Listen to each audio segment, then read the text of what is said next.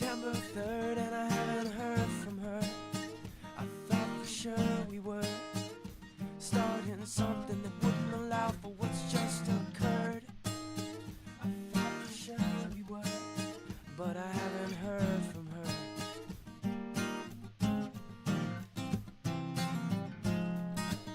And I'm singing Mayday, Mayday, 'cause our love lasted no longer than an April day. And I could hear it in the words she'd say. Baby's got something of an August way. At the end of the summer she don't plan to stay. No way, 'cause it's no longer that April day.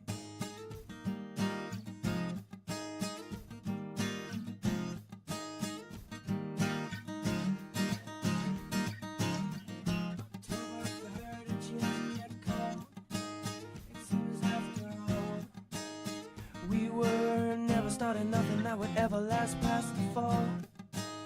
It hurts after all.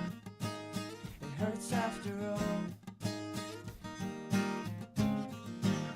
And now as I fall, I'm singing Mayday, Mayday, 'cause our love lasted no longer than an April day.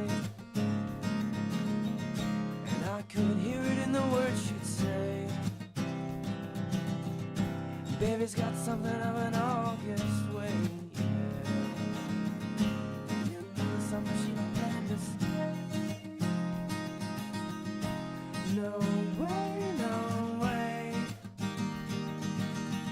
'cause it's no longer that April day.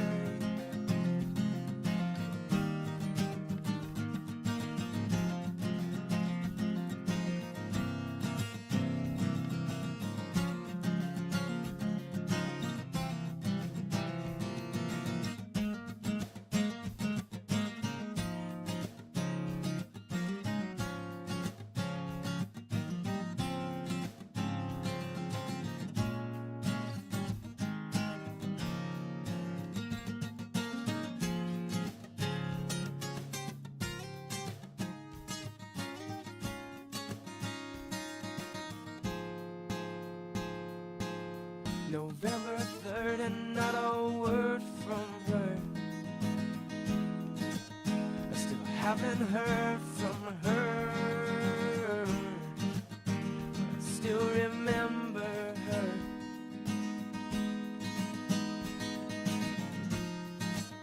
And I'm singing Mayday, Mayday, 'cause our love lasted no longer than an April day.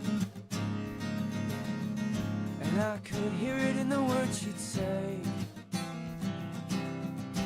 Baby's got something of an August way, yeah.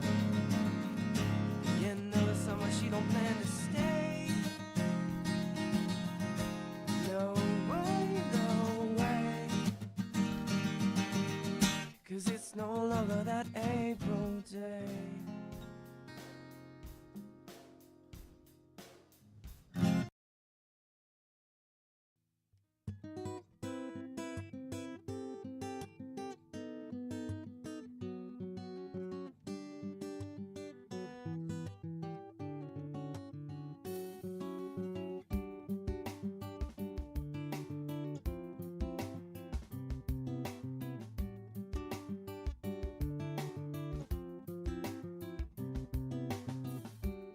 Most of what I wanna know is what's going on.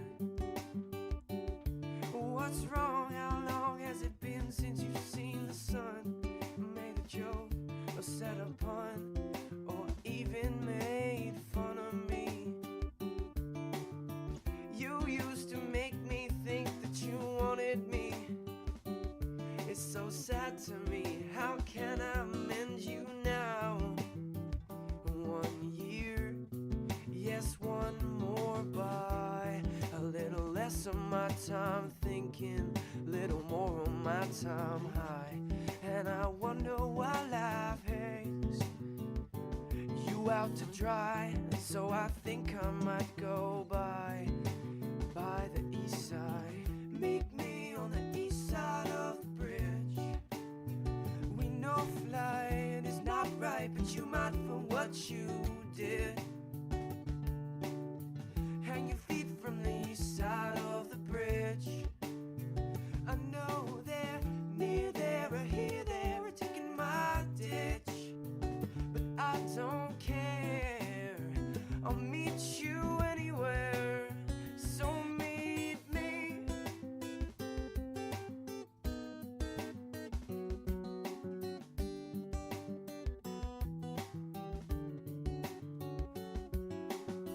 Rest of what I wanna know, I can't ask. No things stuck in the past that you maybe should have asked about the last time we spoke about pastimes. Like, are you lonely tonight, or were you only lonely that time? Because time won't be the end of another line. Even if this is the end, are you my love or my friend tonight? 1 year, yes, one more by. A little less of my time thinking, a little more of my time high. And I wonder why life hangs you out to dry, so I think I might go by, hang my feet from the east side. Meet me on the east side of the bridge. We know flight is not right, but you might for what you did. Hang your feet from the east side of the bridge. I know they're near there or here, they're taking my ditch, but I don't care. I'll meet you anywhere. Meet me on the east side of the bridge. We'll let the sunrise be both of our alibis, so meet me.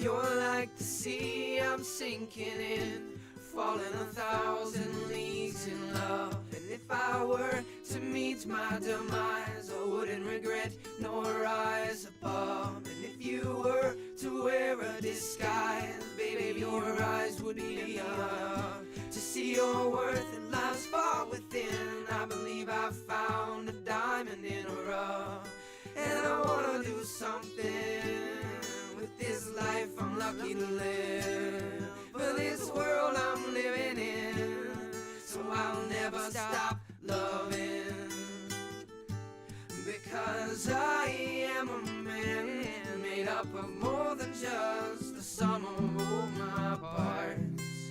And baby, I believe your body's a work of art, so show me an open mind and I will hold you in my arms, so you can feel my heart beat faster for you. Can't you feel my heart beat faster for you? Can't you feel my heart beat so much faster for you?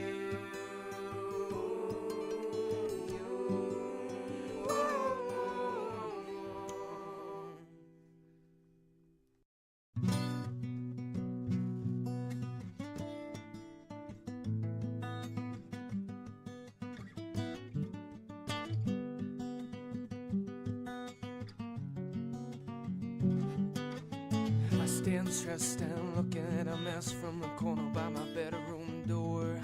I never want to see her anymore.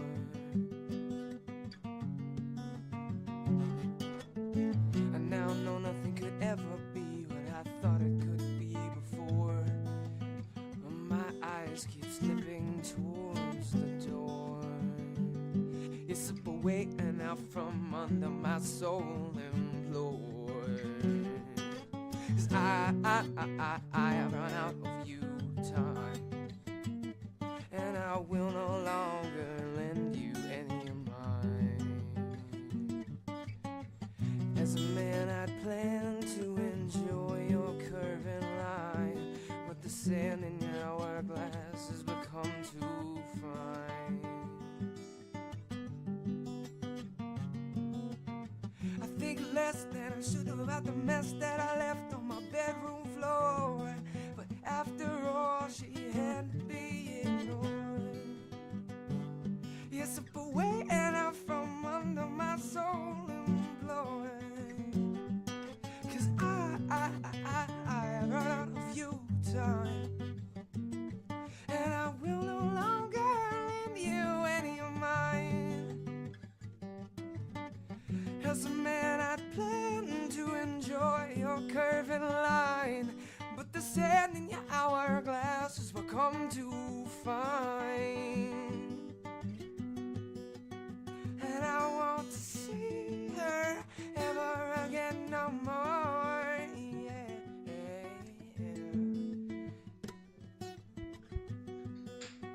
And I won't see her ever again no more. It's my pleasure, but baby, no more. Oh, because I've run out of you time, and I will no longer lend you any of mine. As a man I plan to enjoy your curving line, but the sand in your hourglass has become too fine. Yeah, the river of our love has run dry. It's dark and cold and empty as your eyes.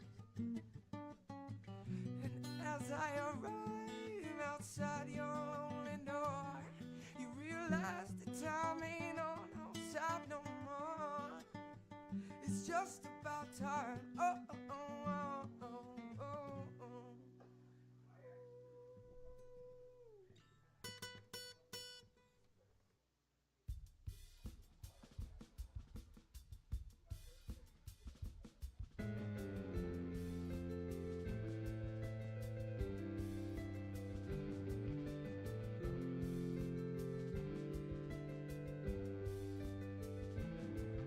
You feel it a bit unfair. There's no one there to look after you. Your disciples are scared, but they will all come back to you.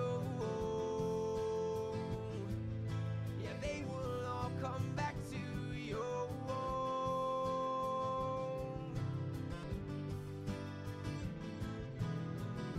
But nobody there means no one to share your last meal with. Your spirit's in disrepair. You wonder if Siddhartha wished all the Buddha. Was he scared? Hope his people make it back to him. Hope his people make it back to him.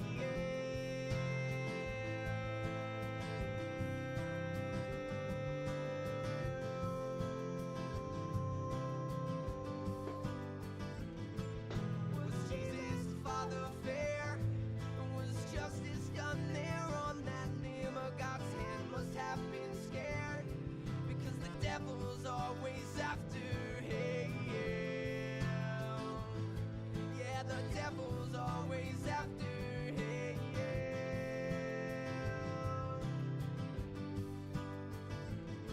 Oh, Apollo, can we be spared and wait for impending disaster? Oh, does anything care?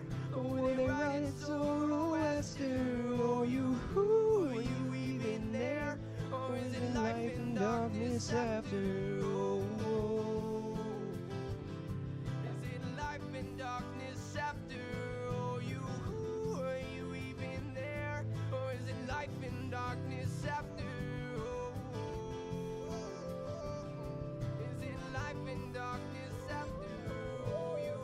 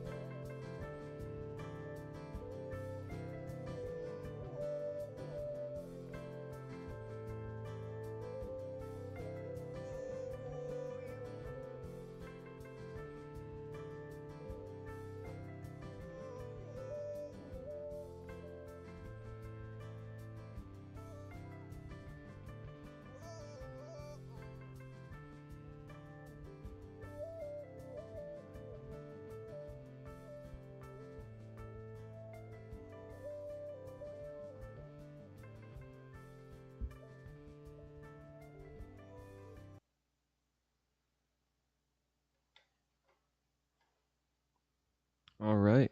What's going on, guys? I'm Cole. This is Cole Lateral TV. I'm going to do a little bit of a mic check here.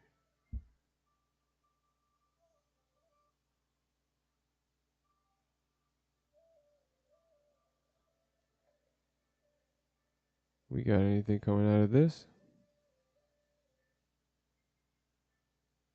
Nope. For whatever reason, it doesn't want to come out of that.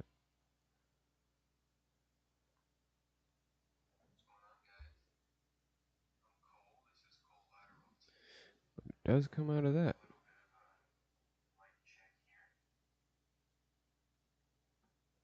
Okay. And so, right here, I got set up in a Obsidian file here for my debates. We got the death penalty one that I did previously, and now we're doing Taiwan defense. I'm going to take notes and verify with Wikipedia, um, just sort of on an overall American interventionism debate here between Bill Kristol and this guy named Horton. Um, and yeah, so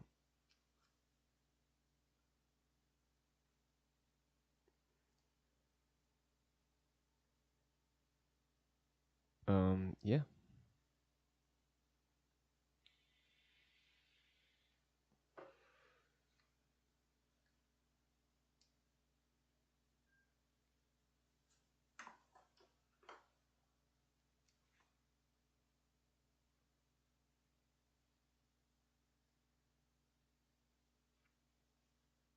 Gotta love going bald, baby.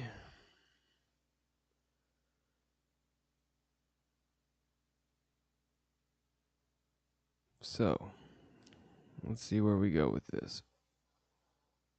To an American foreign policy that benefits America. Take it away, Bill. Yeah. Thanks, Gene. It's good to be All right. here, back on the Upper West Side, not in Soho, even though it's misleadingly called the Soho Forum, I guess, or maybe it once wasn't Soho. I grew up less than a mile from here at 81st and Riverside, so I remember this. This is where we're at 95th and Broadway. I remember 96th and Broadway. I used to come and play pool and Actually, ping hold pong on. I and was making coffee. now Fuck. just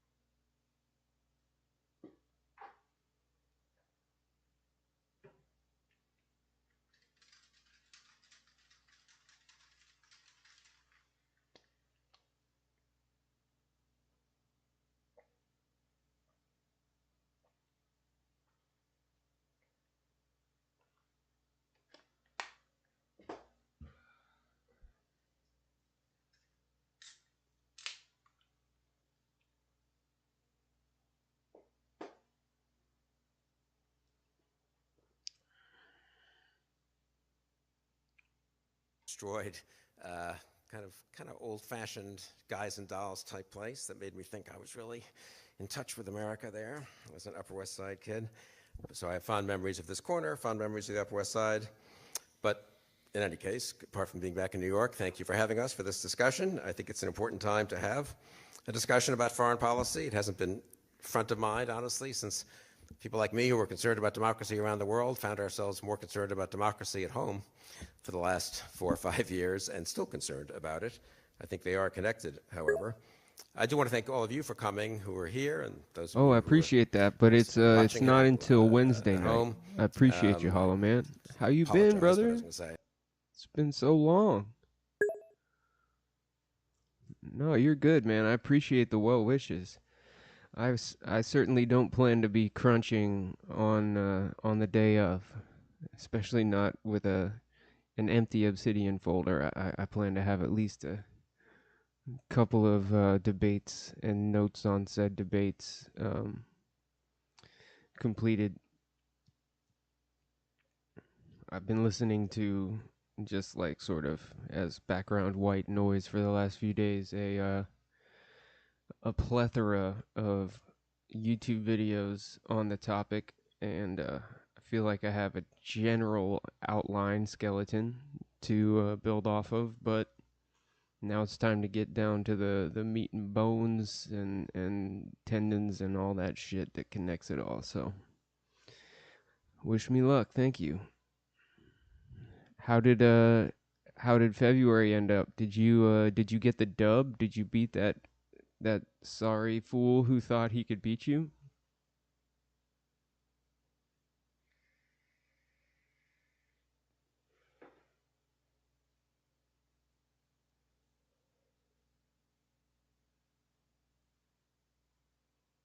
I feel bad that you all have to wear masks, but it's prudent, I suppose, and it's good that you're vaccinated, so it's nice that we don't have to, while we're speaking up here, do so, I've got to say. I'm sure he was. So, the Sheesh. resolution, as Gene said. Nice job, bro. Just cut to the chase here, since I know you want to have a substantive discussion, and I do too.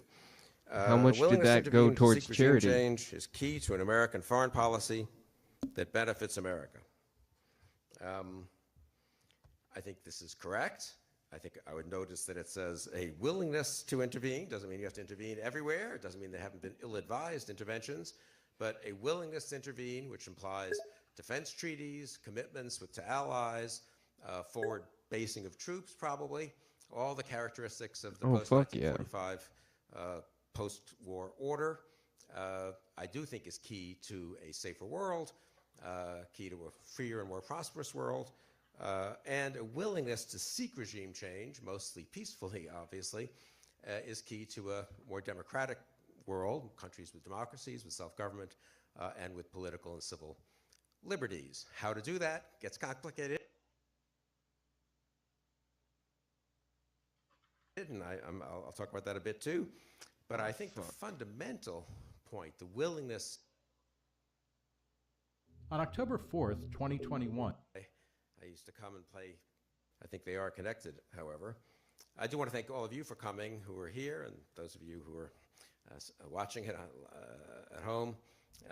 Act to help them, I think, is key, and I think such a policy benefits them, and occasionally it has to happen. Is key to a more democratic, probably, all the characteristics of the post-1945 Oh, hell yeah. order. You definitely did stuff, bro. And I hope you had fun doing it. Which was your favorite of all the many myriad games that you did finish? Which one was your favorite?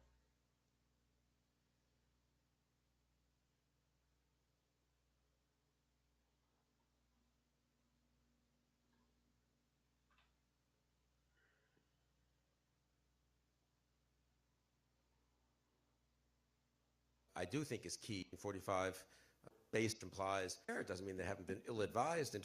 Change is key to an American foreign policy too. As Gene said, I'll just cut to the chase here, since I know you want to have a substantive discussion, and I do too. A willingness to intervene to seek regime change is key to an American foreign policy that benefits America. I think this is correct.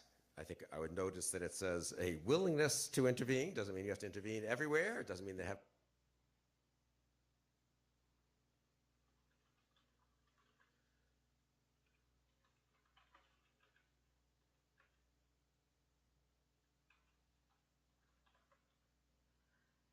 Been ill-advised that it. I think this is correct. I think I would notice that it says a willingness to intervene. Doesn't mean you have to intervene everywhere. It doesn't mean they haven't been ill-advised interventions.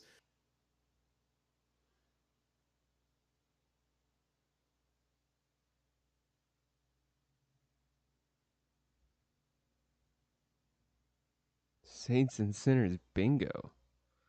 That sounds very niche. But a willingness to intervene, which implies defense treaties, commitments to allies, forward basing of troops, probably, all the characteristics of the post-1945 post-war order, I do think is key to a safer world, key to a freer and more prosperous world, and a willingness to seek regime change, mostly peacefully.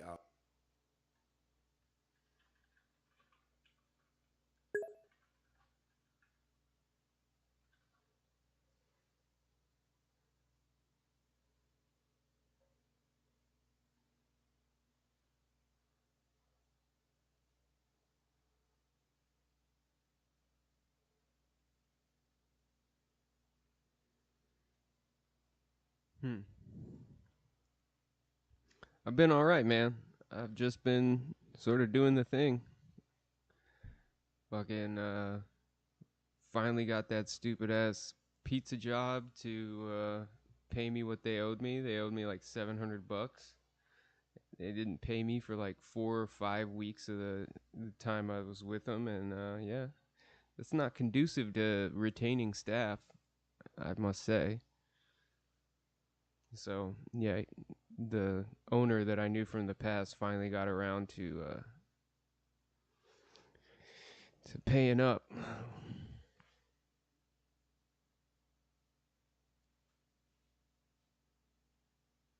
And yeah, I talked to my mom 2 days ago. She's doing good. Cancer free for the time being, she believes, and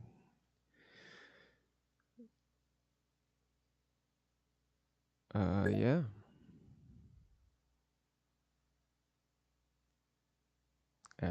Yes, I would spell it in the only way it's correct to spell it, unless you're a goddamn Frenchie. I guess the Brits spell it that way too, huh?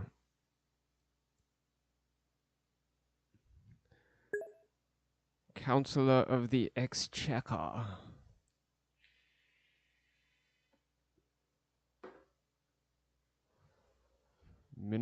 Chancellor of the Exchequer. I mean, give me a break. Obviously, is key to a more democratic world, countries with democracies, with self-government, and with political and civil liberties. How to do that gets complicated, and I'll talk about that a bit too. But I think the fundamental point, the willingness to stand with allies, the willingness to intervene if necessary, usually that willingness provides a deterrence. Occasionally it has to happen.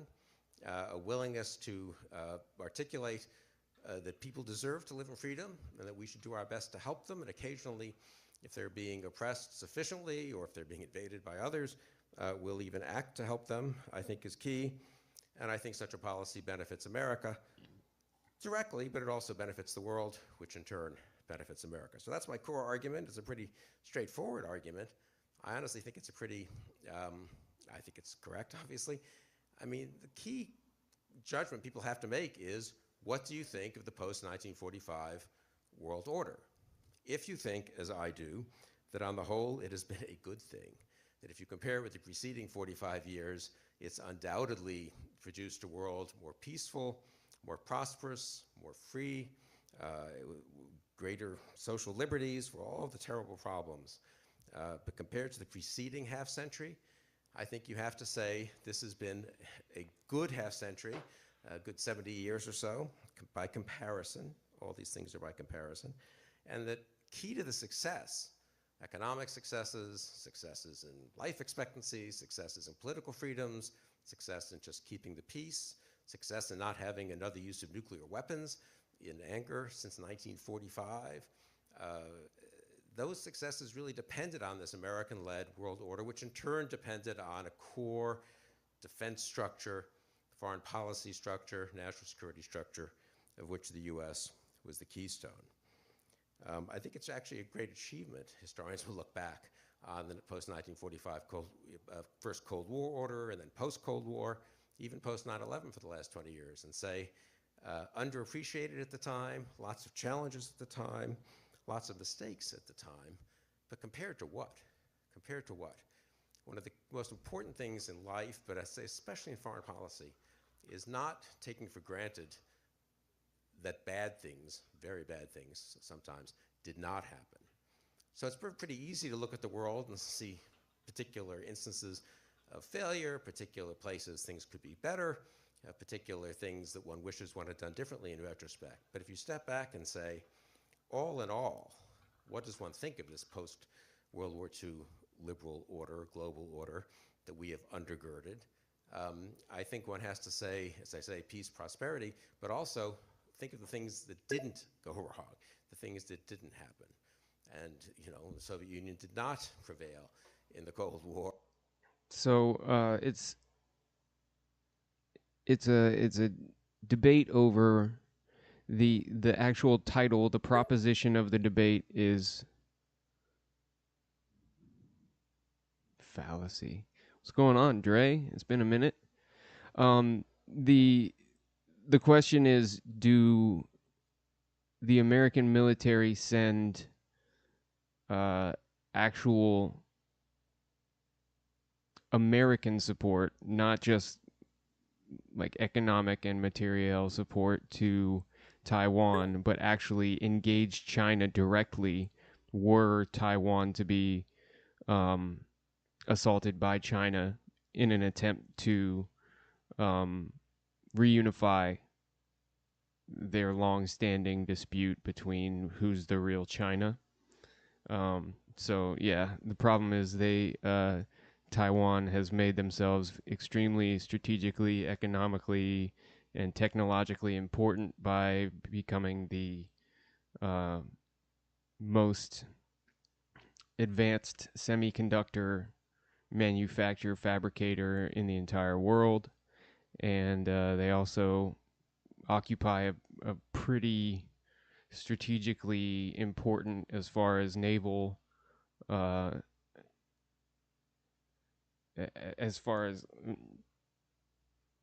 potential for China.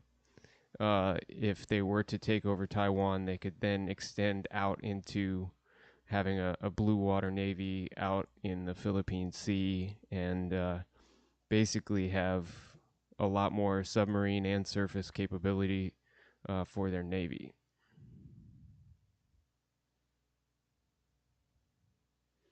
Oh, Dre, you're talking about what Bill Kristol here is saying? Yeah, Bill Kristol's a nincompoop. He's not an idiot, but yeah, I disagree with his existence in general pretty much. Yeah, the whole you're standing on the edge of the cliff and somebody grabs you by the shoulders and says, "Saved your life." Well, I wouldn't have been scared if you hadn't just about pushed me off in the first place. So, but yeah, Hollow Man, the whole question is, I'm looking into interventionism right here because when I watched this earlier, this guy's opponent, Bill Kristol's opponent, made a really good list of failed interventions by the United States in the last 70 years, and that's a lot of the core of my argument for why America should just stop being world police. And despite the fact that Taiwan has a very liberal democracy that we do support, and that they do have economic additions to the world economy and to our trading relations with them that are extremely important to the expansion of technology. It's not worth risking a hot war with China that could potentially become nuclear. And yeah, despite the fact that we would look a little bit like a limp dick if we didn't follow through with the implied promises that we've made to Taiwan that we would back them up if they got assaulted by China. We maintain a foreign policy that's a stance that's literally called strategic ambiguity, to basically say, I don't know, maybe we'd help Taiwan, maybe we wouldn't, but that's basically in order to wink at Taiwan that we would, and hush China to say, no, if it's between you guys, it's a family dispute. Because really, the reason Taiwan is separate from China is because during a civil war back in like the 50s, I think, a rebel leader fled to Taiwan and set up a dictatorship that later became a republic, a democracy.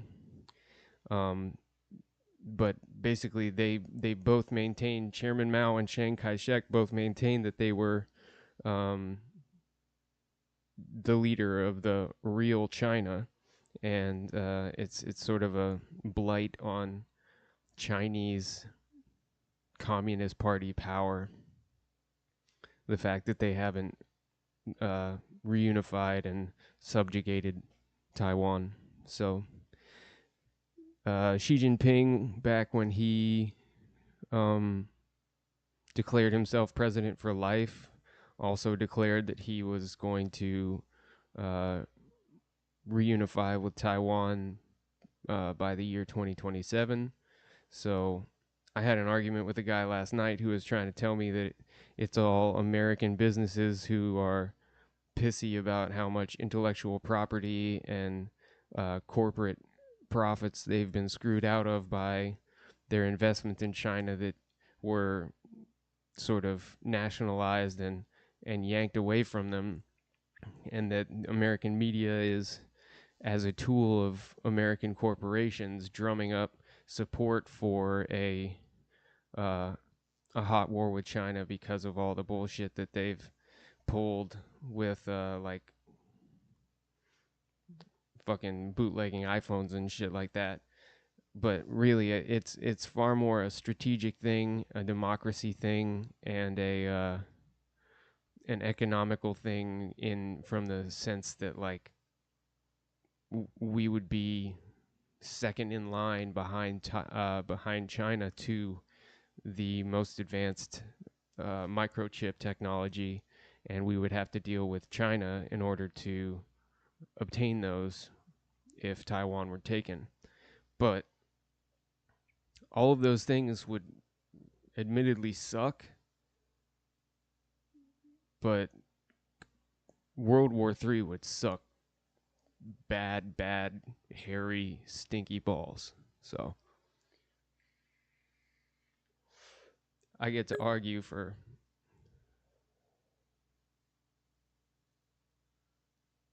Yeah, it's pretty far outside my knowledge base, except for the research that I've been passively doing for the last week or so. So, yeah, that's as far as I've gotten. I need to start digging down into the details to say, well, we fucked up in Korea, we fucked up in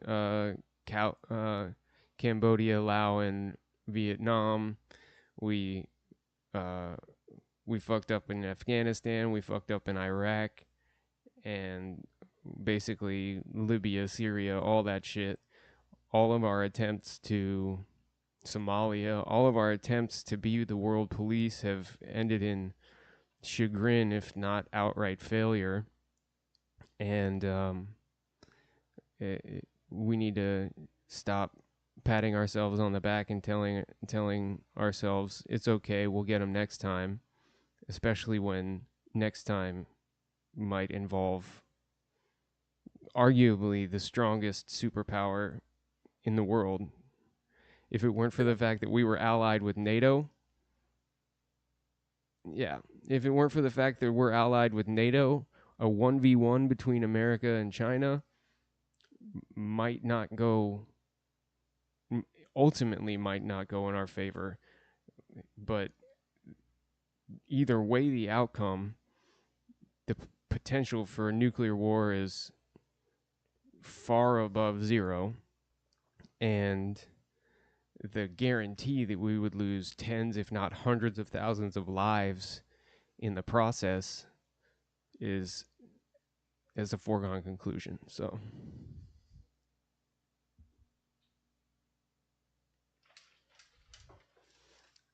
I'm arguing for us to quit being the world douchebag and sort of let things turn out how they turn out and focus on America and stop thinking that we own the world and we're the world hegemon.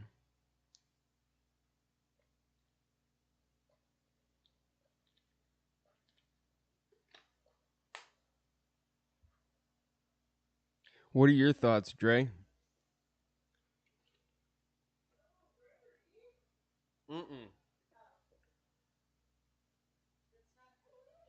No.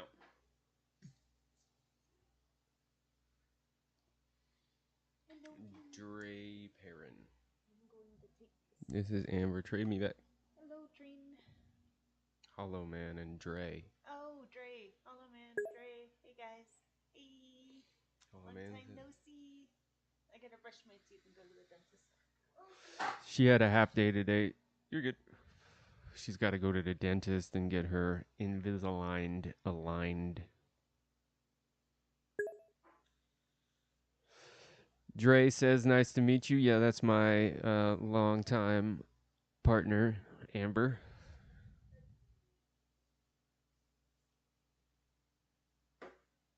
She's cute, huh?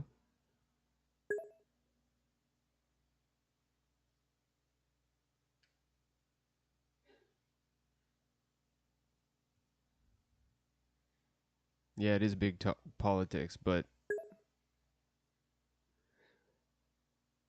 yeah, but gut feeling, just completely not holding you to it and or asking you to base it on any sort of like facts or statistics or like precedent or anything like that.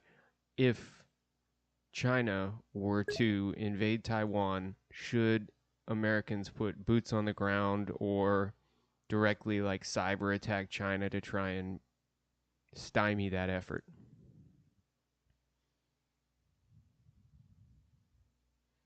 Yeah, that's what I get to argue for that in this. I can argue for soft power,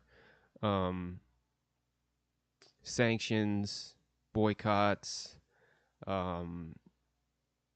supplying Taiwan with the military material and information and all the stuff we're doing for Ukraine, we could do for Taiwan under my side of the argument. My opponent has to argue for sending distinctly American forces to intervene.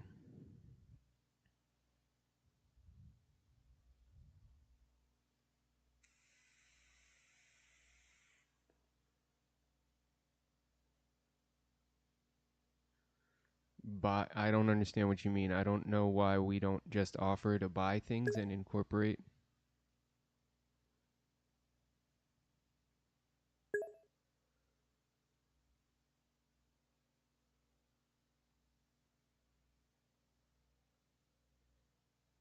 How do you mean? Or liberal democracy spread intermittently and with some setbacks in the last 15 years, but to countries where it hadn't been before, prosperity was expanded massively. I mean, the achievement of helping hundreds of millions, I guess billions of people come out of poverty, especially in East Asia, obviously, and Southeast Asia, and China and India and surrounding countries. That does not happen without the undergirding of this American-led liberal global order. It's their achievement. It's mostly an economic achievement, but their achievement depends, I think, on a general world in which they are not fighting wars every 10 or 20 years, as they certainly were before that in East Asia and elsewhere. It depends on a free trade and free movement of capital and ability to learn lessons in terms of international economics, which in turn is undergirded by that liberal. So you basically think that the potential for a boots on the ground hot war with China is to be avoided at all costs, which is basically my position, both that I'm arguing for and that I hold personally. World order. So we take that for granted as if, well, those are obviously the case, that, India, China, all these places were just going to develop in the way they have. It was not obviously the case. It hadn't happened before. Well, I appreciate the compliment, but really I wasn't drawn from the world. I wasn't asking for anything more than just a gut opinion out of my curiosity. Prior to 1914 in certain ways. But we certainly couldn't count on it being sustained. We had a pretty good liberal world order until 1913, 1914, but it turned out not to be reliably enough undergirded. I think we have provided a kind of ability to sustain.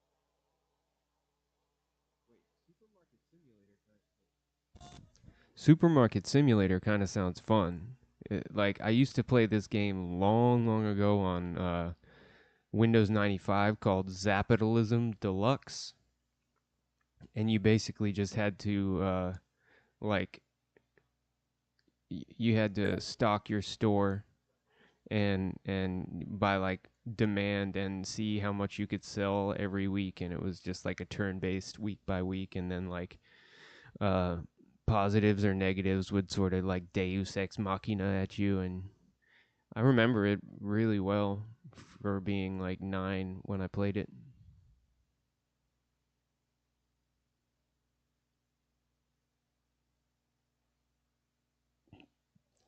Dre, that's what this guy's arguing for right here. Yeah, but at the same time, yeah, cooperation. Yeah. Ideally, I see that you said ideally, so I caveat with the fact that you say ideally, but at the same time, I think that would stymie individualism even if we were to have a benevolent world hegemony that was liberal and allowed everybody to just do as they pleased. Somebody would end up getting the short end of the stick.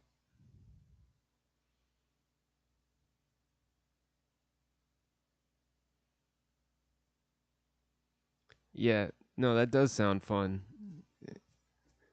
Have you caught any of the Shipbreaker, Hollow Man? Have you caught any of the Shipbreaker streams that I've been doing? I feel like I saw you in here while I was playing it. That game is as entirely addictive as what you're saying Supermarket Simulator is.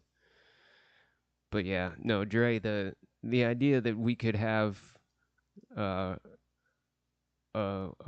whole Earth benevolent government is just so it's never going to happen until we actually colonize other worlds. Until we're so expansive that we can have multiple planets under our jurisdiction, it's never going to be so all encompassing to have just the entirety of the known world under one. But yeah, like you said, ideally it'd be nice if but then again, you'd still have the conservatives saying, well, the world government is letting them trans kids and stuff, so yeah, check out here, hold on. I want to show y'all this this one thing DNLEK.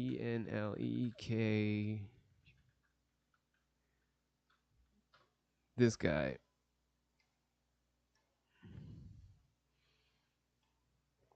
This is a race.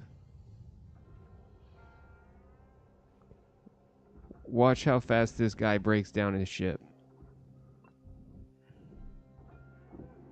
Airlock depressurizing. Salvage deposit secured. Credits awarded. Pressurizing.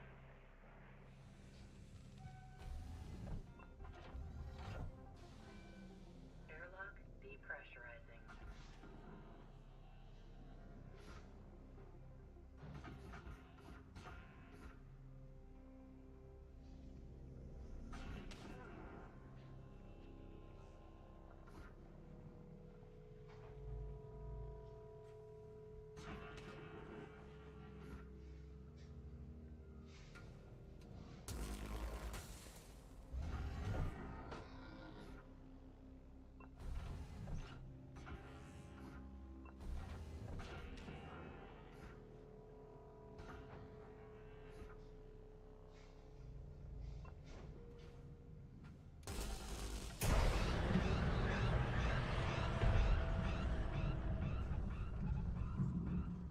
So, all right, have a good dentist, babe. Wait until the macro shit starts going on.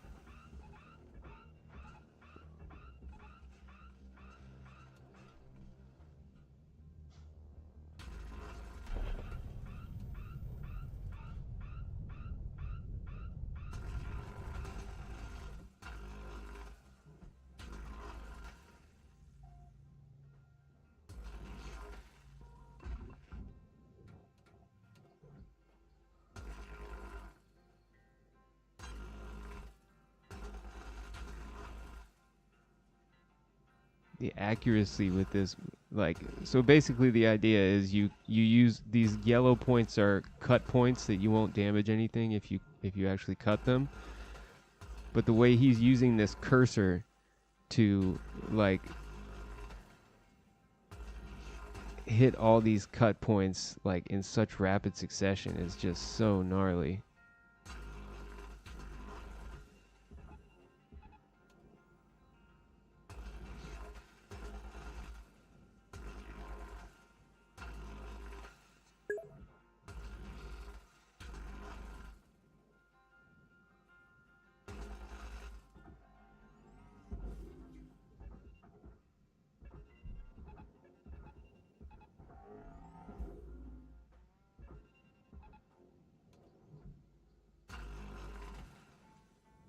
And just you can tell he's got in his brain every single next move that he's about to do.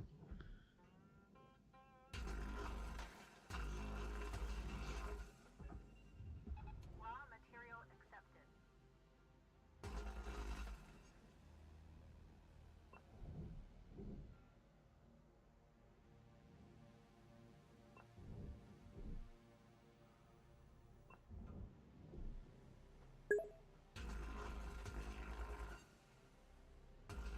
Tether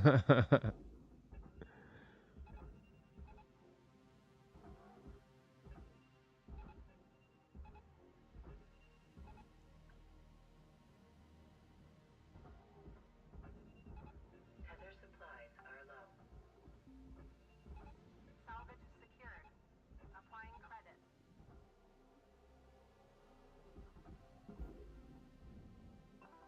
Welcome to Venditron 9000.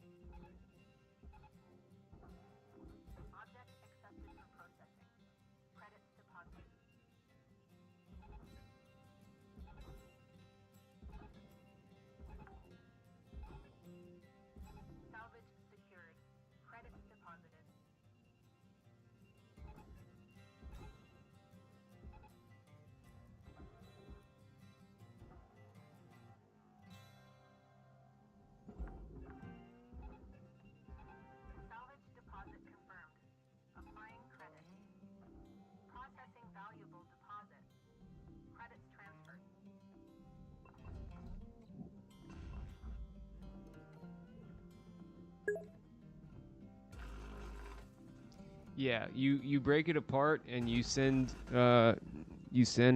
the particular items either to this area, which is the processor, that area, which is the barge, and that area, which is the furnace. So, like the core infrastructure or superstructure of the ship is going to go to the furnace at the end. All of the like individual super valuable items go down to the barge, and then all of the like outer shell structure for the most part is going to go into the processor. And just because you can see right here it says barge, and it'll say processor when he goes over like these outer ship parts, and it'll say furnace when he goes to these inner ship parts. But there's like so many different like factors that go into what you do first, because like the reactor will melt down if you don't do certain things in a certain order. And just this guy's movement in 0G is so fucking interesting. Salvage deposit registered. Account credited.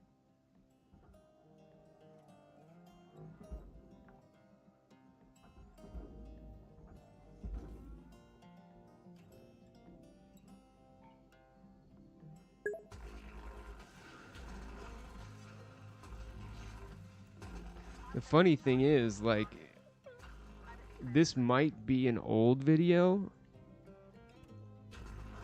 9 months ago. He's gotten way better since this. Like I've seen some I've seen some speed runs by this guy where it's like it's absolutely fucking blinding.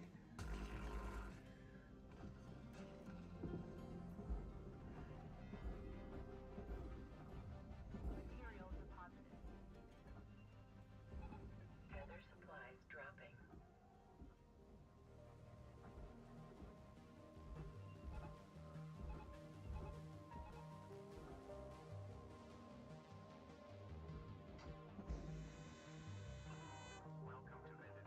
Processor deposit accepted.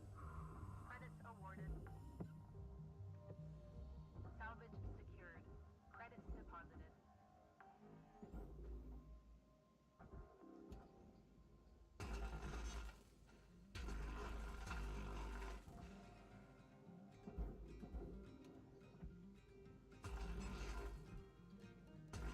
Salvage deposited.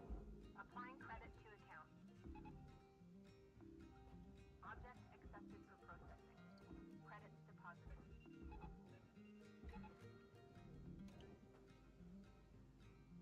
Now he's gonna start cutting the whole ship up because he already placed everything inside the ship that he wants in 2 different sections. Applied.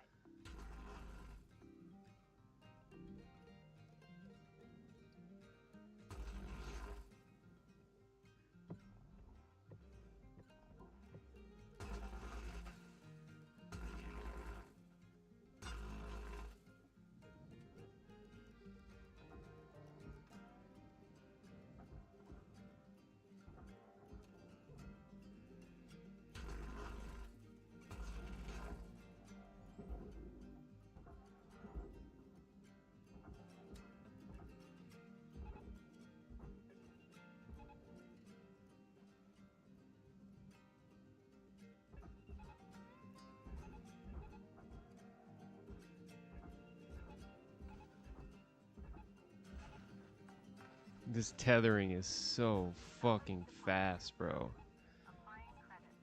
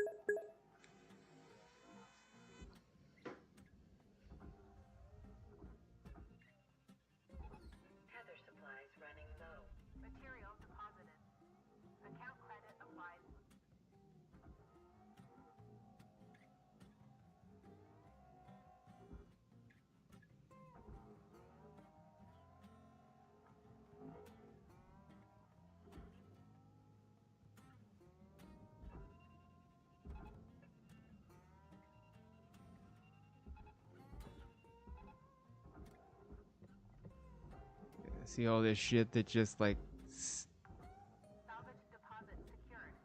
Credits awarded. he's getting ready to just like push all that stuff down to the bottom. Salvage registered. Transferring credits.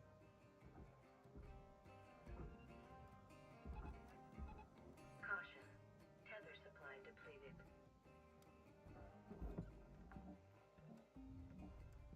Salvage accepted. Credits applied.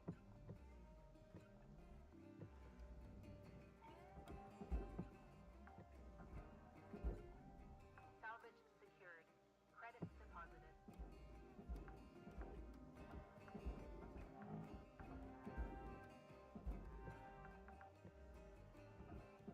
Salvage secured. Applying credit.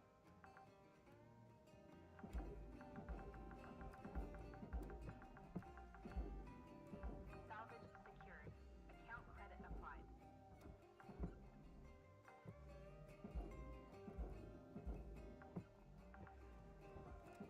Salvage accepted. Credit applied.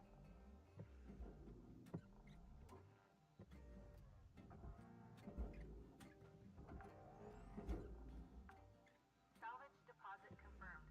Applying credit.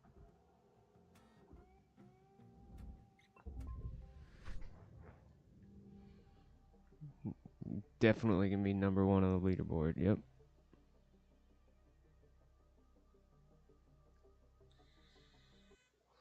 This shit's so funny.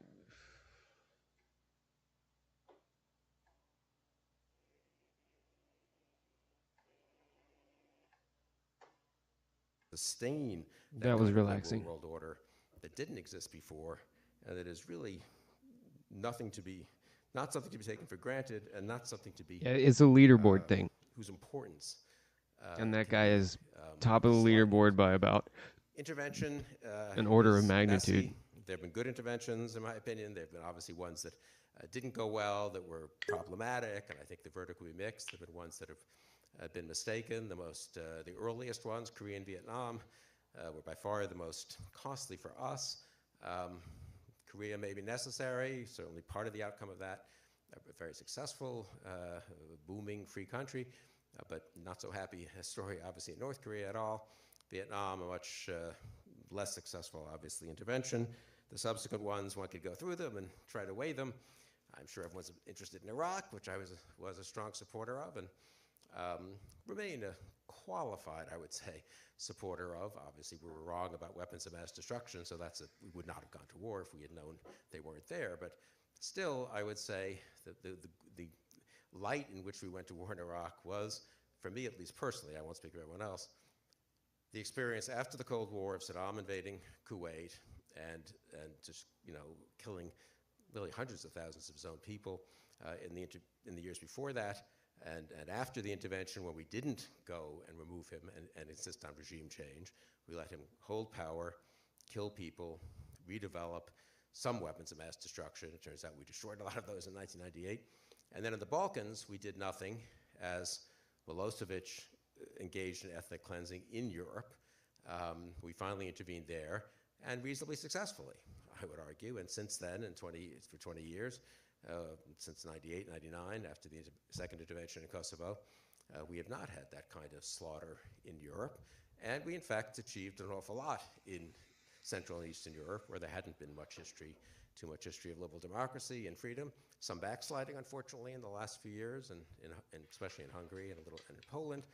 And that just, for me, makes the case, though, why it's so important that we stay engaged and stay active. And NATO puts a lot of pressure on these countries, incidentally, to maintain their democracies, a lot of incentives for them not to slide back. The fact that we have enemies like Putin, or opponents like Putin, who've grown up, again, for me, makes the case for that fundamental willingness to assume our role in the world, not to try to pull back. I mean, I would just say this about interventions without, trying to escape from the difficulty of them. When I was very much younger, someone made the point that This if the guy Allies had right here, intervened, if the This UK guy and France had rips intervened him apart in his 1936, opening statement. It's in gnarly. relation to the I gotta Sudan pee. I'll be right back. I'm gonna leave this running. it would have been a total mess. And if they'd insisted on a regime change, it would have been very difficult in Germany. And people would be looking at that 2 years later or maybe 15 years later as, gee, was that really necessary? And that, you know, you've got to be careful when you intervene. You got to step back, let things play, let things take their course, let things play out. You don't know what would have happened if we hadn't done certain things. We do know what happened in Syria when we did not intervene in 2011 and then in 2013 with the Red Line. And we know that 500,000 people have been killed and millions of people driven from their homes, a migration crisis, which then destabilized Europe, incidentally, and probably helped the rise of authoritarian populism elsewhere in the world. So the intervention can have bad consequences. The war in Iraq was fought terribly for the first 3 years, and I think we did stabilize it by the end of 2008 with the surge, but I'm perfectly open to the argument that all in all, it would have been better if we hadn't gone in. I think it's hard to know. You can't rerun history backwards. What would it have looked like if Saddam or his kids were in charge and they were developing weapons of mass destruction as they had tried to in the past? We don't know. But I certainly will acknowledge it was not a well-run intervention and maybe not a well-thought-through intervention. Hungry Howie's house and hand jobs. How can we help? Syria is the counter-argument of a non-intervention, and I think one has to take that counter-argument at least seriously. People like me were very influenced by the experience of the Balkans, and I would say also by the experience of Rwanda in '94, where at that point we were kind of exhausted. We had intervened in Somalia in '93. That went badly with Mogadishu, and we just, really neither party, and almost no one in the US, said, oh my God, we can't just sit back and watch what happened in Rwanda happened, and 1 million people got slaughtered. And that was preventable. That was preventable by us and by others, and we didn't prevent it. And I remember 6 years later watching Al Gore and George Bush debate in 2000 on foreign policy, and the anti-interventionist mood was still in the ascendancy. Bush was chastising Clinton for too aggressive a foreign policy. He was promising a more humble foreign policy. And one of the moderator, Jim Harris, said, well, would you have intervened in Rwanda? 1 million people died there. Wouldn't have taken that much to stop that, or at least to stop some of that. And Bush said, no, we can't just solve everyone else's problems. Thanks, buddy. And Gore, who certainly didn't agree with that, I think Gore felt very bad that we hadn't intervened, said, oh no, we can't intervene. His political advisors had said there was no support for intervention. 9/11 changed that. We went into Afghanistan, I think correctly. Maybe we should have left earlier. Maybe we certainly should have. Come on.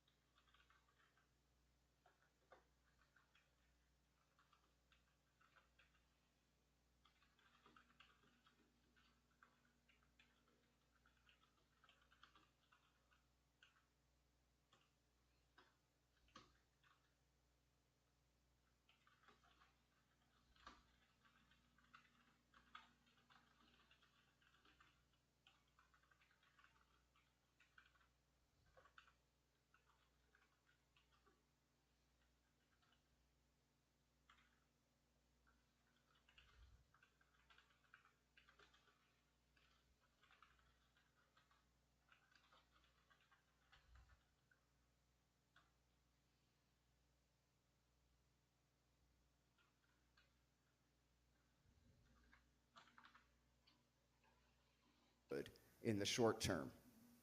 And let's just presume that the financial gains far outweigh the costs when companies... So that's my core argument. All in all, what does one think of this post-World War II liberal order, global order that we have undergirded? The things into dead, to visit surrounding countries. That does not happen without the undergirding of this American-led can be slighted. Intervention is messy. There have been good interventions, in my opinion. There have been obviously ones that didn't go well, that were problematic, and I think the verdict will be mixed. There have been ones that have been mistaken. The earliest ones, Korea and Vietnam, were by far the most costly for us.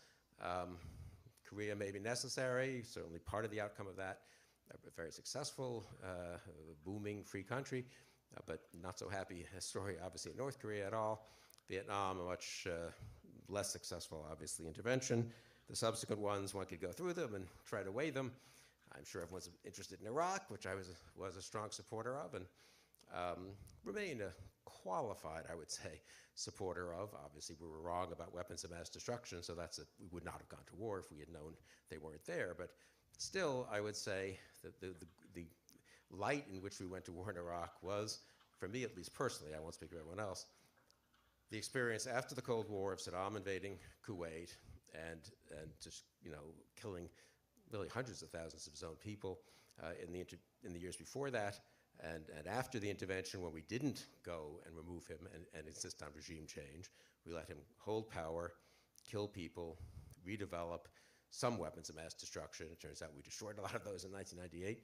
And then in the Balkans, we did nothing as Milosevic engaged in ethnic cleansing in Europe.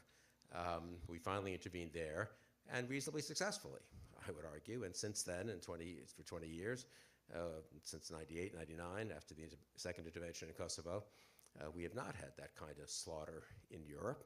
And we, in fact, achieved an awful lot in Central and Eastern Europe, where there hadn't been too much history of liberal democracy and freedom. Some backsliding, unfortunately, in the last few years, and especially in Hungary and in Poland. And that just, for me, makes the case, though, why it's so important that we stay engaged and stay active. And NATO puts a lot of pressure on these countries, incidentally, to maintain their democracies, a lot of incentives for them not to slide back. The fact that we have enemies like Putin, or opponents like Putin, who've grown up, again, for me, makes the case for that fundamental willingness to assume our role in the world, not to try to pull back. I mean, I would just say this about interventions without, trying to escape from the difficulty of them.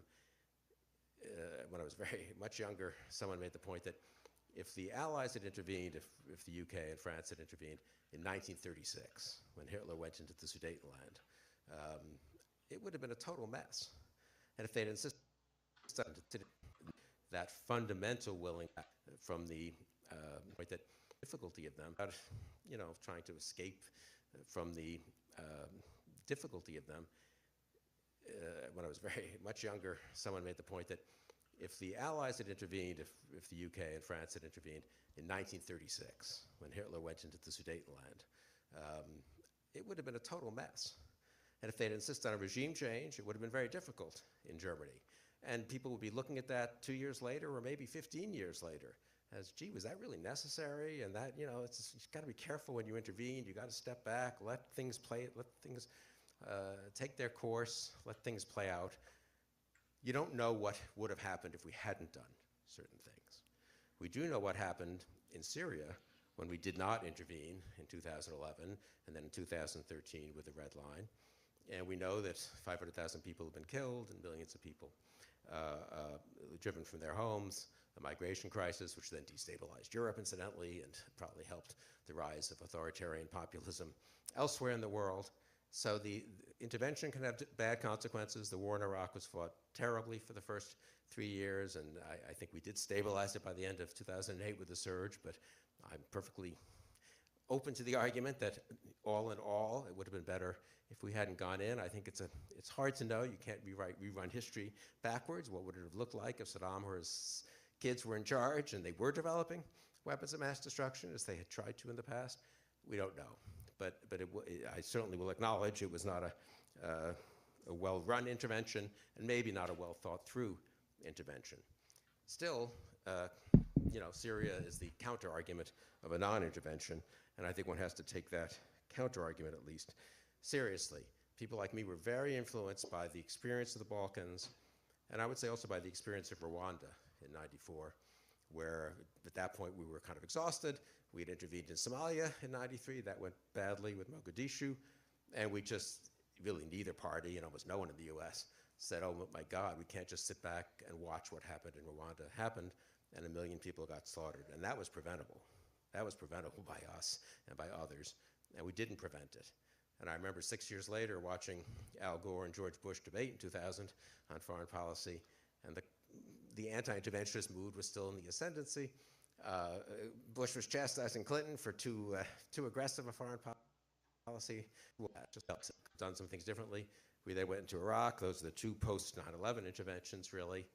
And again, we don't know what the world looks like if we pull out of Afghanistan earlier. I hope it doesn't go too terribly there now. I worry about what happens there in terms of the people of Afghanistan. I also worry what happens in terms of regional destabilization in Pakistan and elsewhere. Pakistan's a nuclear power. I come back to the nuclear question. Very few people predicted in 1945, after Hiroshima and Nagasaki, that there would be no use of nuclear weapons for what is it now, 75 years, except for our tests. And that's an achievement.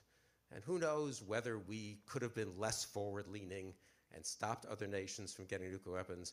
But the reason Japan is not a nuclear power is that there's a US-Japan Defense Pact. And a defense pact means willingness to intervene. That's literally what a defense pact means. And the reason South Korea is not a nuclear power is probably that we have troops there, as well as having a pact with them. And if they both were looking at China and there were no US troops in the region and no US commitments, they would be nuclear. And you have to then say, what does the world look like? India and Pakistan have nuclear weapons. China does. That's dangerous enough. South Korea, Japan, do others decide? I think we just underestimate the cost that would be paid if the US stepped back from its global commitments. A couple of quick points in closing. Can we afford to be the global superpower? Yes. It costs, I don't know what our defense budget is now, about I think 3.5%, 4% of GDP. Let's just add 1% or 2% for intelligence, State Department, all the other 4% of GDP. Let's just add it. Can we afford to be the global superpower? Yes. It costs, I don't know what our defense budget is now, about I think 3.5%, 4% of GDP. Let's just add 1% or 2% for intelligence, State Department, all the other costs of being a global power. 5, 6%, it's just not, it's worth it, in my opinion. If other people think it's doing harm to the world, you can make that argument, but it's not that we can't afford it. That is just not a really important argument, I think. So we should argue it on the merits, I think, rather than this kind of notion that we're going bankrupt because of the defense budget. Is the national security state been terrible for us at home? Has it, eroded civil liberties? It's sort of a cliche that the national security state, the war is the health of the state, and it's very dangerous to civil liberties, to freedom, to civil rights. It can be, and there's certainly instances of that at the end of World War I, and that, of course, with Japanese internment, for example, in World War II. But really, the story from 45 to 2015 in the US has been one of expanding equality, expanding civil liberties, certainly on core civil rights issues, for example, partly spurred in some respects by the fact that we were telling the world they had to be democratic, and then people correctly, the communists, Soviets said, what about you? Look at the way African Americans are treated in the US. And that was actually a bit of a spur to improving our country. It's not a reason, obviously, to have the global responsibilities, but I think if you just step back and say, is there less freedom of speech on a ton of issues we care about, freedom of religion, it has not been the case that at least the post-1945 American global presence has led to some kind of erosion of liberty in the US. We can argue about the size of government in the US and all kinds of issues, but it's just not empirically true that we've become some kind of garrison state, hostile to freedom, hostile to social progress, and so forth. And finally, I just think for those who say, well, but all this is nice for the world, but what about America? American democracy, American freedom is not solid, is not, I think, ultimately, you can't count on it in a world that's entirely hostile. We have a big interest in having other democracies in the world for the sake of those people.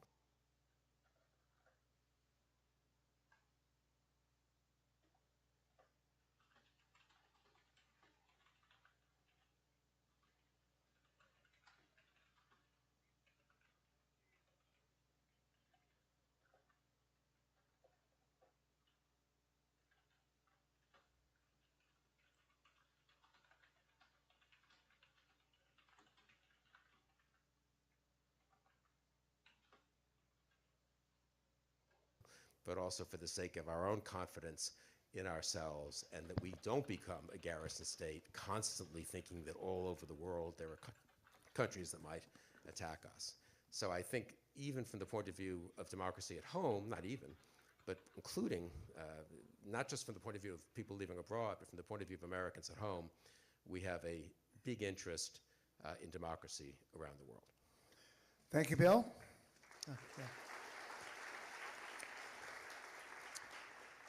For the negative, Scott Horton. Take it away, Scott. All right, thank you, Gene. And hello to Mr. Crystal. As some of you know, Mr. Crystal was chief of staff to Dan Quayle, who I consider to be the best vice president of my lifetime. And think about who the other ones were for a second there. I will respond about Hitler and World War II more in a later segment there.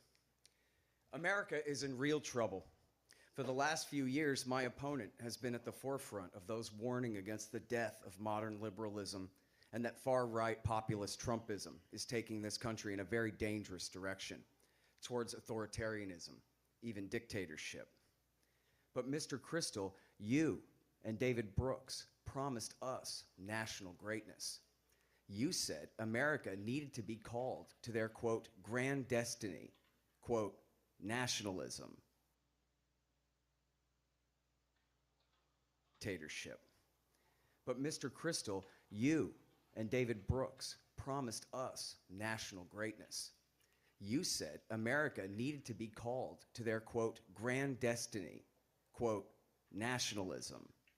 We needed, quote, national strength and moral assertiveness abroad, advancing the cause of freedom around the world. We needed a big project we could all do together.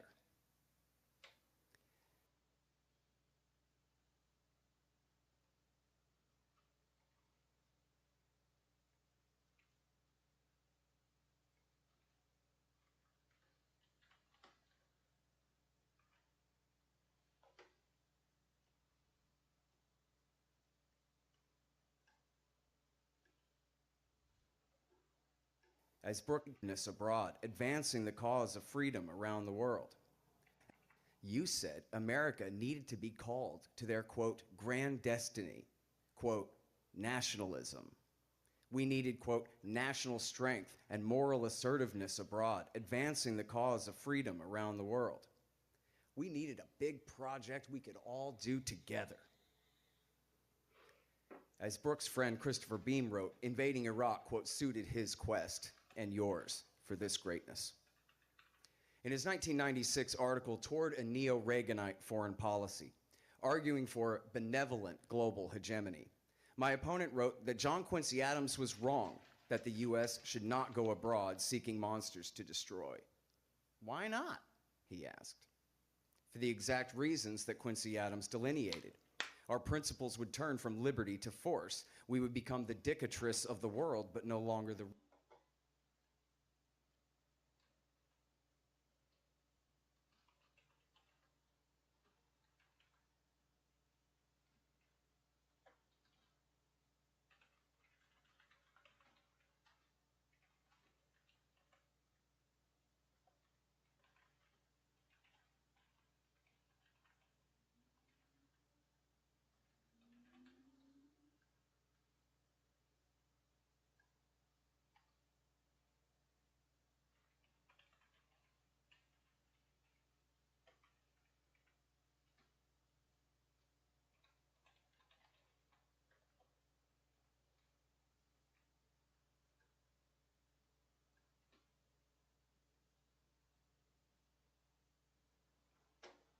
ruler of our own spirit, he said.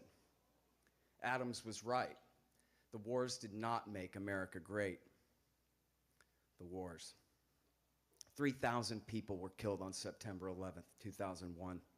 As Paul Wolfowitz admitted, the main reason Osama bin Laden cited for attacking America was the U.S. military bases left in Saudi Arabia for the so-called dual containment policy against Iraq and Iran in the 1990s after Iraq War I.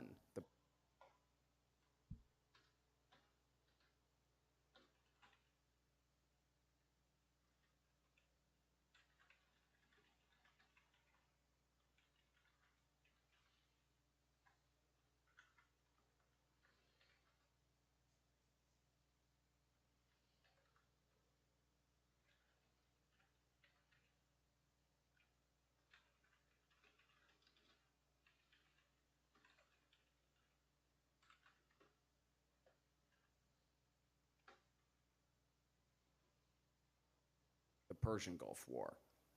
And Osama bin Laden cited for attacking America was the U.S. military bases left in Saudi Arabia for the so-called dual containment policy against Iraq and Iran in the 1990s after Iraq War I, the Persian Gulf War. Bin Laden's plan was to provoke the United States into invading Afghanistan so he could replicate the Mujahideen's earlier success against the U.S.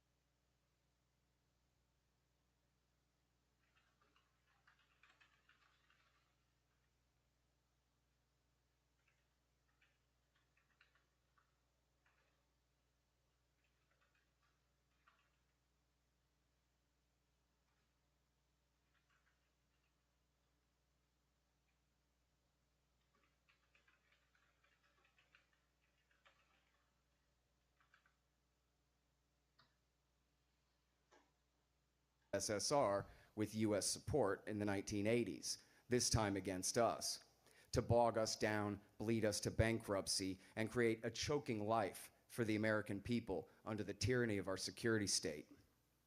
And after the last 20 years of war in Afghanistan and across the Middle East, we have less influence there than ever before.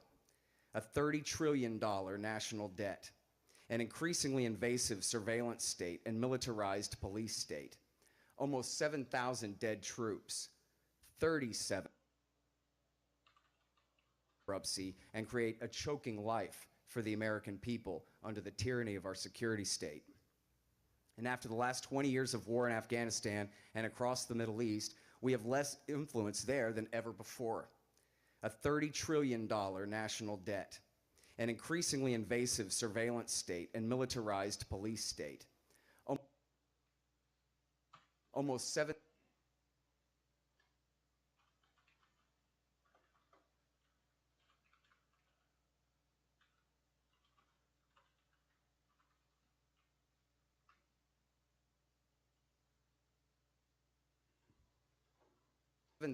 dead for war in Afghanistan and across the Middle East, we have less influence there than ever before. A $30 trillion national debt, an increasingly invasive surveillance state and militarized police state, almost 7,000 dead troops, 37,000 if you count those who killed themselves in the aftermath, and the worst partisan, political, racial, and other social division of my lifetime anyway. I'm 45.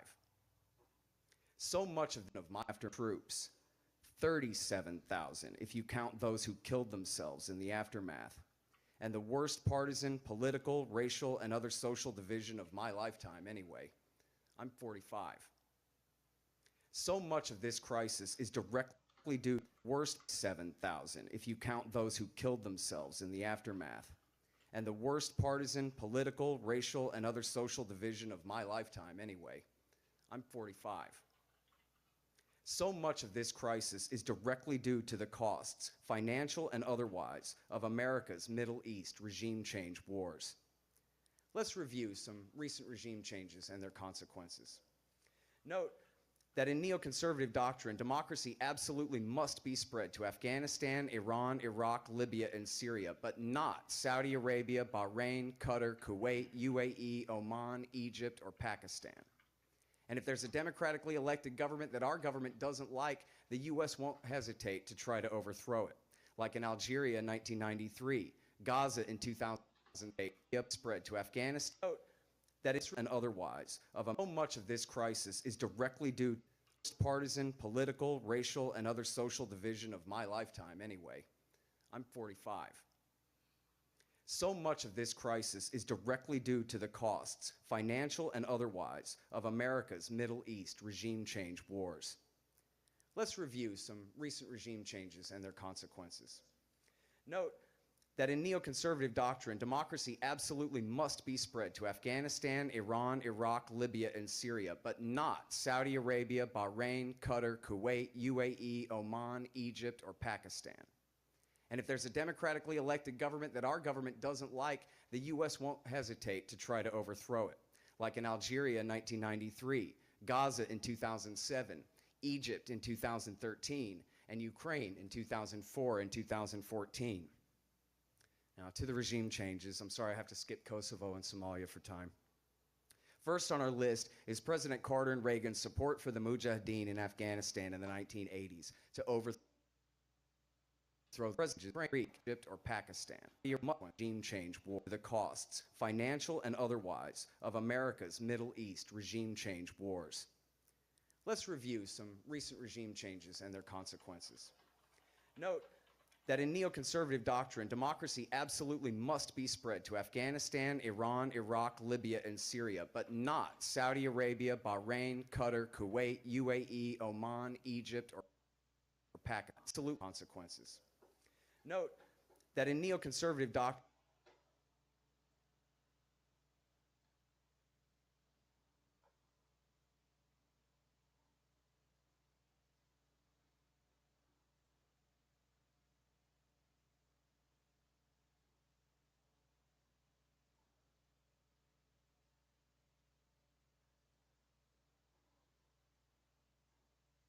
democracy absolutely must be spread to Afghanistan, Iran, Iraq, Libya, and Syria.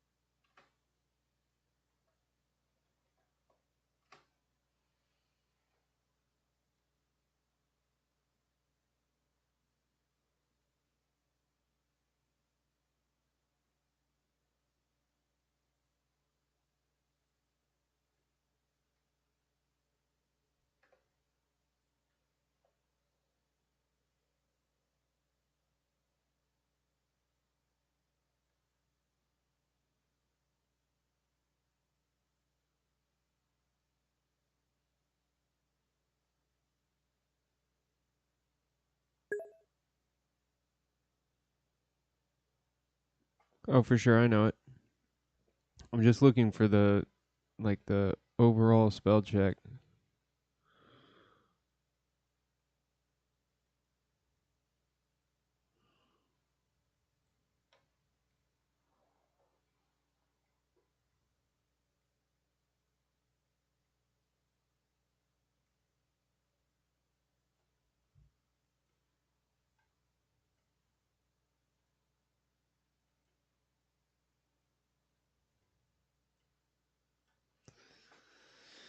Alright, I might not end up doing all this. I don't know why the fucking transcript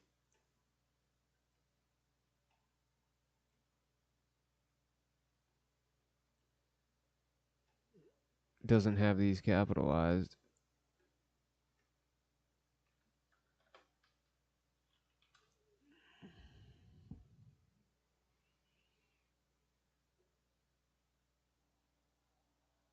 Afghanistan, Iran, Iraq, Libya, and Syria, but not Saudi Arabia, Bahrain, Qatar, Kuwait, UAE, Oman, Egypt, or Pakistan.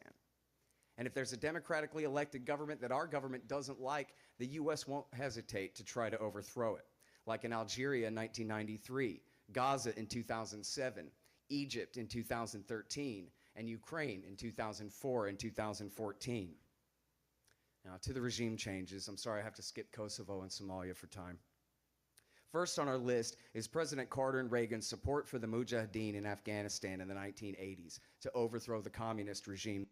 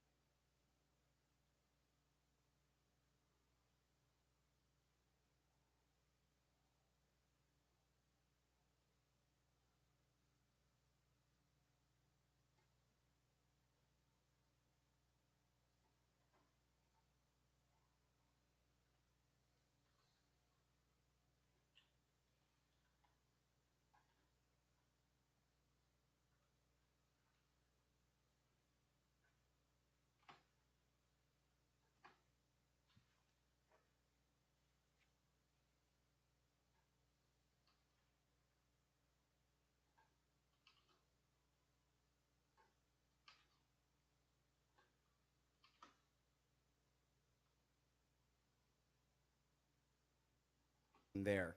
This led directly to the rise of Haqqani Hekmatyar, the President Carter. The U.S. won't hesitate to try to overthrow it, like in Algeria in 1993, Gaza in 2007, Egypt in 2013, and Ukraine in 2004 and 2014.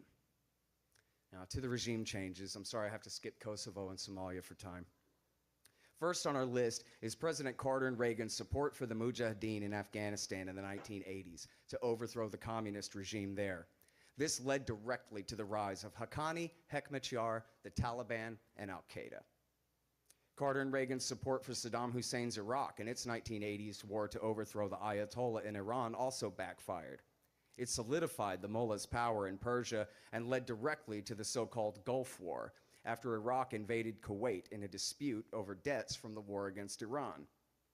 As mentioned, America's first Iraq War, launched to restore the Kuwaiti monarchy in 1991, led directly to the dual containment policy against Iraq and Iran from military bases in Saudi Arabia and al-Qaeda's war against the United States.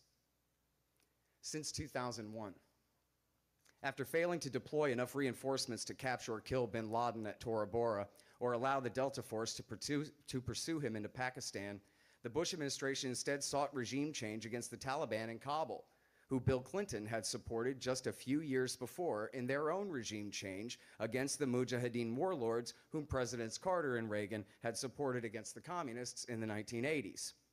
This led to 20 years of war, including a massive so-called surge escalation halfway through for absolutely nothing, and leading to the Taliban walking right back into power as the U.S. withdrew in the summer of 2021.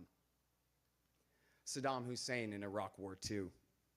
When David Wurmser wrote his clean break plan for Israeli Prime Minister Benjamin Netanyahu's first government in 1996, he acknowledged that targeting secularist dictators, Hussein and Assad, for regime change in Iraq and Syria could further fan the flames of Islamist anti-American terrorism.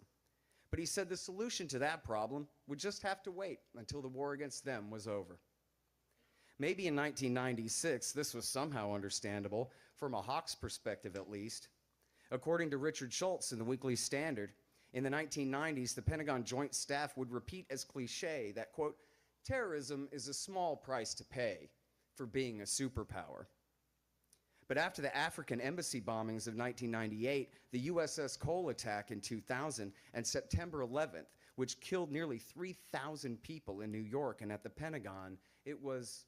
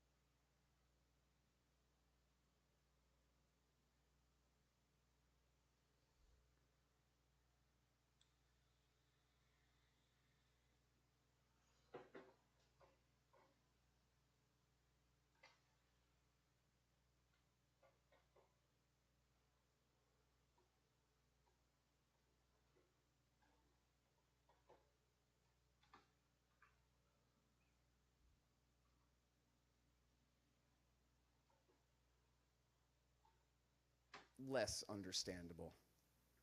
Yet the neoconservatives, led by Q9, would repeat as cliche that, quote, terrorism is a small price to pay for being a superpower.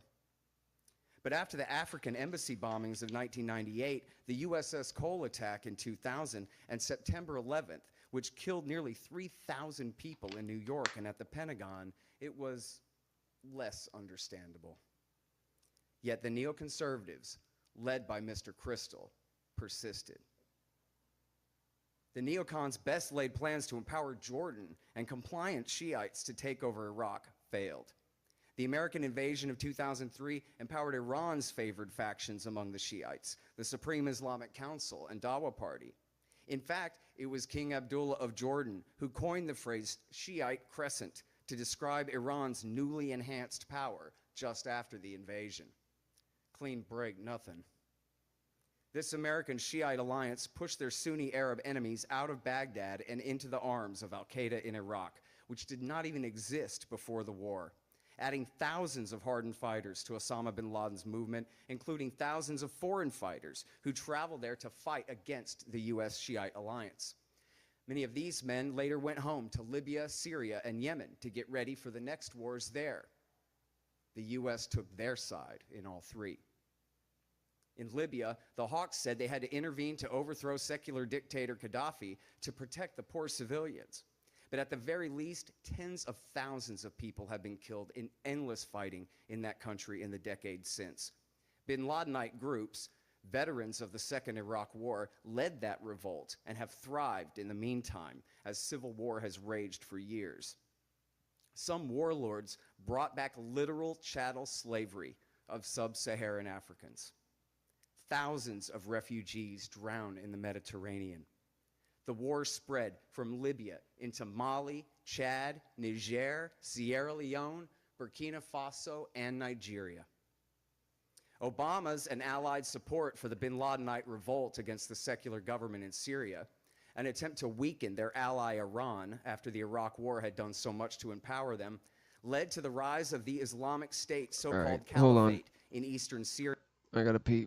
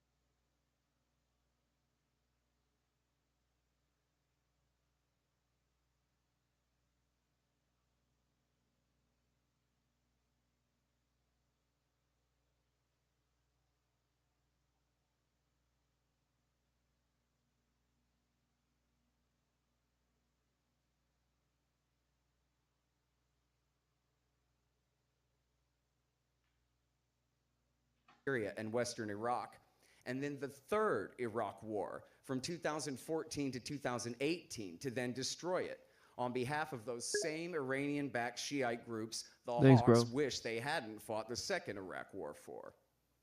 No, the U.S. should not back these dictators, like so-called President Sisi in Egypt. That's part of what got us attacked in the first place. But we sure as hell should not be supporting bin Ladenite insurgencies against them either. Hillary Clinton and Saudi Arabia's installation of Mansour Hadi when they co-opted the Arab Spring revolt in Yemen in 2011 and 12 led straight to the next phase of the war, which broke out in 2015. For the last 6.5 years, the U.S. has backed Saudi Arabia and UAE in a war that has killed hundreds of thousands of people and also strengthened al-Qaeda in the Arabian Peninsula beyond belief. There are now something like 30,000 bin Ladenite fighters in the world. And Iran and Russia, who intervened to save Assad from al-Qaeda and ISIS, are more influential in the region than ever. This is not how it was supposed to be.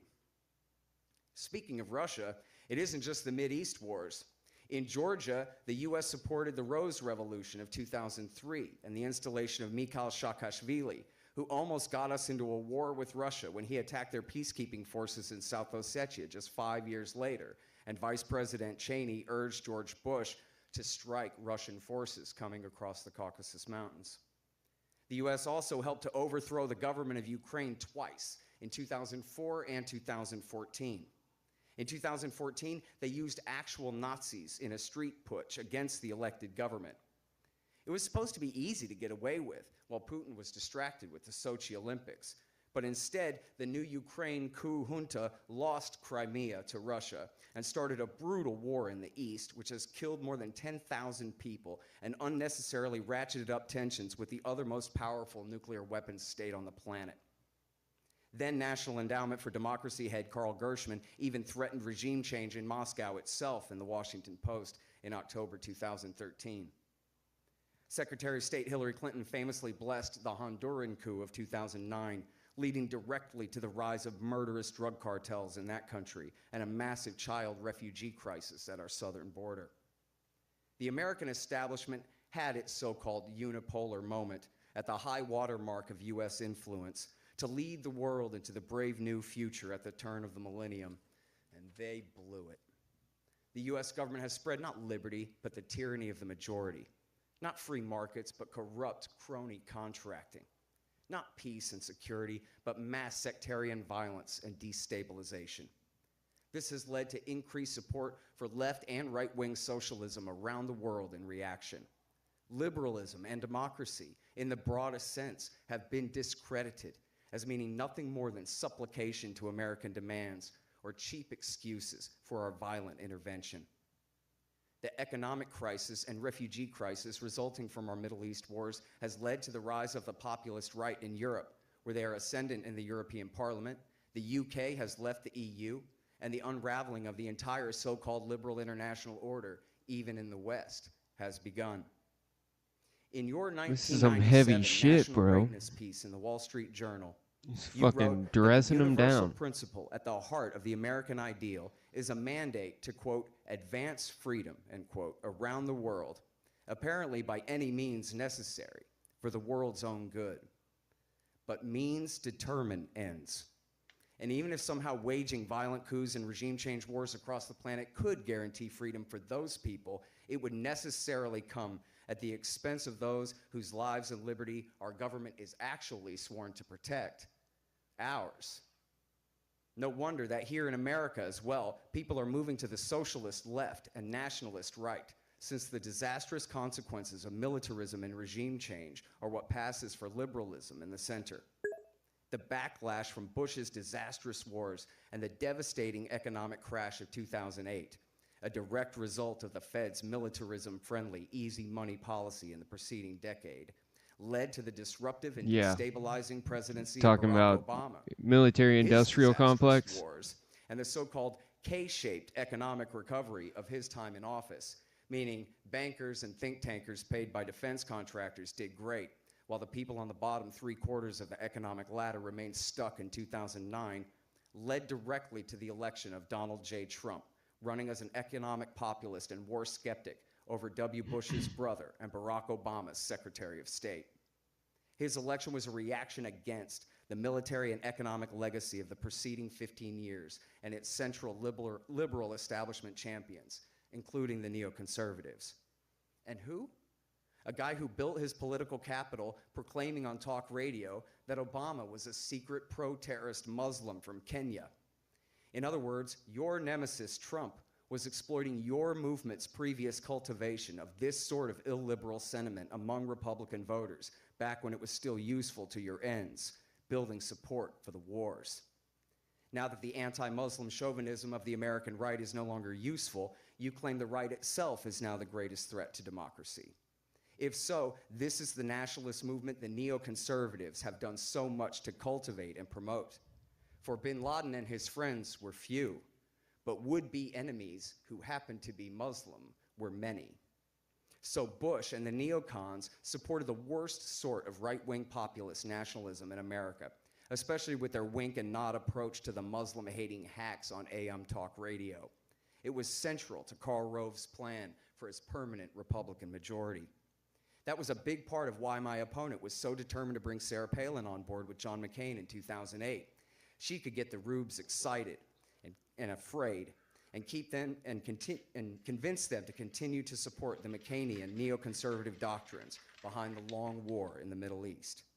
It's why your friend Frank Gaffney pretended to believe that a small Sufi mosque in a building down the street from the old World Trade Center site was supposed to represent the Muslim enemy's triumph over America, or that the 50 states needed to pass emergency legislation to protect us all from enslavement under Sharia law. This deliberately deceptive campaign did much to make the right worse. Now the centrists are terrified of the populist right, accusing them all of being neo-Nazi white supremacists, including many tens or hundreds of thousands of men and women who are resentful veterans of the wars you lied them into. And in turn, the populist right is terrified that the war on terrorism is now being turned against them as the Department of Homeland Security redefines violent extremism to mean almost any political activity outside of the two major parties. The people, in return, resent the power of the establishment, which so despises them even more. And now, the average guy is supposed to believe that the last quarter century's greatest proponents of American empire, such as Mr. Crystal and Dick Cheney's daughter Liz, herself an avowed hawk and promoter of torture, are the last principal defenders of the old republic they destroyed. Who's buying that? Engagement, leadership, primacy, preeminence, hegemony. These are just euphemisms for world empire, with the USA in the position of the hated British that our forebears had led the world in overthrowing. The doctrine that the middle part of North America should be or could be the dominant military and political power in Eurasia and indefinitely is crazy on its face. And plus, the whole thing is really just a racket. As the soldiers call it, a self-licking ice cream cone. In other words, a government program creating its own disasters it must then attempt to solve. No nation on earth threatens the United States. As Ron Paul once told the Washington Post, we could defend this country with a couple of good submarines. The US Constitution does not authorize this posture of global dominance. The people of the world do not want it. The American people's costs are in the trillions, and our gain is non-existent. We suffer the terribly destructive inflation-generated boom-bust cycle and endlessly rising prices. The feds rifle through our internet and phone records. Our sheriff's deputies act like special operations forces at war in our neighborhoods. Your time's up, Scott. Good. Yeah. Good. Can I- One more second. Go again. Yeah, one more second. Sorry, I'm almost done. Oh, well. Our sheriff's deputies act like special operations forces at war in our neighborhoods. Our soldiers and Marines come home maimed physically and mentally, and more terrorists are motivated to attack the United States. There's a widespread feeling in America that liberty, justice, fairness under law, and cooperation and compromise through little d democracy is now untenable. Hatreds between sectors of society have become much more solidified. More people speak of secession and separation. The people are finding out the hard way that you cannot have it both ways. There is no such thing as a limited constitutional world empire. There cannot be a balanced budget, a free and prosperous economy, independent major media, or rule of law in a state of permanent war. No, We Americans, I'm almost done. Give me just a sec. We Americans are losing our freedom in the name of forcibly spreading it to the rest of the world. Enough already. Let's defend America first, end all aggressive wars and covert interventions in other nations, abandon our empire, and put the protection of liberty in our own country at the top of our political priorities. Then, shed of all this violent hypocrisy, we will be able to lead the world in the only legitimate way we can, by the benign sympathy of our example. Thank you. Okay. And sorry for going over. Bill Crystal, you get an extra 2 minutes for your rebuttal. But you can take this podium for your rebuttal, maybe best. Yeah, okay. Take it away, Bill. Kind of a lot to rebut there, but I will. Kind of a lot to rub out there, he says. Go. You know, the Middle East is a very difficult part of the world, and we've obviously made many mistakes there. I think one of the mistakes we made was not pushing democracy hard enough when we had real leverage. I'm not a defender of the Saudi regime. I was kind of mocked in 2002 when I said that I thought a consistent policy for freedom in that part of the world would anticipate and even work towards the end of the dominance of the House of Saud in Saudi Arabia. And I continue to think, and I was certainly critical of both the Trump and Biden administration for being too soft on MBS, for example, for arranging for the killing of an American resident, Jamal Khashoggi. So I've been, same with Sisi, same with Pakistan. I would be, if anything, I think in the Middle East, which is so difficult though, and which we look at and then get understandably shrink from the consequences of really a kind of even liberal imperial role. And so we tend to pull back, and we tend to, for understandable reasons, prioritize short-term security, peace, anti-terror, which is awfully important. You know, it's not nothing that we haven't had another 9/11 in 20 years. And we probably don't do enough to promote liberty and democracy. Mr. Horton didn't seem to acknowledge the importance of the U.S. Commitments in Europe and in Asia to defending democracies where they exist, to creating them where they didn't exist, to expanding them where they exist, and to the general peace and prosperity of both regions, which is not something that had marked them historically for the preceding part of the 20th century when we weren't involved much. It's not as if we've never not been involved in the world. We've not been involved in the world and very conspicuously chose not to be involved in the world after 1918, and we saw how that worked out. Now maybe it's not the same, and we could have done things differently, and it wasn't inevitable that what happened in both Asia and Europe were to happen. But I think one at least has to somehow sketch out how our withdrawal from the world would not invite much greater aggression on the part of autocrats, much greater oppression at home on the part of dictators, totally unfettered by any fear of U.S. pressure, U.S. sanctions, U.S. Soft power, let alone U.S. hard power. So I really think that would be a very bad world. At the end, Mr. Horton tried to sort of say, well, he's sort of vaguely for liberty around the world too, but actually it wouldn't be good for liberty around the world, and I don't believe it would be good for liberty here. For the reasons I briefly indicated. I do believe that it's not, well, I'll put it this way. The people who care a lot about liberty in the US, really care about liberty, seem to me mostly to be people who also care about liberty around the world. They could differ somewhat on how much we can do, whether as Joe Biden thinks we should withdraw from Afghanistan and use more diplomacy and hopefully not have to fight Middle East type wars. I'm uncertain about that future. I agree with him, on the other hand, in maintaining the alliances in Europe and Asia.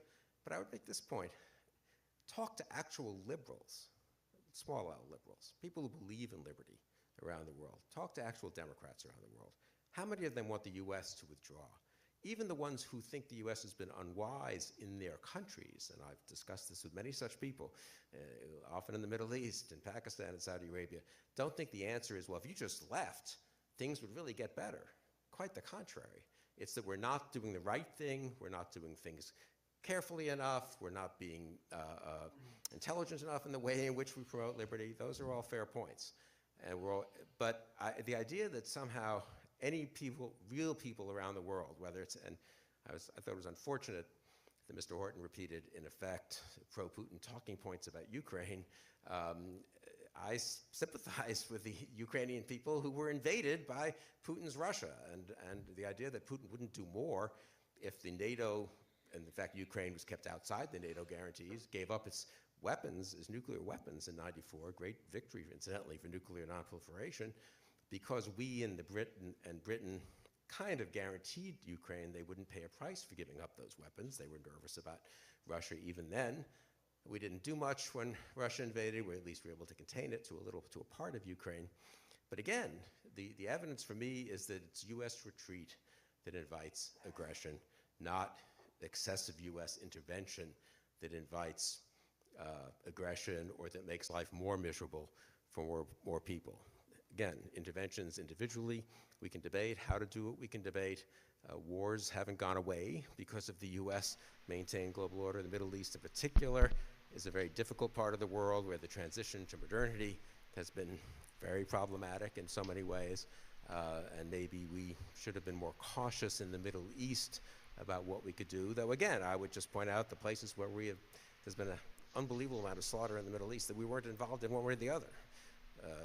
One thinks of the Iran-Iraq war, where the sophisticated establishment types in Washington were sort of, well, let them just kill each other. That actually didn't work out well, and also hundreds of thousands of people died. And Syria, the refugee crisis, is a product of non-intervention in Syria, of not doing what Obama said we would do. The use of chemical weapons against the Syrian people has not been, Assad has paid no price for that, and he's still in power, and that's a horrible signal to send, a horrible precedent to allow to be set in the 21st century.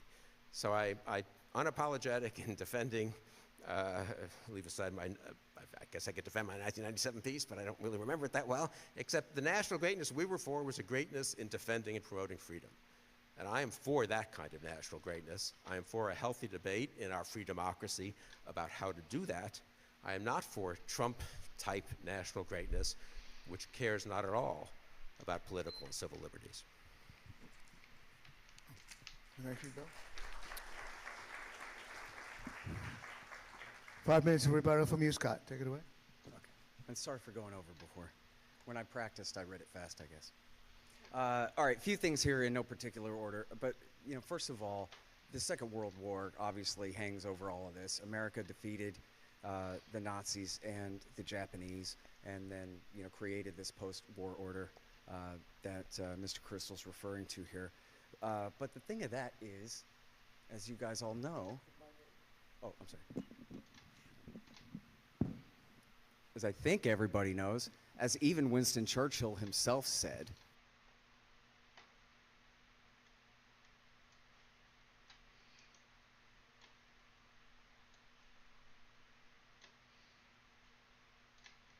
the Nazis and the Japanese, and then, created this post-war order that Mr. Crystal's referring to here.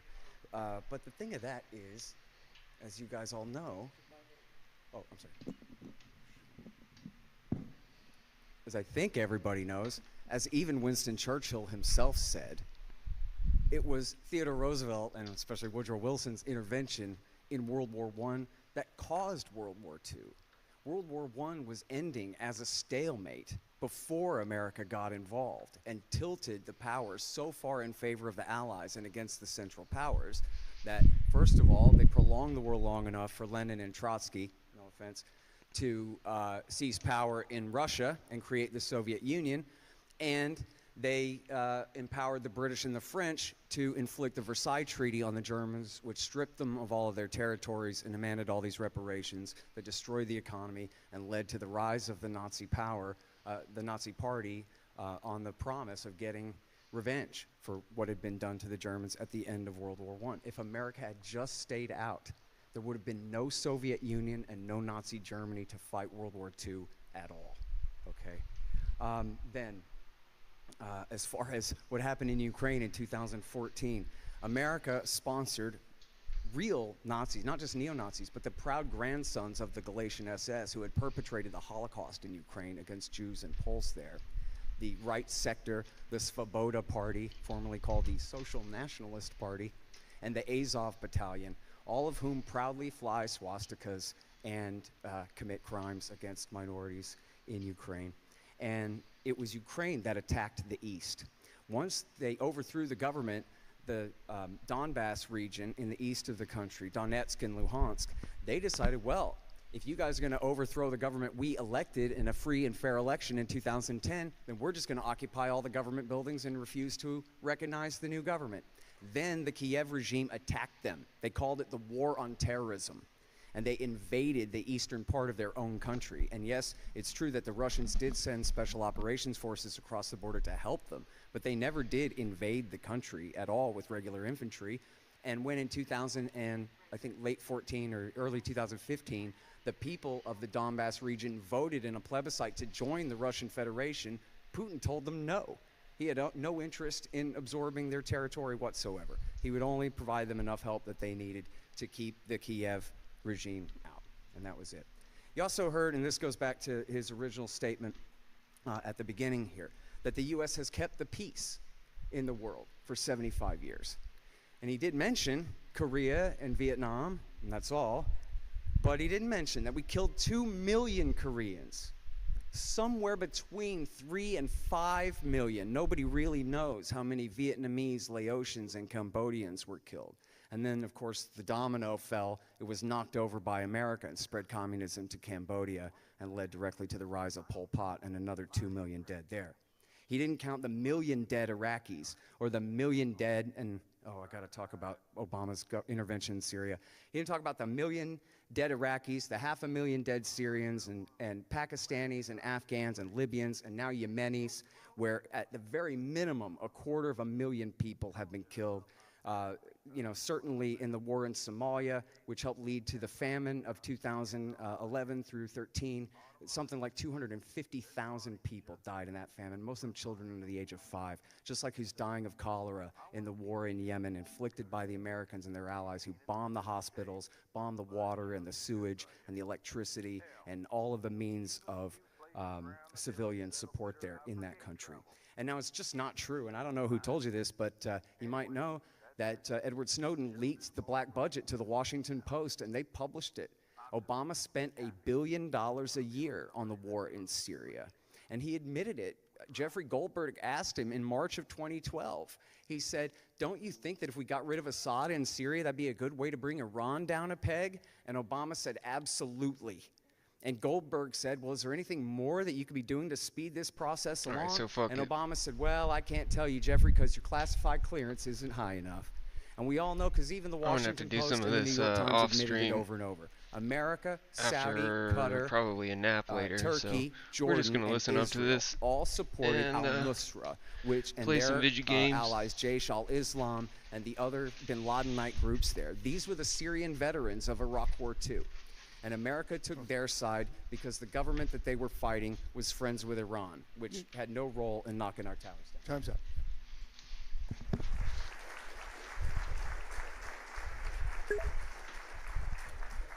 Well, thank you for both. We now go to the Q&A portion of the evening. Is we it have on two PlayStation? mics over there. You can line up to ask your I'll look it up. questions. And we have questions from the streamers. I want to take my moderator's prerogative to ask a question of Scott. I believe Bill Crystal has basically asked you for a counterfactual. And of course, you guys are sometimes talking about more than a century's worth of military foreign policy. I'm wondering, Scott, if you could take it from 9/11. Like there was a question, 9/11 happened.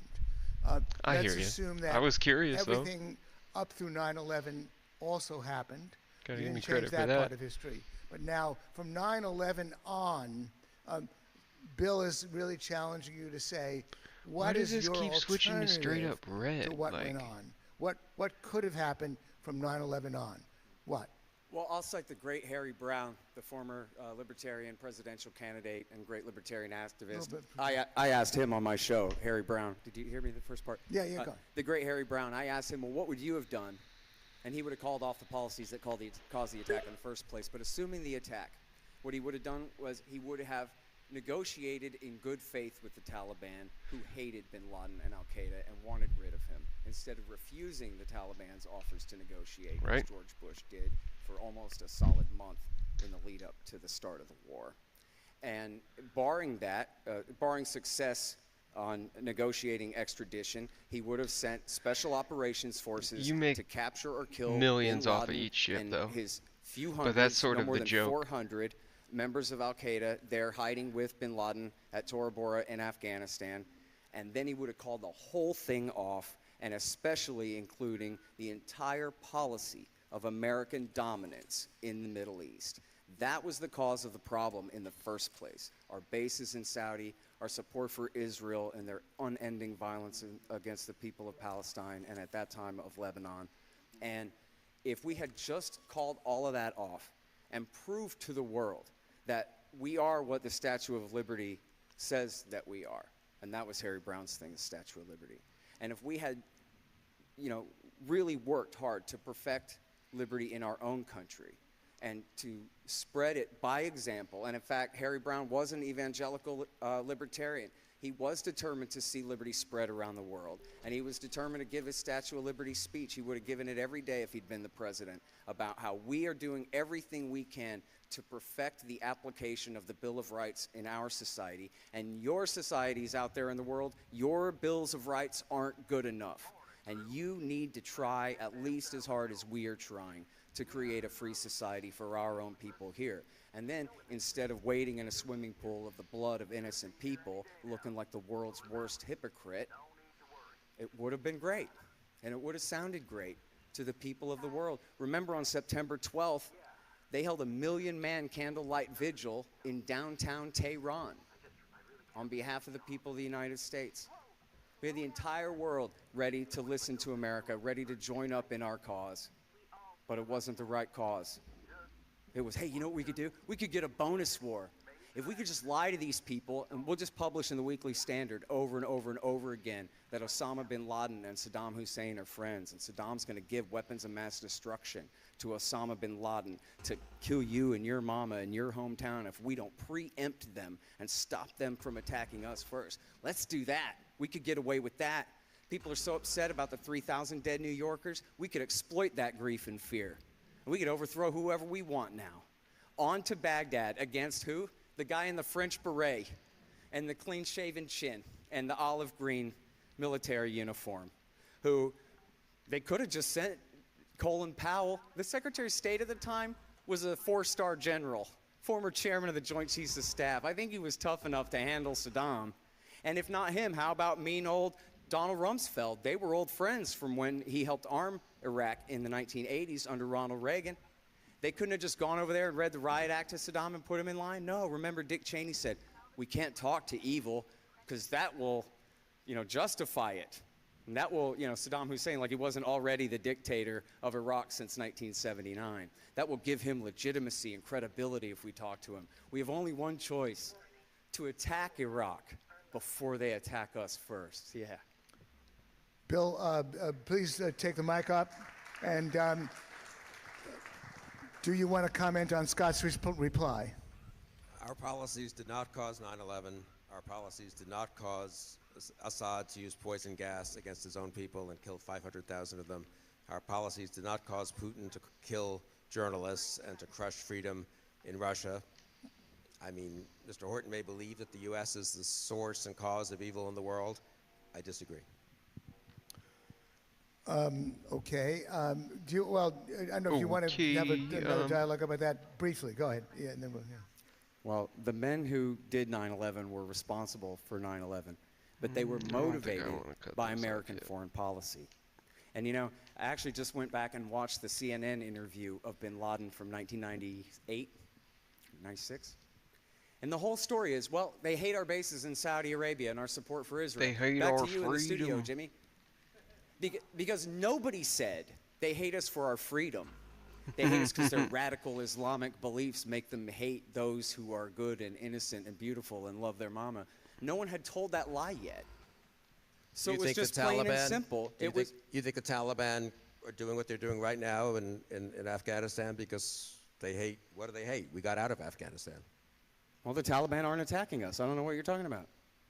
They were attacking us until we left, and then they stopped. No, I'm saying, do you think that there's going to be liberty and freedom, that young girls in Afghanistan will have opportunities and the like? No. Okay, I don't know what the point of that Okay, was. well, The point of that is that liberty matters around the world, that bin Laden was not provoked by, I don't believe, our having some bases in Saudi Arabia that we'd had for an awful long time, or by our supporting Israel, which had been there for an awful long Okay, time. you don't believe that because you don't know anything about it, I guess. Why don't you read the Declaration of War from Ooh, got 'em. 1996 and 1998? Or, you know what, better yet, read Perfect Soldiers Suck by Terry it, he McDermott. said. It's the biography of the Hamburg Cell 9/11 hijackers. Don't interrupt yet. Hang on a second. Mohammed Ooh, Atta, mogging him the lead hard. hijacker on September 11th, he joined Al-Qaeda, decided to join Al-Qaeda and attack the United States when Israel invaded Lebanon in 1996 in Operation Grapes of Wrath. And a couple of months later, Osama bin Laden put out his declaration of war, declaring war against the United States and ranting on and on about the Qana massacre of 106 dead civilians killed by the Israelis hiding in a UN shelter. And that was when Mohammed Atta and his friend Ramzi bin al-Shibh decided they wanted to join Al-Qaeda. They then went and traveled to Afghanistan, met bin Laden, joined the group, and were recruited to carry out the planes operation against the United States of America. So even if you want to pretend to believe that all bin Laden cared about was that we didn't all want to convert to his religion or something else, his recruitment shtick was these people are hurting our people. Simple as that. Bill? There have always been injustices in the world which allow evil men to recruit others to work to serve them. I mean, obviously Hitler took advantage of Versailles. I think, again, that was us stepping back, incidentally, in 1919, not imposing something on as much as maybe we should have to make sure there was a more just peace. The fact that evil men take advantage of past injustices, grievances, insoluble conflicts does not mean that we then, withdraw and hope that those evil men do nothing evil? It means we should stop doing evil and terrible We didn't. things that provoke them. We did. Well, that's ridiculous. That's where I'm just, okay, fine. I'm just going to say, I do not believe that we did evil things that provoked 9/11. Okay, thank you both. That was a good and lively exchange. And now we are going to put it over to questions. Please don't identify yourself. Just ask your question as a question. If you want to address it to one or the other party, say so. But otherwise, ask the question. Please take it away, sir. My question is for Mr. Bill Kristol. Clearly, American foreign policy is in the great pivot to China. We have two major fighter jets being designed right now with China in mind. We have aircraft carriers being designed with China in mind. Right now, we sail pretty often our Nimitz-class carrier into area that China considers their waters. And there's 6,000 souls on board those Nimitz-class carriers. And China has missiles that can strike them. If we were to lose one carrier, that'd be 6,000 dead. That's two 9/11s in one afternoon. What would be our response if in current American foreign policy? And wouldn't that response, Yeah, one of the things that but then there's some things that are pretty well agreed upon as objectively evil. Rolling the dice on the Murdering great sword of people, Damocles over us? like in Thank you for your general. question, Bill. I mean, China is And a it big takes- challenge it to takes a the U.S. serious, It's very like, unfortunate that the bet on perversion of liberalization in China, which morality was to not a think that crazy bet murdering that gay poli- people economic is involvement would encourage political a good thing. liberalization, may have worked for a while, has now been reversed by Xi. We have defense obligations, obviously, to Japan, Taiwan, and elsewhere.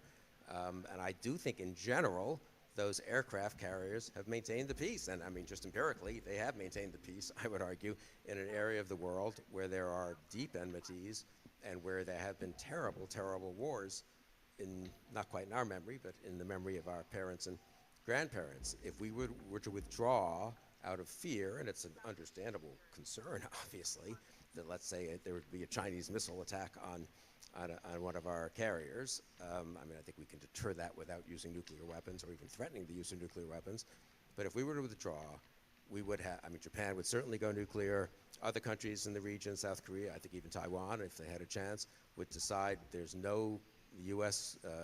Defense, Australia, the U.S. defense commitments have no credibility, and that creates a much more dangerous and much more unstable world. I mean, if you want to create a world that has the conditions that then leads to an endless cycle of violence, I would say the U.S. can just withdraw from Asia, we can withdraw from Europe, We can give up on our efforts in the Middle East, and we will have endless cycles of violence, as we've had in so many in those parts of the world Yeah. before.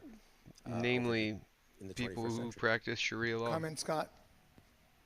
Well, it doesn't make any difference one way or the other to the American people who rules Taiwan. Nobody wants to see violence. It would be terrible if China invaded and people were killed there. No one wants that.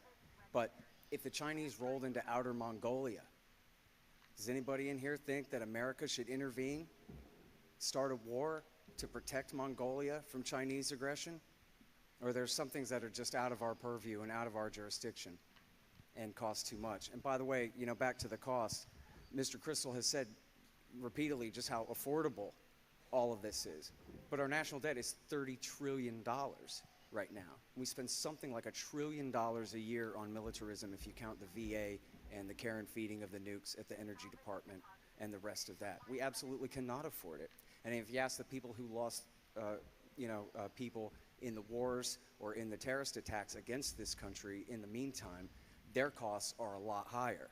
Now, if you have a think tank that's financed by arms manufacturers, then these are good times, and you don't probably understand what anybody else has to worry about. But there is severe, as they call it, economic anxiety in this country, mostly caused by the boom and bust crash cycle that we have. They call it the business cycle. It's the inflationary money cycle. And the reason they keep expanding the money supply is to make the world empire seem free.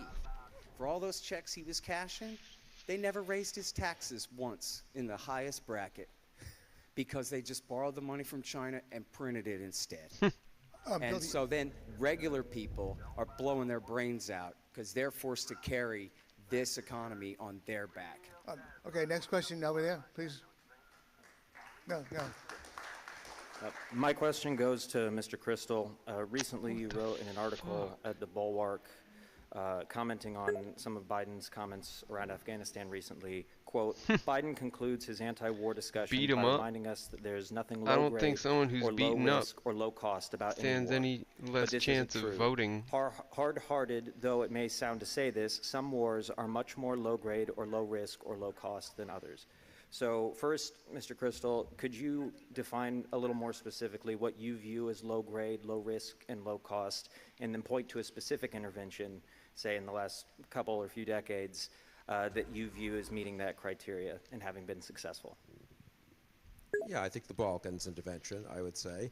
And obviously, Yeah. look, I guess that's I'm true. anti-war. I hate the idea that we would send, and most Americans do, the idea that Americans are yearning to send young men and women abroad to fight. That's not the case. If anything, it's the opposite. We're a large commercial country. We enjoy, and as we should, pursuing happiness here in the United States. We have oceans protecting us. We don't have a long historical tradition, as maybe we have some tradition, of course, of fighting on this continent, not always justly, obviously, but we don't have the kind of European-type history. And so Americans, I think, on the whole, refrain from wars. And it is good to have an American president, honestly, and I think almost every American president falls into this category, who is reluctant to send young Americans off to war. But if you think, as I do, that occasionally the threat of war, and even more occasionally, less occasionally, I guess I should say, actually engaging war is necessary, then you have to obviously try to confine them to less costly wars, both economically and much more importantly in terms of the human cost, and importantly also in terms of the after effects, the sort of what messages get sent. So I would say the Balkans would be one case of a war that was worth it and that I think had pretty good consequences in Europe, and I would compare it to the non-intervention in a place like Rwanda or Syria. Scott, comment? Yeah, as Yugoslavia was breaking up, they actually had struck a deal where the Bosnian Muslims and the Croats would have a coalition, and they would be the majority, and the Serbs would be the minority partner in the coalition. And they signed on to that and accepted that. It wasn't until American Ambassador Zimmerman intervened and told the Croats to not take the deal, to ruin the deal they'd already accepted, and instead go to war. You can have more. And that was what turned the what was already a disaster in the Balkans into the absolute catastrophe that he's claiming that America solved. It was the American ambassador who helped to cause that thing in the first place.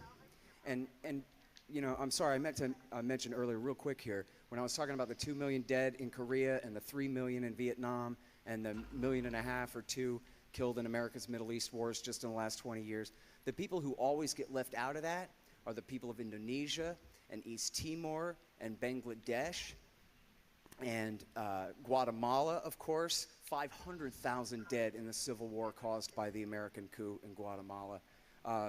And of course El Salvador and Nicaragua, all throughout the Middle East.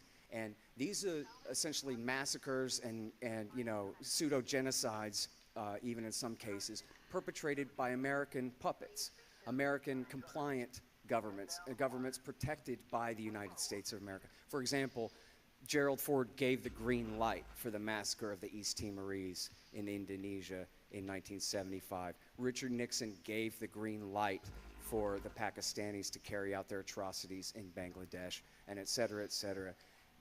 He always says, not just tonight, but always, America has kept the peace for 75 years. Are only white lives important? Does it only matter that Russia hasn't fought Germany again? And these other people's lives just don't count? The USA has killed a Holocaust worth of civilians. Okay, let's in the summarize last it there, 75 Scott. years. Let's summarize it there. Next question. Yeah. Sorry. A hypothetical question for you, Mr. Horton. Let's say you are the resident of a totalitarian nation like Australia, and let's say 10, 20 years pass, they're still locked down, the rest of the world is back to normal, they are still under lockdowns, you live in Australia. Would you like America to intervene to come save you in totalitarian Australia? No, absolutely, I would not want that, and especially looking at the consequences of American intervention there. But, I think there's going to be a very strong reaction in Australia. Is during and they are under Australian an absolutely COVID lockdowns. authoritarian lockdown system right now. Which they still have regular elections, and at least for now, I guess saved we'll see. a But I am fuck ton of lives in predicting the Australia, I'll resounding tell you defeat what. of everybody in charge of that country now. Maybe it after fucking they sucked have for a pushed, hot minute, things but so far. And but one more thing too, if Americans, individual citizens, want to go overseas and participate in somebody else's conflict, like the Spanish Civil War, or you want to go and help liberate the people in, the Iraqis enslaved under the Dawa Party now, then you're free to go and do that. Just leave me out of it. Thank you. Bill, do you have a comment on Australia? I'm going to have a comment on a discourse that, trivializes the Holocaust by saying the United States has conducted Holocaust, that attacks the dude, demeans you're the being United States in a really disingenuous on grotesque way. If we purpose. made He mistakes, said we we've could, caused as a you say, green lights Holocaust to yellow amount lights of when we shouldn't deaths. have. That could be. Talk to people from East Timor, though. Talk to people from Saying, Bangladesh. Do they he's want the saying U.S. that to there's just withdraw fucking 6 and leave million them to fucking the mercies of dead their neighbors, or would they prefer for because the US of to our have done more and to interventions. be doing more? And as we have done more since, incidentally, the Pakistan, Bangladesh split off from Pakistan, doing more to keep the peace there. Talk to people who care about liberty around the world. They understand that for all the mistakes we make, and that we are important to them, to their peace, to their prosperity, to their liberty.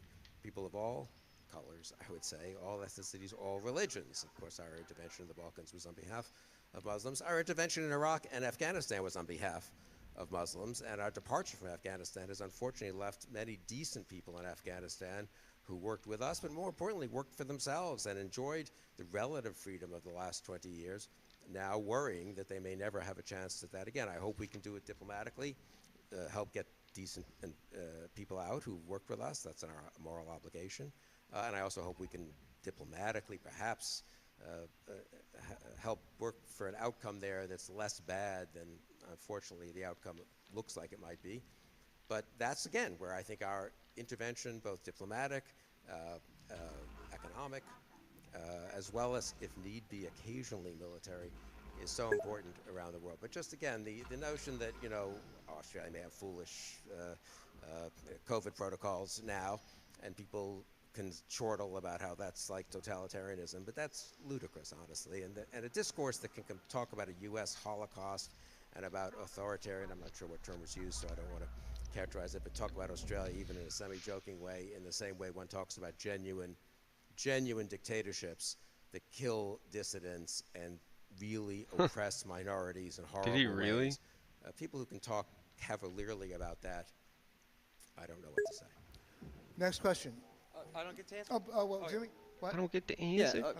on trivializing the Holocaust, our government, led by the neoconservative hawks, call every opponent of the American government Hitler. Noriega's Hitler, David Koresh is Hitler, Saddam Hussein is Hitler, the Ayatollah Khomeini and Khamenei are Hitler.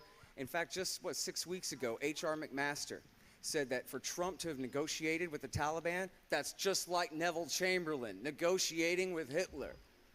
Well, that to me sounds like it's trivializing the Holocaust. Either Hitler was a unique danger or he wasn't. And I would say that he was. And I would say that when they bring up Adolf Hitler, the exception that proves the rule, in every single case where America has to intervene. Oh, Muammar Gaddafi, the guy from the Naked Gun too? Yeah, no, we got to get him too. He's Hitler too. They're all Hitler, speaking of trivializing the Holocaust. Comment, Bill? No. You want to pass? Or you want to? No. You want to pass? Okay, you want to pass. Question. Historically, it seems that empires don't last. Question. Yes. So the question is, do you think world civilization has changed, that the United States would be exempt, or do we end up like Rome, England, Spain? Which one of them? Where do you see us going?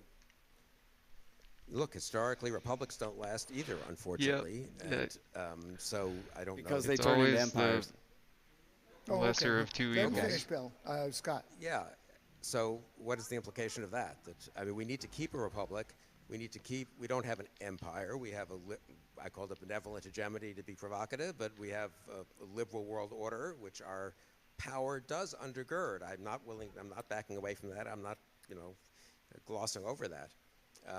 Are we overstretched? Were we overstretched? Were we overambitious in what we tried to do in the Middle East? Perhaps. As I said earlier, those are tough calls. But again, the problem then, I think, was a little bit too much ambition in promoting liberty. Not that we should not promote and defend liberty where it is. And there are a lot of, I mean, to look at this world and to say that it's a site of U.S. holocausts and I guess and of liberty being crushed everywhere. Still and the US being rampaging around. disingenuous. Again, ask people who like liberty, whether they're in Europe or in Asia or in Latin America, if they just want the U.S. to leave, or if they think that the U.S. should play a more active role in helping them secure the freedoms, which are universal freedoms. They are universal freedoms. It doesn't mean we can make them universal. We need to protect them here, obviously. So we can be a republic, but also I would say, if you want to use a provocative term, we can be at once a republic and a liberal empire. That's what the founders thought, honestly. And I think we have done a decent job of it for 250 years, and I think we can keep on What doing the it, hopefully, for actual another 250 fuck? years. May I take moderator's prerogative to pick up on Bill's point made a few times? That's like to throw actual it at fucking you, Scott. bullshit. Bill is basically saying that a jury of people who live in many of these countries, Whatever, they bro. support American presence, and that so that's his challenge to you. What do you say to the idea that people in East Timor and elsewhere want the U.S. to be involved? What's your response? I've never heard of someone from East Timor wanting the U.S. to be involved. I'm Or sure elsewhere. that when Mr. Crystal travels around to European capitals, he meets with people who like the American presence there. But the idea that means, I don't know, somebody show me the opinion polls in Bangladesh and, for that matter, in Eastern Europe that say that they want the Americans there. And if, let's say, they hold another plebiscite, this one that America respects, in Ukraine, and 99% of the people in Ukraine want the United States military there, but that increases the chance of a war with Russia, then who cares what they think? This is our country. And you know what? If I lived in probably any country in the old world, just the same as I live in this one, I would want to improve it. But that's on them. And I do agree that liberty is a universal principle. Of course it's a universal principle, but it must be locally enforced. Because you see what happens when the USA, if you want to say that America is the best at it out of anybody, when the USA acts as the world government, they kill millions of people in the name of doing good. Bill, do you want to respond to that point? Do you want to wave? Okay. So let's see. Yeah, we have this side. I think this is going to have to be our last question. Go ahead. I'm sorry. Sure. This is for Mr. Crystal. So there have been, you claim there have been successes and failures of the post-1945 world order. How much worse would the failures have to be, or how meager the successes would they have to be for you to say it wasn't worth it, we would have been better off keeping ourselves isolated? I mean, it's a good question, and obviously one can't rerun history for 75 years.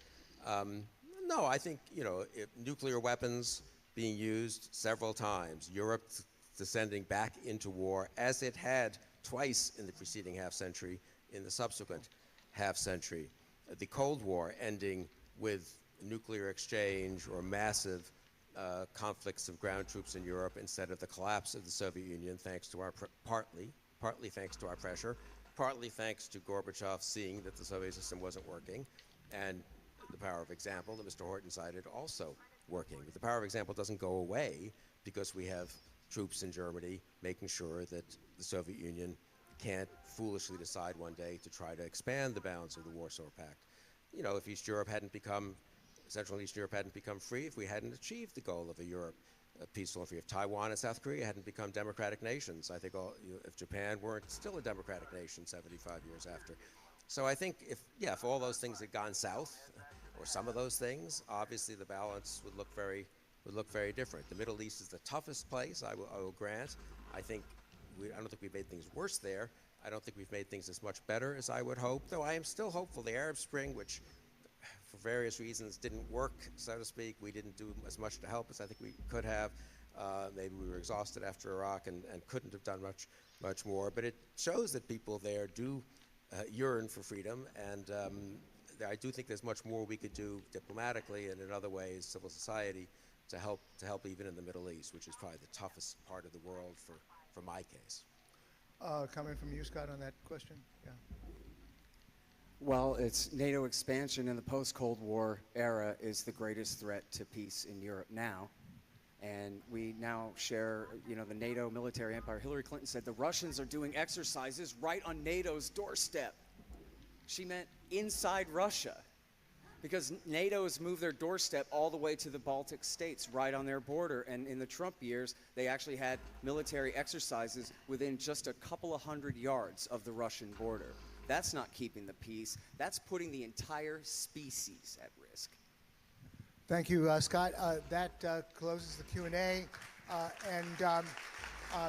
Bill, Crystal, 7.5 minutes of summation. You want to take the podium again? Yeah? That's okay. I can do it for you, I think. Okay. I'm going to be brief, partly because I do have to actually catch a plane, as Gene knows, and I don't want to, therefore, and I apologize if I seem to rush out and not mix and mingle, since there might be friends here from the Upper West Side and elsewhere. I mean, we have such a fundamentally different view of the world. I'm not sure that we've been able to convince each other. I'm sure we've not convinced each other of anything, and I'm not sure we've convinced many of you in this kind of debate. I guess I'll just say this.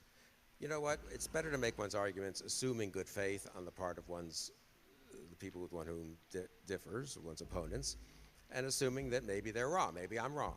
I mean, that last question I think was a very fair question, and one could elaborate on it in ways that I probably haven't thought of and make more of a case that we made more mistakes than I realize and that things would be better if the U.S. had been less ambitious, if we spent less on defense, if we pulled back from the world, or not.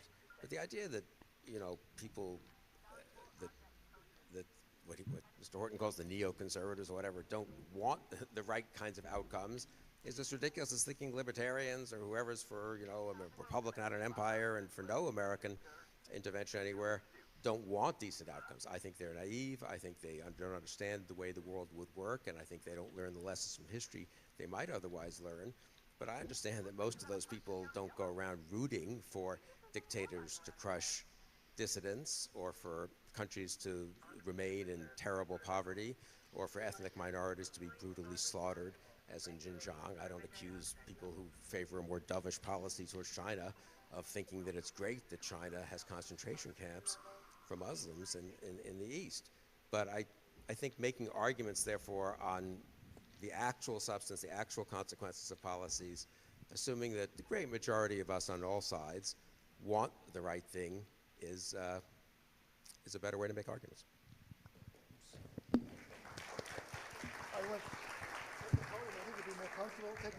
We usually recommend the podium, so Scott might as well take the podium. You have 7.5 minutes, Scott. Are we still going to have a chance to ask each other a question too? No, it's over. 7.5 minutes of summary. Take it away, Scott. All right. I'll email you, Bill. All right. I think I've made myself pretty clear. So this thing is kind of busted. Instead of recapping, if you'll allow, I'd like to just bring up a couple of things that I had to cut from my opening statement for time there. Is there any real benefit to the American people from our policy of global domination, including regime change? Perhaps access to oil and minerals? Certainly not.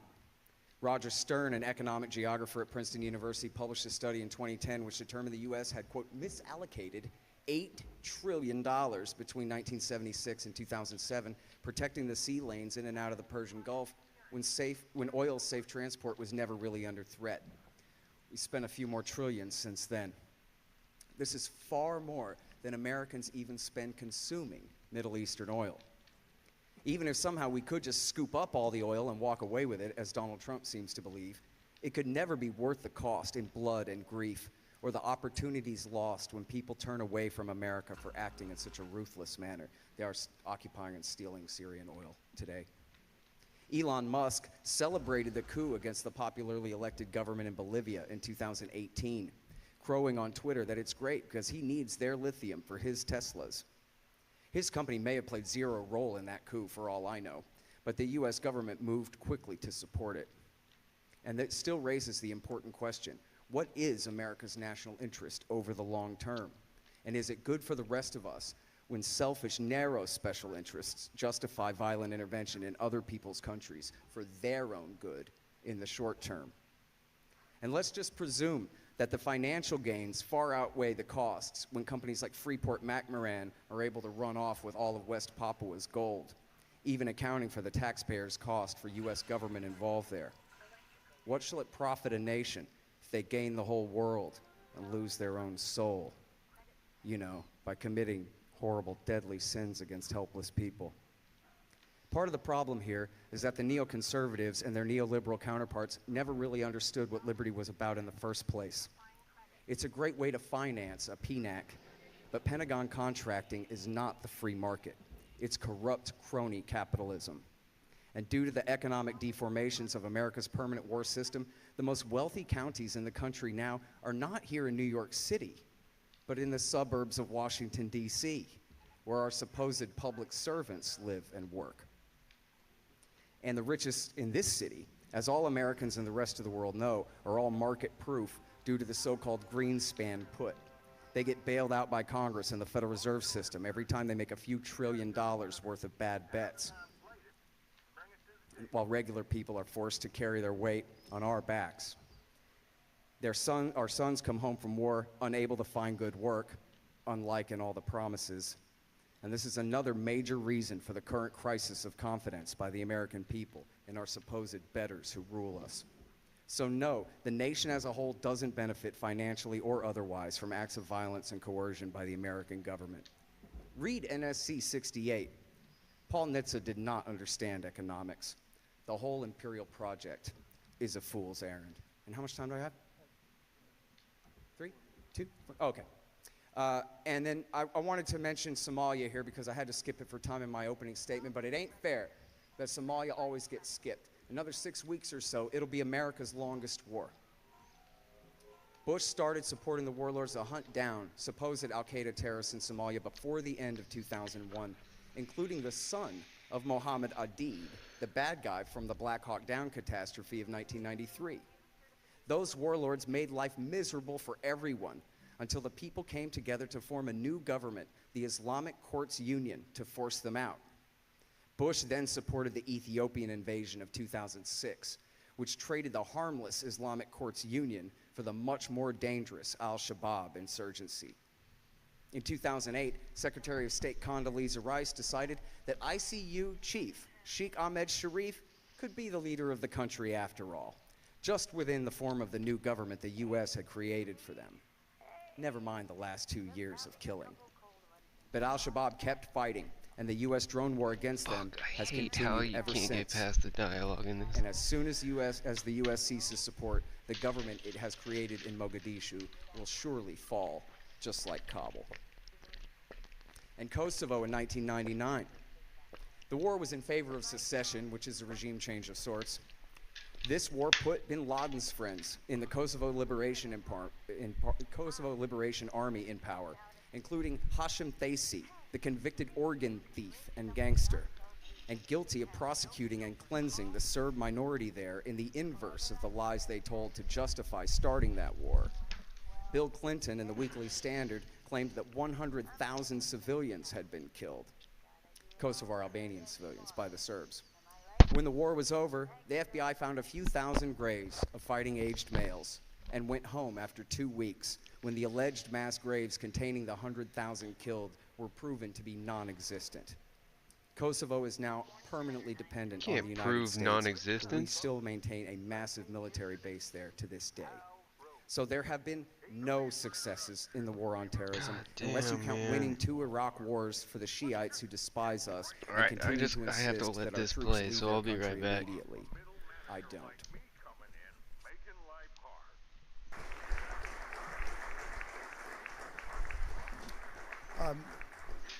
Please open bloody, bloody, voting bloody, for the final blah. vote. If war were to break out between the U.S. and China, Taiwan is a likely flashpoint. Imagine a revanchist Chinese military amassing near Taiwan, the White House warning against an invasion. All it would take is one misunderstanding. Though the U.S. does not officially recognize Taiwan's government, it does remain its strongest backer, while China views the island as lost territory which it must take back. Some argue that the scale of China's military in the region has already surpassed anything the U.S. or Taiwan militaries could stop. Others say American credibility is on the line, and the U.S. could indeed defend Taiwan if pushed. So, in the context of these mounting tensions, here is our question. Is Taiwan indefensible? Now, to be clear, indefensible can cut several ways. The side-by-side military comparison is an obvious one. Could an attack from China be repulsed? But that is not the only question. Does America have the political will to confront China so far from its shores? Should the U.S. risk the economic and diplomatic fallout that would likely occur? And what should America be willing to promise Taiwan? We may be entering an inflection point in the geopolitics of this region as China's power and influence continue to grow. And so these questions collectively are what we are here to debate. I'm John Donvan, and this is Intelligence Squared.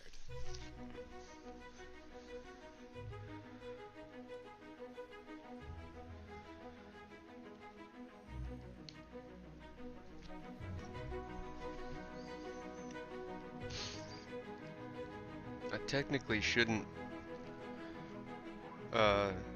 pursue anything further in this ship, but I get so anal You are about going to decide who wins this debate. You're fucking gonna finishing do that everything, by casting using the 2 whole votes. buffalo. The first one in just a few seconds, and the second one after you have heard all of the arguments. 2 votes because that's how we figure out our winning team. It's the team that changes the most minds between the first and the second vote.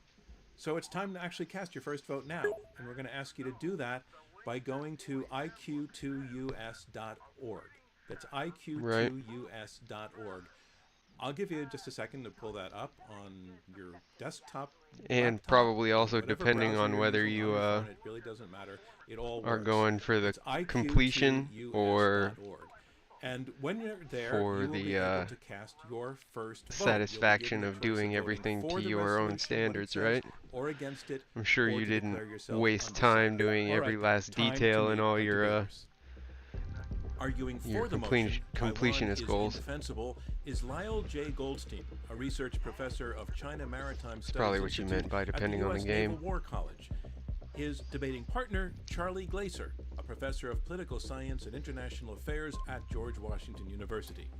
Opposing them Elizabeth Larus, Professor of Political Science and International Affairs at University of Mary Washington, and the author of 3 books on China.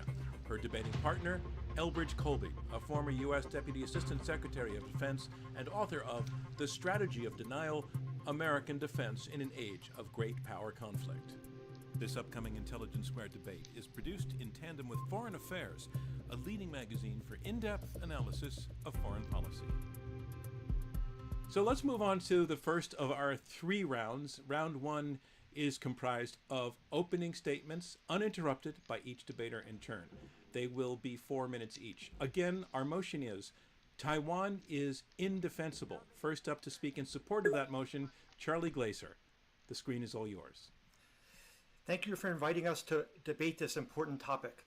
We're going to argue today that the United States should break its commitment to Taiwan. This is a broader argument than the question of whether it's defensible. In my opening statement, I'm going to lay out the broad strategic arguments. My partner Lyle will elaborate the arguments about the depth of China's commitment to regaining Taiwan, and also talk about the military balance. Our argument in a nutshell is that U.S. interests given U.S. interests, which are limited, the risks of defending Taiwan are far too large. So what are the risks? First, a large conventional war is not unlikely over the next 2 or 3 decades. And this conventional war would be very costly for the United States and even more costly for Taiwan. Second, a large conventional war is not unlikely to escalate. And this would obviously be extremely costly if it became nuclear. In comparison, U.S. interests are much smaller. Taiwan is not a vital U.S. interest, and it's not a key security partner. Okay, then in more detail. Why is the probability of conventional war significant? First, China considers Taiwan to be part of China, and unification is a top national priority and is long-standing. And it appears that China is becoming more determined, not less, to achieve unification. President Xi has made unification a pressing priority, saying this problem should be not passed along to the next generation. In addition, China has greatly increased its ability to win a war with the United States over Taiwan. And this is not only our view, but in recent reports about war games between Taiwan and China, which the United States joined, the United States loses consistently. Importantly, it's not only my view and Lyle's view that the probability of conventional war is becoming much more likely. In March of this year, Admiral Davidson, who was then commander of U.S. Indo-Pacific Command, stated in congressional testimony, Taiwan is clearly one of their ambitions. I think the threat is manifest during this decade, in fact, in the next 6 years. Okay, so second, then why might a conventional war escalate to nuclear war? First, and I think most important, China would have incentives to escalate to convince the United States to back off. In traditional nuclear bargaining theory, the country with greater resolve can expect to win in nuclear bargaining, and China clearly has the greater resolve. The United States might also escalate. It might fear that losing a war against Taiwan would result in dissolution of its alliances, as countries started to doubt U.S. credibility. And finally, once we're in a large conventional war, both the United States and China will have their forces on high nuclear alert preparing for war, which increases the probability of both accidents and the possibility of creating new incentives for escalation.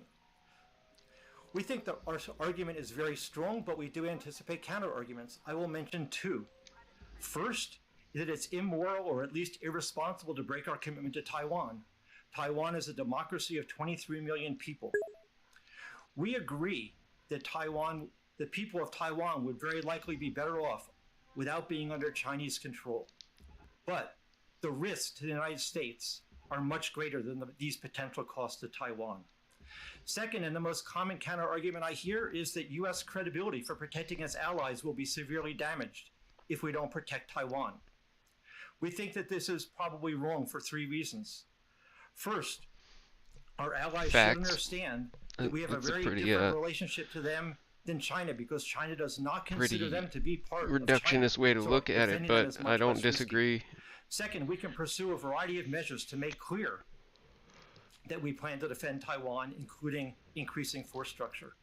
And third, we don't think Japan has a good option besides the United States. So in short, the risks of defending Taiwan are large compared to both the cost of Taiwan and the risk to U.S. security. Thus, you should vote to end the U.S. commitment to Taiwan. Thank you. Thank you very much, Charlie Glazer. And next up on screen, arguing against the resolution that Taiwan is indefensible, here is Elizabeth Laris. Elizabeth, the screen is yours. Thank you for giving me the opportunity to explain why you should vote no on the proposal. That is that Taiwan is, in fact, defensible. And I'm going to give you four strategic reasons why Taiwan is defensible. And then my team partner, Bridge, will consider the military calculus. So the first reason is defending Taiwan is vital to U.S. credibility and standing in the region and worldwide. U.S. defense of Taiwan is an important indicator of U.S. commitment to our alliances, not just in the Asia-Pacific, but worldwide. Not just will China be watching if we break this commitment, but so will the rest of the world. What will United States commitment and its word be worth if we break it, if we are intimidated by China? The United States, since the end of World War II, has been the bulwark of peace and prosperity in the Asia-Pacific. And if we cut and run because we're intimidated by China, then our standing in the region and worldwide will be diminished. The U.S. is an important player in the Asia-Pacific. We have friends and allies there, and we have defense agreements. If we cut and run from Taiwan, then the other allies will wonder, are we going to, when pressured by China or when the situation gets tough, are we going to break our alliances with them? And if our allies and friends in the region are not convinced about U.S. commitment to the region, they might just bandwagon with China, or they will decide to build up their own forces. They will expand their military, maybe go nuclear, and also you might see a remilitarized Japan, which might be destabilizing to the region as well. Second reason is Taiwan's geostrategic significance. Taiwan is an important element, not a pawn in the game of competition with China. It is located on the first island chain. That is China's defensive perimeter. Whoever controls Taiwan controls in the Asian seaboard as well as the Western Pacific. This is exactly what China wants so that it could have its way in the Asia Pacific. By most indicators, the U.S. is still more powerful than China in the region, and we do not want to indicate to our allies that we are intimidated. Third, the alternative to the U.S. being the dominant power in the Asia-Pacific is not good. China in charge of the Asia-Pacific would not be pretty. We already see China's use of wolf warrior tactics. Do not think that China would not use the same tactics against small, medium, and larger entities in the region. The world without U.S. leadership would not merely be an alternate to the past 75 years in which the U.S. has been the dominant power. It would be dominated by China. It would be a very, very different world. Do not think that China will be benevolent and gracious in the Asia-Pacific. It will not live and let live. Let's just coexist, right? It will call shots for large and the small in the region, even for the United States in the Asia-Pacific. The fourth reason why the United States should continue to defend Taiwan is we have defended the ROC for the past 90 years. Think of Claire Chennault's Flying Tigers when the ROC was on the mainland in the 1930s.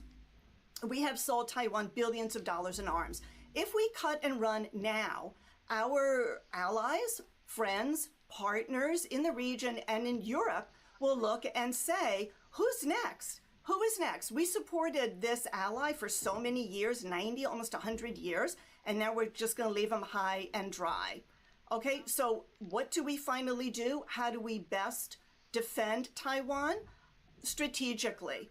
I'm going to borrow from the Austrian strategist Clausewitz and argue that to deter is to make oneself strong at the decisive place at the right time. So we need to defend Taiwan with arms sales and also with a commitment so we deter Chinese action against Taiwan.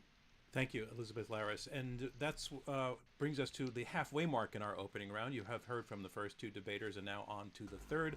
Lyle J. Goldstein is going to be arguing for the resolution that Taiwan is indefensible. Lyle, the screen is yours. Hi, everyone. So glad to be here. Let me begin by saying that these are my own opinions that don't in any way reflect any official assessments of the U.S. government. I've been studying Chinese military modernization for now more than 2 decades, and looking at it at a very granular level. I watch Chinese military TV, Junshi Baodao, basically every day. I read Jiefan Junbao, Guofang Bao. These Sounds are the fun. most prominent military newspapers. I look at satellite photos very frequently of Hulu Dao, of Yalongwan. These are the major submarine fabrication, submarine building areas in China. And I can tell you that by focusing on Taiwan as a major point of our strategy, we're not only putting aside issues that we should work on with China, like global warming, non-proliferation, the pandemic. We're not only engaging in a major arms race with China, but there is a real risk of catastrophic war, even nuclear war. Look at the cover of The Economist, if you didn't see it, saying Taiwan is the most dangerous place in the world. I emphatically agree. Why? You don't have to have a PhD in he's strategy, appealing folks. to his Just own look at a map. authority. The geography tells you what you need to know. Taiwan is 100 miles off Chinese shores. It's 5,000 miles from Hawaii, not the mainland U.S., Hawaii. Okay, a Chinese attack would be shock and awe with Chinese characteristics: ballistic missiles, cruise missiles, rocket artillery, drones, and probably thousands of aircraft. There would be decapitation, destruction of Taiwan's Air Force and Navy in their bases, targeting of U.S. bases in Guam and Okinawa, ASBIM, anti-ship ballistic missiles, submarines, bombers would all be used to keep U.S. surface forces back. The submarine force is there, but there are major problems with that. It's certainly no silver bullet. And Taiwan forces are rather pathetic, to be honest. Their spending is below 2%. They're in a manpower crisis, and they have an awful record of accidents just over the last year.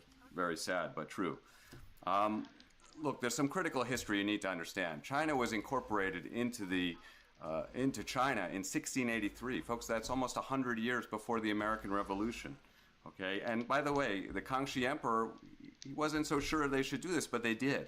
Okay, then it was 200 years later, was stolen away by Japan. Now, we all know that Hong Kong is a major lightning rod for Chinese nationalism because it was taken from China in the Opium War. Well, Taiwan, in the same way, was taken away by Japan. So all the atrocities and the aggression that Japan perpetrated against China comes together in the Taiwan issue. And that's why it's a major focal point of Chinese nationalism and why China is fully ready to go to the mat on this. And this is a major problem. So the bottom line is that China has both the will and the requisite capabilities to conquer Taiwan, even in the near term. It could happen tomorrow. We, by contrast, don't have the will and don't have the capabilities. Let's face it, 90% of Americans couldn't find Taiwan on a map. And there's little prospect of these factors changing. So I think we should be smart, think strategically, and realize that this is simply beyond the reach of our power, and that if we're to draw red lines, we should draw them elsewhere in the Pacific, not over Taiwan. Thank you very much. Thank you, Goldstein. And our final speaker will be speaking against the resolution that Taiwan is indefensible. In other words, that Taiwan is defensible. Here is Elbridge Colby. Elbridge, the screen is yours. Speak Great. more Thank on you that. very What much, do you mean? Sean. It's a pleasure to be here to debate this critical issue and to build on my partner's superb presentation. The resolution is Taiwan is indefensible. This is wrong. Taiwan is defensible. Let me be clear, defending Taiwan would be hard, costly, and risky, but it is possible if we make the required effort, and this is what we must do. Let's begin by defining the terms. Taiwan, I take to mean the main island of Taiwan, and especially its political autonomy. Next, indefensible. Now, almost nothing is genuinely impossible to strike at, but that doesn't mean it's indefensible. What we really mean here is that something can't be defended from a successful attack. A successful attack, I propose, is one that allows the attacker to get what it wants. If the attacker wants to take a piece of land, then being able to do that is success. If an attacker wants full submission, then that's the standard of success. To give an example, the Germans could blitz England, but couldn't bring it to heel. England was strikeable then, but defensible. A final part, indefensible by whom? As Taiwan is almost certainly indefensible by its own efforts alone, here I think we mean Taiwan's own efforts along with those of the United States. With that in mind, what is it that we would be trying to defend? We'd be trying to defend Taiwan from being subjugated by China. Beijing regards Taiwan as part of China, a renegade province. Beijing has committed to unifying with the island, including by force if it judges that to be necessary. America's interest, on the other hand, is in avoiding Taiwan's subordination to Beijing, in effect, maintaining its autonomy, not its independence, mind you. From this, we can establish a couple of things. Beijing's is actually a very high goal by the standard of war aims, full subordination and presumably annexation. An effective defense for the United States and Taiwan, then, would be denial of this very high objective. If Beijing fell short of subordinating Taiwan, America and Taiwan would succeed. Beijing's bar for success, therefore, is much higher than ours. Based on these criteria, an effective defense of Taiwan but their resolve is possible, much higher than ours as with well. the proviso that America and Taiwan laser focus on the problem, prioritizing it over all other challenges and allocating the resources necessary to address the threat.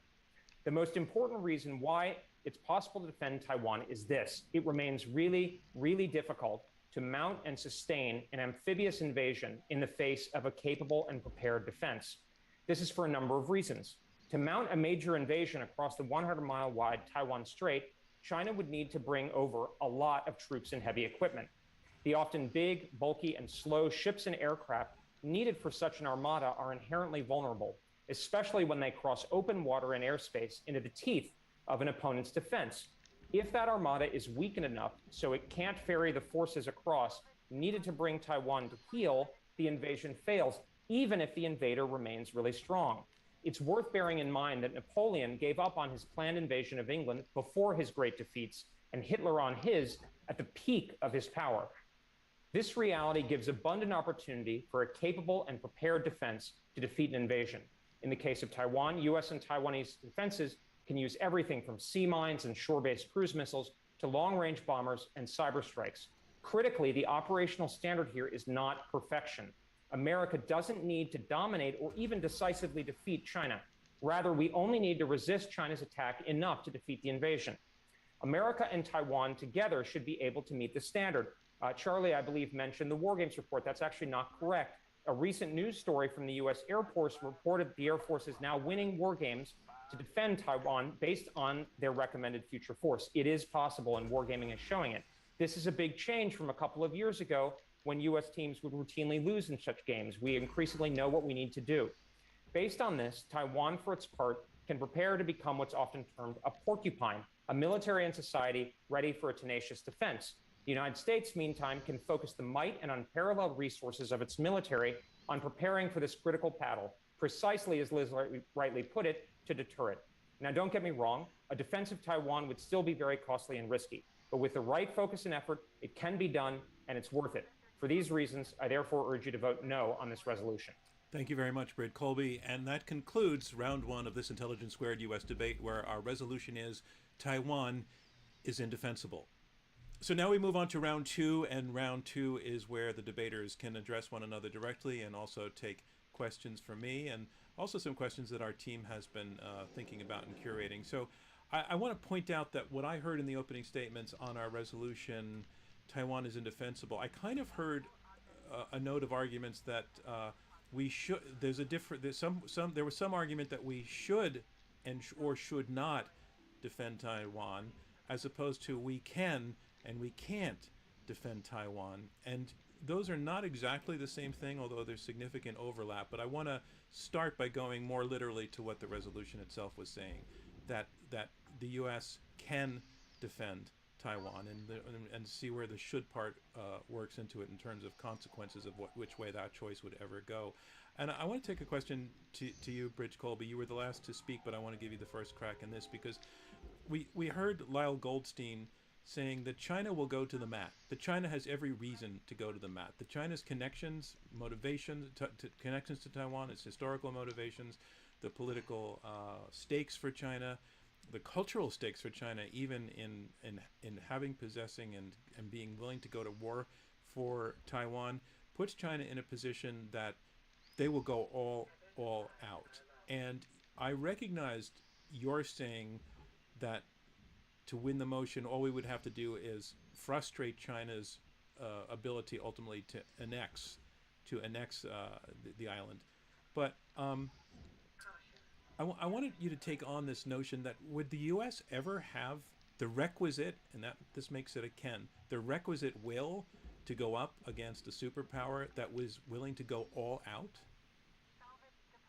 Yeah, absolutely. In fact, we know from 75 years of history, and Charlie, I think, touched on the issue, but didn't get it quite right. I mean, he's a master scholar, but I don't think that's the way the U.S. government has seen it or behaved. I mean, look, for 75 years, we've extended nuclear deterrence over 30 plus allies in Europe and Asia. And in all those cases, I mean, Lyle put a lot on the distance point, but you know what? South Korea is much closer, is about 200 miles from China and about 5,000 miles probably from Hawaii. Japan's not that much farther away from China. It's equidistant. Philippines, same deal. These are all relevant. And so the point here, though, is that a fight over Taiwan would not be about Taiwan itself. And Lyle touched on it. He said they would attack American bases. They'd undoubtedly attack Japan. It would become about something much larger. And in fact, it would be about something much larger because China would be forcibly subordinating, let's be frank, a country that does not want to be under its boot, right? And that is standing up, and that would be a signal example for every other country in the region that is looking to the United States. And so the ultimate point is, if it escalated to that point, it wouldn't just be about Taiwan. And let's unpack what it means when China would go to the mat. Its invasion has failed. What's it going to do? Launch a nuclear weapon at Los Angeles? Well, then it will definitely be something much more about Taiwan. In fact, the Chinese have tried this against us in the 90s, and it didn't work. So in fact, history shows that we're able to deal with this problem. It's very hard, but we know how to deal with it. Yeah, like I said, I'm watching Chinese military TV every night. I'm watching all their tests. I'm fully aware of their capabilities, and I'm shocked to say, I'm shocked to hear that from Bridge that I'm thinking for the invasion is unlikely to succeed. That's far from the truth. I mean, the truth is, if you look at each component of China's armed forces, that is, the Navy probably on its own could win this fight. The Army on its own, without any support, that is, the ground forces, could probably have sufficient firepower and the means to win the fight. Even the Air Force, the strategic rocket forces on their own could probably win. Even the People's Armed Police, I dare say, that is the 500,000 strong police force, now being fully equipped with mobile regiments and all the requisite helicopters and lifts. So flossing every doesn't do one it of all, those five components could probably win. And Mr. Colby is very wrong. This isn't about heavy lift. A lot of people say, well, there's only 10 heavy lift ships and some ro-ros, and if we sank those, that it would all be over. No, that's absolutely wrong. Hollow Man says good to hear. I was told that you're not supposed to floss more than once a day. Frankly, level the place to rubble, sadly, but is the special forces. I was told that a long time ago before I even had any sort of helicopters ferrying troops to Taiwan, going to places that aren't expected. And then a massive parachute drop. And by the way, yes, they've studied Normandy thoroughly. I've been through all their documents on that. And they fully realized all right, I'm going back in. The best thing about Normandy was that we mostly, besides Omaha Beach, mostly just strolled up the beach. Why? Because our airborne forces had dropped in behind. The Chinese understand that. They've got all that ready, and they will be going into there. Let me break in then, because you've actually painted quite a vivid picture of there's a lot more. No, I know there is, but I think that you made the point. I just want to bring some of what you said to Elizabeth Laris. And Elizabeth, you made the should argument in that if the consequences for the U.S. not even trying to defend Taiwan would be catastrophic for the U.S., starting with loss in credibility. But I'd like you to respond to Lyle's depiction of a very, very likely success for China. in launching an invasion, and also to weigh into this conversation against the notion of the challenge of a loss of credibility. How do you make the case to the American body politic that they should be sending their sons to defend Taiwan as because that's part of defensibility as well as having the political will? Sure. Okay, so first about the invasion and the success calculus. A lot has to go right. A lot has to go right for the invasion to be successful. As Lyle mentioned, the various components. It's not like Taiwan doesn't have any defensive capabilities, right? I mean, it does have defensive capabilities. The beaches are armed. The air is armed. It does have early warnings. It has spies in China. So it's not like this would be, ooh, here they come. It's a big surprise, right? Generally, the mobilization will be detected in advance because of its very good, excellent intelligence gathering and its spy apparatus. And so Taiwan would not be completely off guard, and then of course it would share that intelligence with the United States. That would bring the United States into play. What the United States needs to do is raise the cost to China so high that China thinks twice about unifying Taiwan with China by force. It has always been U.S. policy that the United States seeks a peaceful resolution of the Taiwan Strait issue to be decided by both sides of the Taiwan Strait. And so Beijing, if it had its preference, would like a peaceful resolution as well. It doesn't want to lose, how many thousands, more than thousands of its, sole male children in taking over Taiwan for its territorial integrity. And so the United States you might be wrong needs about that. to signal, not just in words, but in actions, that we are serious about defending Taiwan. If China senses weakness, like sharks in the water, and, as Lyle's pointing out, if the Chinese think that they are going to win these war games, and they are winning the war games, and then they're going to win the invasion, well, then they might not think twice. So we really have to make them think twice. Well, again, my assessment is there's not some prospect. It's extremely likely that the invasion would succeed, and the Chinese know that. Moreover, in the U.S., you have this strange idea that you can fight wars with only losing a dozen people or something like that. They don't have any such illusion in China at all. In fact, quite the opposite. They want to lose people. They want actual martyrs. They want a new generation of people to believe in the CCP and that it needs heroes. In fact, they're a little bit embarrassed that they haven't fought a war in, a big war in 50 years or so, and that means they don't have these people. They're looking for them. I would say there's almost a cult of the Korean War right now, and that cult is partly surrounding the fact that they haven't fought such a big war. So believe me, many people would die in this, many Chinese, many Taiwanese, Trust me, bro. many Americans. I would say Charlie's assessment that maybe 10,000 Americans might lose their lives. Sadly, I fear much worse.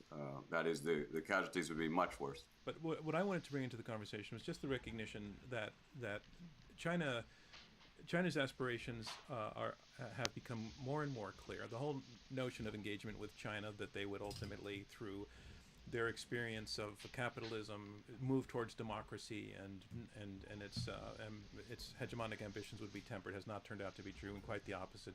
That China is expanding essentially its power perimeter. They have been building islands out in the South China Sea, claiming it as territory. They are floating sensors out into the South China Sea that can see U.S. aircraft carriers and submarines from coming a long way off. What did I They're fuck up developing for missiles 500,000? on the backs of trucks that are ballistic, yet nevertheless could now come down and actually take I'm out a fucking U.S. confused aircraft by carrier. that. Does that not really, those facts not really change the calculus here of what we would be up against with China in terms of being able to do the thing that we've been accustomed to doing, which is to project power into the theater? Are we not in a situation where they can now keep us at a distance, and does that change the calculus? So I want to bring that all to you, Bridge. Sure. Well, look, I mean, I think Dr. Goldstein makes excellent points. This is really hard. The U.S. military shouldn't be sanguine, but that's not a reason for defeatism. I mean, he's calling for throwing up his hands. That's not right. We do have the best air-sea team in the world, and we can focus on this problem. And John, you're absolutely right. They've been working heavily on anti-access area denial to deny us. Moreover, they're now working on power projection. They are building a military to dominate well beyond Taiwan. And I think we could get that later. But I think this is not a reason for giving up. This is a reason for narrowly focusing on the problem, and this is where the department is going. You mentioned Admiral Davidson, or Charlie did, I think.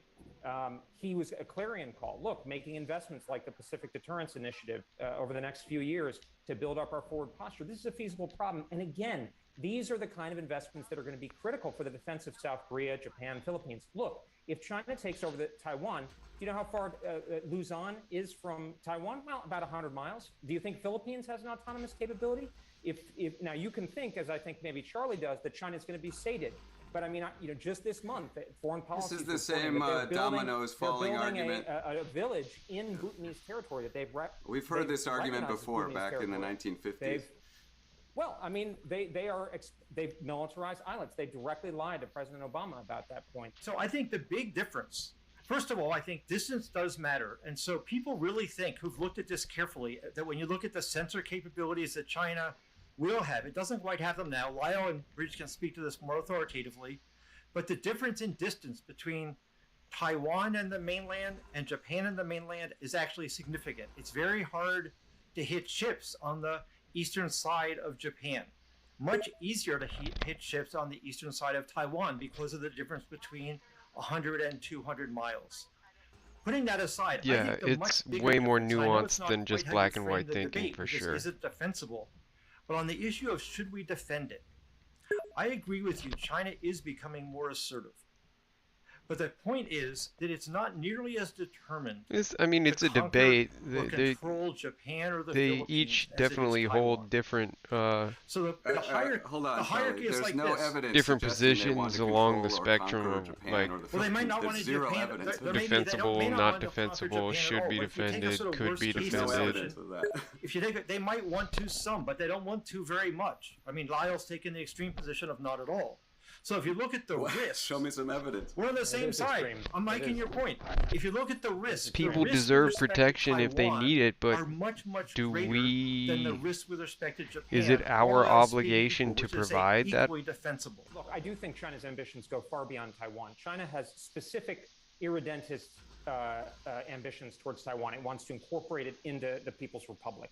However, it also has broad ambitions. And I mean, I think it's ridiculous on its face for Dr. Goldstein to say there's no evidence of broader Chinese ambitions. Look at their 9-dash line in the South China Sea, which equates to essential control of one of the world's richest areas, and it's literal. We know Well, you must care a lot about rocks and reefs, Bridge, but I don't think Americans are willing to sacrifice their lives for rocks and reefs. Hang on, go ahead. And they're also clearly building a military, and this is contrary, I think, to some of what Charlie's claimed in the press, that is not just an A2AD or a defensive military. Well, it's a power projection. now They're you're building going aircraft carriers, they're into building sort of nuclear a attack submarines, they're building reductionist. satellites, and we can see them. This It's is what they're far gonna do. more And the threat to complicated the than if Philippines, South Korea, Japan, someone's etc., getting Vietnam, beat up Australia, by etc., their is not significant territorial other. opposition, but is under the thumb. And you can see it happening with the Australians right now, where the Chinese are using economic coercion, demanding that the Australians change their internal laws. That is just a small taste of the future of what Chinese hegemony in the region looks like. And frankly, they're saying it out loud these days, so we don't need to read a lot into it. Well, I think Bridge just said it. They're not claiming territory, so apparently this is about coercion and not being nice. But the fact is, you know, you ask the Mexicans how nice the gringos up north are. I mean, the point is neighbors have disagreements a lot, and we shouldn't have the U.S. get stuck in all these agreements. And that includes, you know, Bridge is very worked up about the 9-dash line. I'm less so. Those are a bunch of rocks and reefs. It's a bunch of fish. By the way, France and Britain just sortied frigates over a fishing dispute in the English Channel. We don't seem to be too upset about it. The point is, everywhere people disagree about fish and getting oil extraction out of the sea. Look, this is China's Caribbean. Last I checked, you know, for a period of a long time, we intervened about once every year in the Caribbean. I mean, great powers throw their weight around, and we're going to expect China to throw its weight around. It's not going to invade the Philippines or Japan. I want to move on to a fact, again, that might be surprising to some of our audience, and others are well familiar with this, and that's the fact of Taiwan and the story of semiconductors. Right now, we're going through a period in the world where there's a shortage of semiconductors due to supply line interruptions stemming from the pandemic and other issues, including weather, etc. It's why what used to be called Detroit, the automotive industry, is having a hard time turning out cars because there's a shortage of these semiconductor chips. The main place in the world for the production of the highest quality semiconductor chips is Taiwan. They're fantastic at it. They're pretty much unrivaled. They make more than half the semiconductor chips in the world. The United States has an enormous amount of investment in some of those factories, in some of those, they're called foundries. One company in particular is enormously influential, and it's headquartered on Taiwan. And my question about the presence of the semiconductor, they're like, if they're, semiconductors are like oil in that the machinery of artificial intelligence and all other sorts of things need it to run. And there's a shortage of them. Taiwan is the epicenter in a certain important sense. My question is, that fact about Taiwan, does that make China, which is trying to build its military and frankly its industry around artificial intelligence in the same way that we are, they need these chips as well. They have to import most of the chips that they use. They're importing them from Taiwan. Does that fact mean that Taiwan is, does that cause them to pause on an attack on Taiwan in its coveting, or does it cause them to want it, in addition to the historical and the psychological reasons that they want to possess Taiwan, does that make them want to possess Taiwan more? Which way does that break? I'll go to you first on that, Bridge. I don't think it's fundamental. Yeah, well, I mean, I think it gets at AI is going to be pretty fucking important in the coming years. Incredible human capital. It's one of the most advanced dynamic economies in the world. Again, I think the primary reasons China's interest is irredentism, the military significance, and undermining U.S. credibility. Do you think But it's look, ignorant to say one of that the world's most advanced economies, AI is we going to know depend on if we're lucky, we'll be in a long-term strategic competition with China that's about this high tech, and having that on China's side would advanced be semiconductor for Beijing chips? would be attractive. What about you, Charlie, on that question? I don't disagree with the weighting that Bridge gave it. I mean, to be glib, I would say that it wouldn't be worth risking a nuclear war to have the Taiwan's semiconductor capability. But more seriously, I would say, well, I think that's a serious point, because that's really what we're talking about, is a large conventional war, a nuclear war, is that, first of all, unless there's a war, but for instance, if China just took over Taiwan, I mean, Taiwan would still continue to sell those chips to the United States and to China. But also the United States, given to the extent that this is an important vulnerability and we're increasingly seeing it such, we just need to produce these at home. We can do this. We just need to make the investment. So we should see this as a transition plan anyway. We can't afford to be in a situation where we are so vulnerable to supply chains that can be interrupted. Yeah, but algorithms and the Biden run administration is moving in this direction. the vast majority of the internet, so I think it's and sort of a small asterisk on the overall Taiwan question. they're basically talking about the capabilities less than the actual like abstract concept of what AI is. So the notion of selling a defensive Taiwan here in the United States. Americans are tired of war. We've been in a lot of war over the last 20 years. If there's any desire or impulse, it's to wind down. And part of the reason is just not just the cost in treasure, but the cost in blood of American men and women. Yeah, no, I understand that, but if we want to keep progressing, we need access to the chips that Taiwan produces. That being said, if Taiwan becomes unified with China, we'll still be able to access those chips. I think the pitch would have to come in a very large picture, and that is, if we don't defend Taiwan and China takes it over, then the U.S., let me phrase it this way. Are U.S. values worth fighting for? Okay? So if China takes Taiwan, China does not share, most U.S. values, right? It does not share the values of Western civilization, democracy, rule of law, freedom of religion. We don't need specific chips, but the chips that they produce are the most advanced ones and therefore the most effective ones. What are those values worth? Do we even share those values? Do you want to live in a world where China is the dominant power. We're already seeing, I agree. China having tremendous influence, for example, They in the they World merely Health have the Organization. And the we raw saw how the material World Health capability Organization to really produce didn't the push stuff initially that for an Intel investigation, and on the fucking origins of COVID, and why AMD and China Samsung dragged its feet like have on the saying, yeah, it has human-to-human like the chip transmission. And now look at where architecture we're at, right? to like It's not an issue specify all of that China shit. ruling the world. It is having outsized influence in international organizations and not abiding by international law. That's a real problem. For that, we should Liz, risk nuclear war.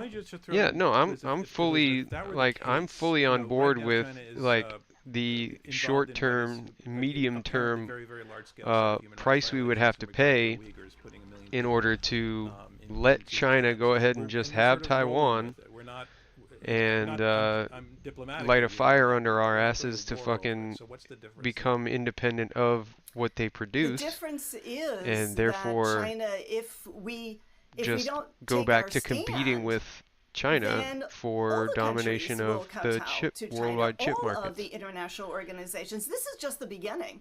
This is just the beginning. But we're not taking And a so- military stand on protecting the Uyghurs. Yeah, we're pulling out of Afghanistan. So in terms of convincing the United States population to fight, I think the issue is going to hinge on the discussion we're having about credibility. If you convince people that Taiwan is the linchpin to preserving Right. our If we alliances do with choose to Japan fight, and it should South be on Korea the and like Philippines and maybe Australia, then they'll say, well, of course we should the fight for principle Taiwan. of the thing about I think that democracy. argument is wrong, though, and so I think it's very important to But adjudicate. I it. also It's very think hard to that adjudicate if people understood Taiwan that. should then they be would not more support, concerned with defending themselves US than they have protecting been. Taiwan, particularly if they They've understood the risk. literally But just that's why I think the credibility assumed argument is that key. the U.S. Thank you. That concludes round is two too of this dependent on intelligence their squared US chip debate where our fabrication resolution is technology Taiwan is indefensible. and So capability here's where we are. We're about to hear to brief let closing them statements from each debater be in turn. They will be taken up uninterrupted. by They'll be 2 minutes each. China. And it's your But last chance with to the try to CHIPS change Act your minds to their and position. Remember, after this round, we're going to ask other you to vote for a second time. advances that and it's are your happening, vote that will decide who is the winner of this debate. So let's America move on to round is three, closing statements. quickly And here becoming making less and his less final argument in dependent support of the on motion Taiwanese that Taiwan is indefensible is manufacturing. Charlie Glaser. Thank you. I'm going to make two quick points. First is I wanted to share with you that I don't really like the conclusion that I've reached about Taiwan. It doesn't feel good about ending a commitment. It doesn't feel good about possibly putting the China's people of definitely Taiwan in selling greater us stuff, risk and or we're oppression selling from China. them. They're But selling I've come us back to this issue time and things again. that we I've looked at it want. carefully We're now for selling the them past things that 15 they years, need. And I end up with the same conclusion. And the important way that I understand this is that in international relations, you don't always get to choose China between literally the good couldn't outcome and the feed bad their outcome. population without Sometimes the you're choosing agricultural between products two that bad we sell them. outcomes. And in this case, I think the much worse outcome is for the United States to continue So, to protect if Taiwan. China took over Taiwan Second of all, the and we had overriding, no part in point it, about our argument that would probably has been improve about our the risk. And I relationship think with one way to China. understand the degree of nuclear risk that I believe we face in protecting Taiwan is I sincerely believe that the risk is greater over Taiwan than it was during the Cold War. It's gonna During suck for the Cold people War, of Taiwan. The Soviet Union, even though like, it was line to line I'm with the super United sorry States, NATO about and the Warsaw the Pact were on the same fucking border with each other.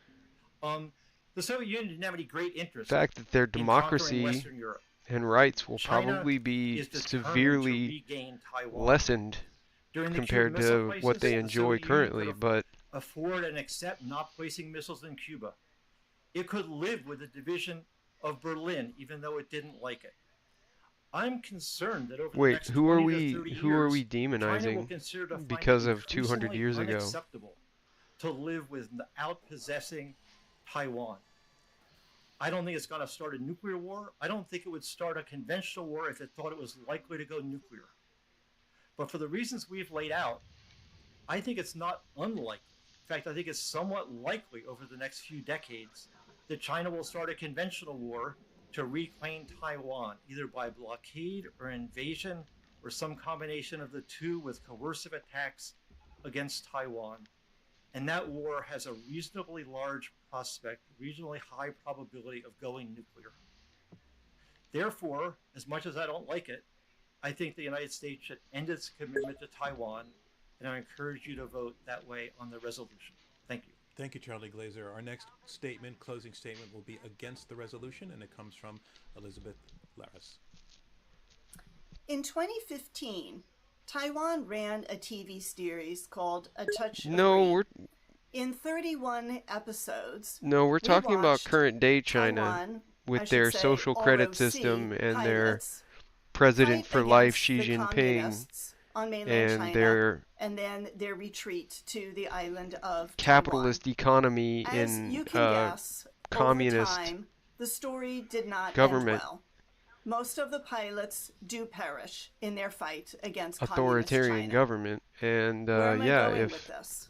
Without a U.S. commitment, if Taiwan got taken Taiwan over is by out China, there alone, like these their pilots who crashed and their burned. status quo would not be Taiwan the would same. ripe And for the picking. what everybody in The pilots Taiwan went down wants in is the flames. status quo. Let's not But abandon it's not Taiwan our to just go down in responsibility flames to as well. maintain that for them. If we do, the U.S. I'd be happy will to assist never them recover. in their resistance, We have ebbed and flowed but over the definitely years not to in our fight that foreign war for policy. them. We will just be ebbing if we give up on Taiwan. China will rise in Asia, and we will never recover our status. We will never recover our status with our allies, and around the world, we will be seen as a party that just cut and run when we were put up against a tough situation. So not only would we be letting down 24 million people on the island of Taiwan, but billions of others around the world. So that is why I am urging you to vote no on the proposition. Thank you, Elizabeth Laris. Our next debater will be speaking in favor in his closing statement of the resolution that Taiwan is indefensible. Here is Lyle J. Goldstein. Right. The Palace Museum in Taipei, which is the capital of Taiwan, has 700,000 Chinese objects, Chinese artifacts. It's the biggest such repository in the world, bigger than Beijing, bigger than Shanghai, bigger than Xi'an, or any place else in China. Among sinologists, people who study China like me, it's well known that the best Chinese food is probably found in Taiwan. Look, folks, this is a civil war. The Chinese Civil War continues. This is a family quarrel. But the United States has learned something about civil wars, right? Vietnam, Afghanistan, Iraq. We know better. We know to avoid civil wars like the plague. What is holding Of course, this on? this war, were it to happen, would be orders of magnitude worse than any of those wars I mentioned, including Vietnam. It's true that China could develop in a dangerous way in the future, although it's unlikely. But it is possible. I don't rule it out. So we may have to draw red lines. But those red lines should be drawn over the main islands of our treaty partners, Japan and Philippines, not over Taiwan. Let me tell you a story of when I was a graduate student. I used to give battlefield tours at Gettysburg, an extraordinary place. If you know the history, a certain cavalry general, John Buford, he arrived at the battlefield, Union cavalry. He arrived at the battlefield on June 30th, the day before the battle, and he surveyed the ground. And he knew right away. He looked at the hills and said, this is good ground. You know, gosh darn it, Bobby Lee has beat us up in so many battles, but here we can make a stand. This is good ground. The geography favors us. Well, I want to tell you folks, he saved our country with that appreciation, but this is the opposite. This is bad ground. This is the worst possible place to confront China. We may have to fight China. I dearly hope not. But this is the worst possible place to try to fight China. They are likely to win, and we are likely to lose. And many Chinese, Taiwanese, and Americans would die in such a war. So we should avoid it. Thank you very much. Thank you, Lyle Goldstein. And our final statement, again, closing argument will be coming against the resolution that Taiwan is indefensible. Here is Elbridge Colby. Great, thanks, John. As I hope we've demonstrated, this resolution is wrong. The United States and Taiwan, with enough focus and resolve, can together defend the island. Without question, doing so would be hard, costly, and risky, but it would be worth it. For Americans, the basic reason why is this: China would not stop after swallowing Taiwan. Instead, Beijing would keep going, pressing forward to try to become master of Asia, and from that position, the world's dominant power. and a Beijing that had subordinated Taiwan would Says be in a you, stronger bro. position to do Says so. you. Washington's credibility in Asia, and thus its ability to muster a coalition to stop China's domineering ambitions, would be gravely damaged by failing to effectively defend Taiwan. And China would now dominate Taiwan's critical geography and one of the world's most dynamic advanced economies. But don't take it from me that China's ambitions won't be sated by Taiwan. Take it from the Indian soldiers the PLA killed in Lada. Take it from the Vietnamese and Philippine sailors bullied in the South China Sea. Take it from the citizens of Hong Kong who've seen their treaty-guaranteed rights trampled. Take it from Beijing's claim of a 9-dash line that would mean dominating the rich South China Sea in its littoral. Take it from Beijing's demands that America, the only state that could plausibly match China in power, exit its Asian alliances, thereby in effect ceding the region to Chinese domination. And take it from the military the Chinese are actually building, decidedly not one limited to seizing Taiwan, but one that looks much more meant to dominate Asia and project power far and wide. So we must be under no delusion. A China that dominates Asia, the world's largest market area, will mean grave harm to American self-interest, their livelihoods, freedoms, and security. Heck, they've already started showing us what it would look like. Look at how they demand Australia toe their line and change Australia's own laws to satisfy Beijing. Look how they bully marquee American companies. Look how they pushed around the Europeans just now when they piped up about what's happening in Xinjiang. Now imagine how China will behave when it's dominant. Because of this, we're better off meeting them now, not with the goal of war, but of a decent peace. But we won't get a decent peace if we won't stand firm.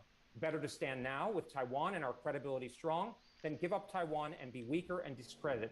For these reasons, Taiwan not only can be defended, it should be. Thank you very much, and I urge you to vote no on the resolution. Thank you, Elbridge Colby, and that concludes round 3, and that concludes our debate. The competition is over. All right, it is now time for our second vote. And remember, it's the side that sways the most minds between the first vote and the second vote that will be declared our winner. It works the same way as before. Go back to iq2us.org. You're going to have the same choices as before: for, against, or undecided on what the resolution says. We're going to be keeping this vote open for 7 days, and at the end of those 7 days, we will announce the winner on our website, iq2us.org. So now the competition is over. This has really been a fantastic debate. Thank you, everybody. And the topic is extremely important. And I just want to thank our debaters, Elizabeth and Charlie and Lyle and Elbridge, for the way that you did all of this. And I want to thank all of you for joining us. And for taking part in this and for trusting what we do, because the loss of trust really is a major issue today in terms of public discourse. Loss of trust in the media, loss of trust in institutions.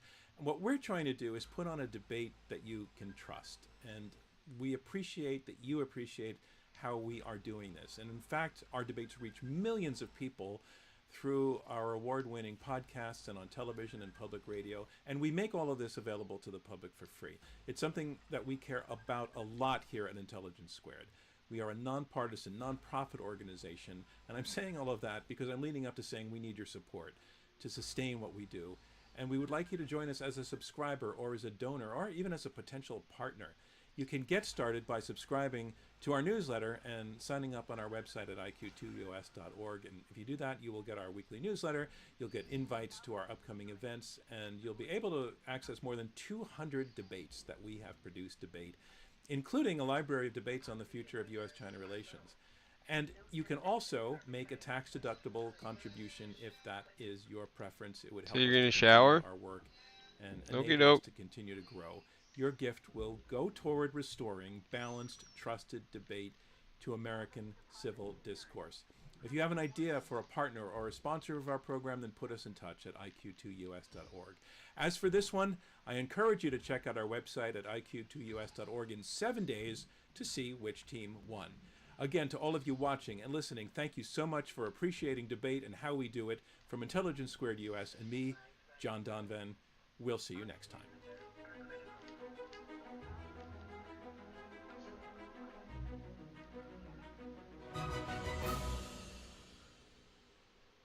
You do. And therefore, all wars are bad. Is that Well, the weights, the scales seem to be pretty heavy on one side here. Which are the good ones? I think that what the United States did in World War II more than outweighs all of the failed wars that you've just talked. Tensions between China and Taiwan. Resolution Taiwan. Defending the resolution, William Galston. William, please come to the stage.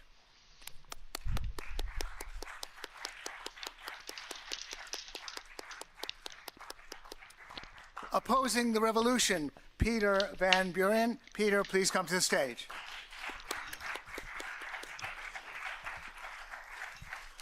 William Galston, you're going to take the podium, and you have 15 minutes to defend the resolution. Jane, please close the voting. Thank you. Be right back. Gotta pee.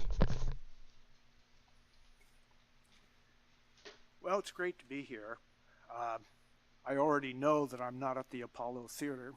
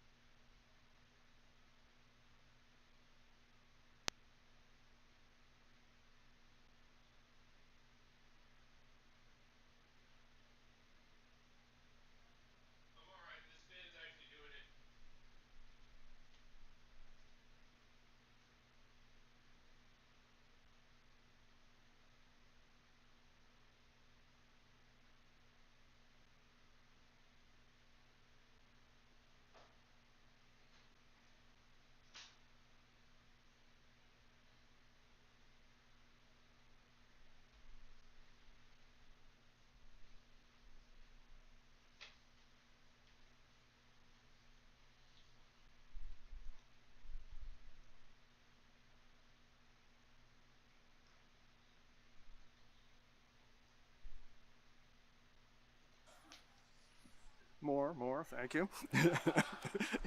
It catches up to you. Back again. For me, this is an away game. I am not now, nor have I ever been, a libertarian.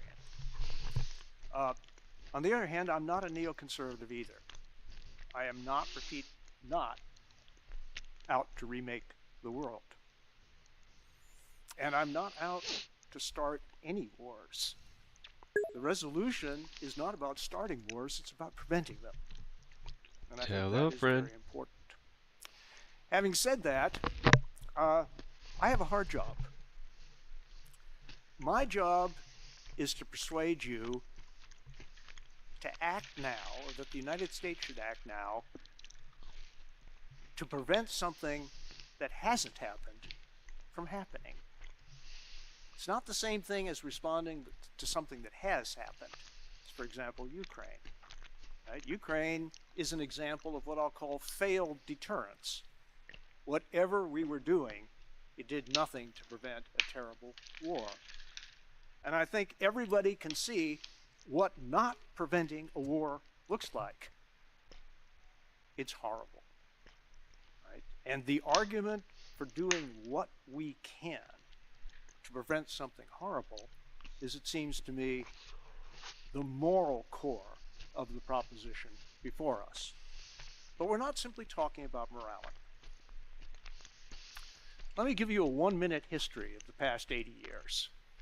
Okay? Japanese attacked Pearl Harbor.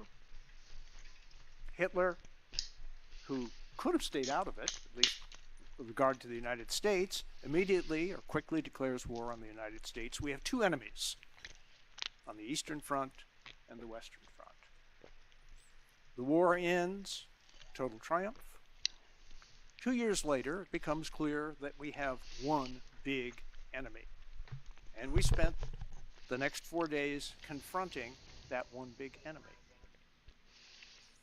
After the fall of the Berlin Wall and the collapse of communism, we had, or thought we had, no enemies at all. And now it is absolutely clear that we have two big enemies again. So we are facing the same situation that we faced 80 years ago, except we're not at war with them yet. So we have a situation that we haven't faced in 80 years. How are we going to respond to it? How should we respond to it? Should we do what we did after World War I? Or should we do, in a different way appropriate to our circumstances, what we did after World War II? I know what my choice is. I think the years after World War II worked out a whole lot better than the years after World War I. And if we play our cards right, we can prevent World War III. Let me tell you how I think about tethers, are you kidding?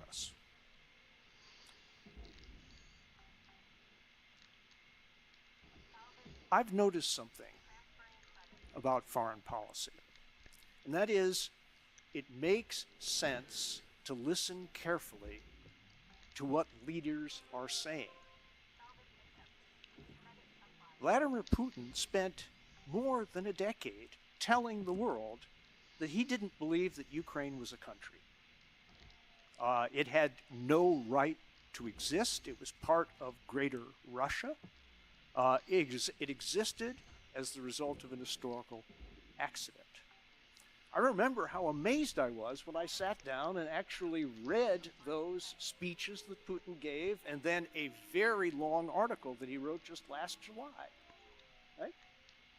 He made his position absolutely clear, but nobody believed him. Indeed, when the U.S. intelligence services in November of last year started telling anyone who would listen that Putin was winding up to wage war against Ukraine, we couldn't get anybody in Europe to believe us, with the exception of the Ukrainians. And even the Ukrainians were a hard sell, and President Zelensky was in partial denial up until a very short period before the war. Now, why do I mention this? For a simple reason. It made sense to listen to what Hitler was saying. It made sense to listen to what Putin was saying, and it makes sense to listen to what Xi Jinping is saying. And he has made it absolutely clear that he intends to reunify China, as he puts it, that is to say, amalgamate Taiwan into Greater China on his watch. Now, we don't know how long his watch is going to be now that he has made himself president for life, but he's not a young man. He's not getting any younger, and his speeches, which if I'd had time I would quote to you, make it absolutely clear that yes, he would like Taiwan to fall into his hand the way a ripe apple falls from a tree, but he's not counting on that. And he is preparing his country for an unpeaceful reunification with China. That's not all he's preparing them for. He is preparing them for an era of naval dominance in the world. And he is preparing his people for the glorious moment when China replaces the United States as the world's dominant power and as the writer of the rules that the rest of the world must adhere to. So, I'm sorry, how much time do I have left? 10 minutes? Good. So, that raises the question that is now before us. Should the United States use its power to deter, or to do its best to deter, China from attacking Taiwan, to prevent another terrible war like the one we are now seeing? And I think there are a number of reasons to say yes. One has to do with one of the fundamental principles of the post-war era, the principle of sovereignty, independence, and territorial integrity of countries not to be changed by force, but only through consent. The principle that is being violated every minute of every day, and we can watch it being violated on television. Now, you may say, well, that's okay. Taiwan isn't really a country. Well, that's what Putin said about Ukraine. And he offered many of the same reasons that she does. But one of the core propositions that I am resting my case on is that certain groups of people and bodies of territory may not begin as countries, but they can become countries. Taiwan, I want to argue, has become a sovereign and independent country whose integrity and independence is worth defending, if we can. I will also mention the fact that Taiwan, which began as an autocracy, has evolved into a democracy, a healthy, thriving, multi-party democracy. Hasn't always been that way, but it is definitely that way now. That also makes it worth defending if we can. There are concrete American interests at stake as well. Taiwan controls nearly 25% of the semiconductor production capacity of the world. And according to the Boston Consulting Group, in a report issued in December, it is responsible for fully 92% of advanced chip manufacture in the world. It is a place, therefore, of enormous strategic significance. Semiconductor chips are the oil of the 21st century economy, and we've already seen what happens when those chips become scarce. Products that depend on chips can no longer be made in sufficient quantities, like automobiles, which now have between 500 and 1,000 semiconductor chips per car.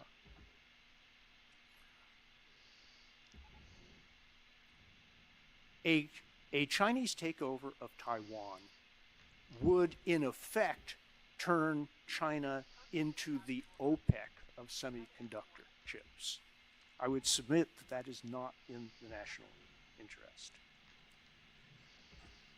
A Chinese takeover of Taiwan would, in addition, affect the calculus of our allies throughout Asia. Whether we like it or not, countries bend to the will of what they regard as the superior power in their region. And when that power shifts, countries that have been with us, a vital part of American alliance, the American alliance throughout Asia for decades, will suddenly find reasons not to be with us. Third, and concretely, the well-being of an incredibly important ally and partner, namely Japan, is at stake. I will take a minute to read a portion of an analysis from the Chinese Air Command. And it says this: as soon as Taiwan is reunified with mainland China, Japan's maritime lines of communication will fall completely within the striking range of Chinese fighters and bombers. Our analysis shows that by using blockades, if we can reduce Japan's raw imports by 15 to 20%, it will be a heavy blow to Japan's economy. After imports have been reduced by 30%, Japan's economic activity and war-making potential will be basically destroyed. After imports have been reduced by 50%, its national economy and war-making capacity will collapse completely. Blockades can even create famine within the Japanese islands. All of those Chinese capacities and the ability to turn them into reality would be triggered by the loss of Taiwan. And if you don't believe what I'm saying, talk to any Japanese diplomat. That is their number one worry in the world stage. We should deter if we can we? Yes, we can, in two ways. Number one, by executing what's known as the porcupine strategy to help Taiwan defend itself. The porcupine is not a particularly strong animal. It's certainly not a particularly fast animal, but it knows how to defend itself by making things very painful for any would-be aggressor. If we give Taiwan what we should have given the Ukrainians a long time ago, namely the capacity to defend themselves against bombers, against missiles, and against ships, particularly assault ships that carry troops across the straits to land on Taiwan's beaches, we can probably allow Taiwan to protect itself much better against a potential Chinese assault than we can right now. Second, everything depends on the balance of naval forces between China and the United States. The United States has allowed its Navy to wither at precisely the point when the Chinese have decided to become the world's greatest maritime power. That is not written in the stars. It is a policy choice, and I submit it is a policy choice that we can make. In conclusion, deterrence is costly and in some cases risky. No. However, the costs of not deterring armed conflict are even higher, and the dangers are even greater. If we had helped Ukraine defend itself, if we had taken action to deter what is now happening before our very eyes, I submit to you the chances that it would be happening would have been greatly reduced. Why not use the same strategy for Taiwan? Thank you very much.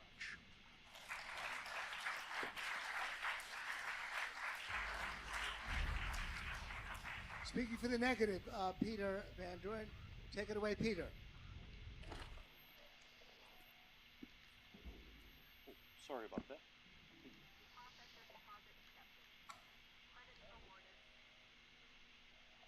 Thank you. No.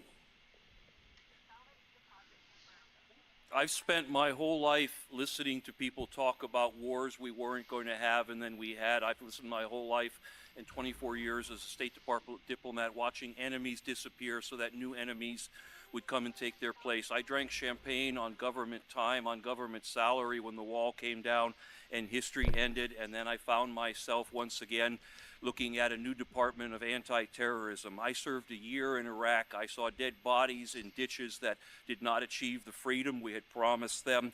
And now I have to hear about another enemy that we're going to deter that's going to end up taking lives. No one in this room in their lives has spent more than a handful of years without the United States being at war somewhere or invading somewhere or having a police action or a military intervention or helping the Contras or helping the terrorists or helping the anti-terrorists. Fill in the blanks. My life and your life has been one of continuous warfare in the United States, stretching from Central America throughout the Middle East. And now what do we want to do? We want to revisit Asia, as if the war in Vietnam, Laos, Cambodia, and parts of Thailand was not sufficient enough. What if the United States simply walked away and left Asia and other parts of the world alone? Would it really be any worse? The U.S. should not use its military power to deter China from invading Taiwan. It is unnecessary and is more likely to provoke a war than to stop one. In addition, porcupines are far too cute to use in that particular analogy. I would have gone with something like a warthog or along those lines. The current strategy of strategic ambiguity vis-a-vis Taiwan and China serves two very important goals, American goals, world goals. It keeps the peace, and it allows for a productive trilateral plus-plus relationship among China, Taiwan, the United States, and the other countries in Asia. And it's important always to conclude all of the participants. I was very enlivened to hear that Nick is in favor of butts and three ways in Reason magazine, because this arrangement in Asia is not simply China and the United States or China and Taiwan. The United States is an active player, and we need to keep all three participants on the ground. As far as deterrence being unnecessary, I note that during the entire 73-year existence of Taiwan, the mainland has not invaded. Despite changes in leadership as dramatic as Mao to Deng Xiaoping to Xi, the mainland has not invaded. Despite Taiwan changing from a military dictatorship, well supported by the United States, by the way, to a democracy, the mainland has not invaded. Despite global changes, including the Korean and the Vietnam Wars, development of nuclear weapons by China, the fall of the Soviet Union, and Donald Trump, the mainland has not invaded. The U.S. posture has varied from garrisoning the island of Taiwan to strategic ambiguity to sending special forces there, which are present currently, and the mainland has simply not invaded. The Chinese military has gone from peasants with rifles to the Blue Water Navy Professor Galston is so enamored with, backed by ICBMs, and yet the mainland has not invaded. China has gone from the agrarian isolation of the Cultural Revolution to a fully integrated, if not in fact essential part of the industrialized global economy, and the mainland has not invaded. Putin got away with most of what he was trying to do already in the Ukraine, and the mainland has not invaded. This is not going to change in our lifetimes, and there's really not much more to say. You're left with the question of, well, what will cause all this to change? And my answer is not a whole lot. The ball keeps bouncing. History remains. I'll be at the bar. Thank you, Evan. I have more time.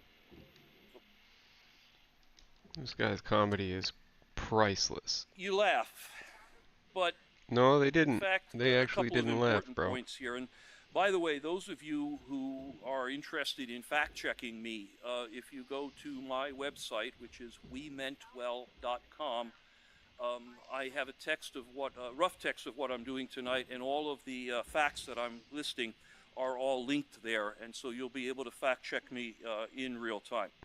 Now, that business about leaving the world alone, deterrence is very much a funny word, because what looks like deterrence from one side, such as forward deploying an aircraft carrier, might indeed look like provocation from the other side. Can we have that slide, please? What looks like deterrence against American hegemony in Asia overflights might in fact look like provocation from the other side. You'll be reading or have read an awful lot about Chinese air incursions. So I thought I would come up with a map that showed you these homogeny or hegemony that you hear about being violated all the time. You'll notice that the yellow one that Taiwan has created for itself actually physically overlaps mainland China. And so that Chinese jets sitting on their own runways are in fact in violation of that. Be careful when you read the newspaper or the magazines and see something about provocation. Some of you are big fans, I'm sure, of disputed islands. I don't want to leave you out up there in the balcony. And for those of you that are fans of disputed islands, I'll point out that little blip in the green line. That's Japan's own area of air defense interdiction. And you notice it makes a little loop just to the east of Taiwan.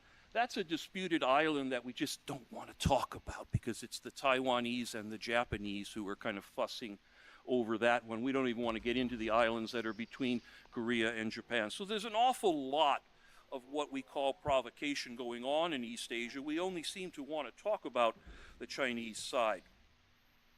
There's also, more importantly, very little need for deterrence that many, including Professor Galston, advocate for this evening.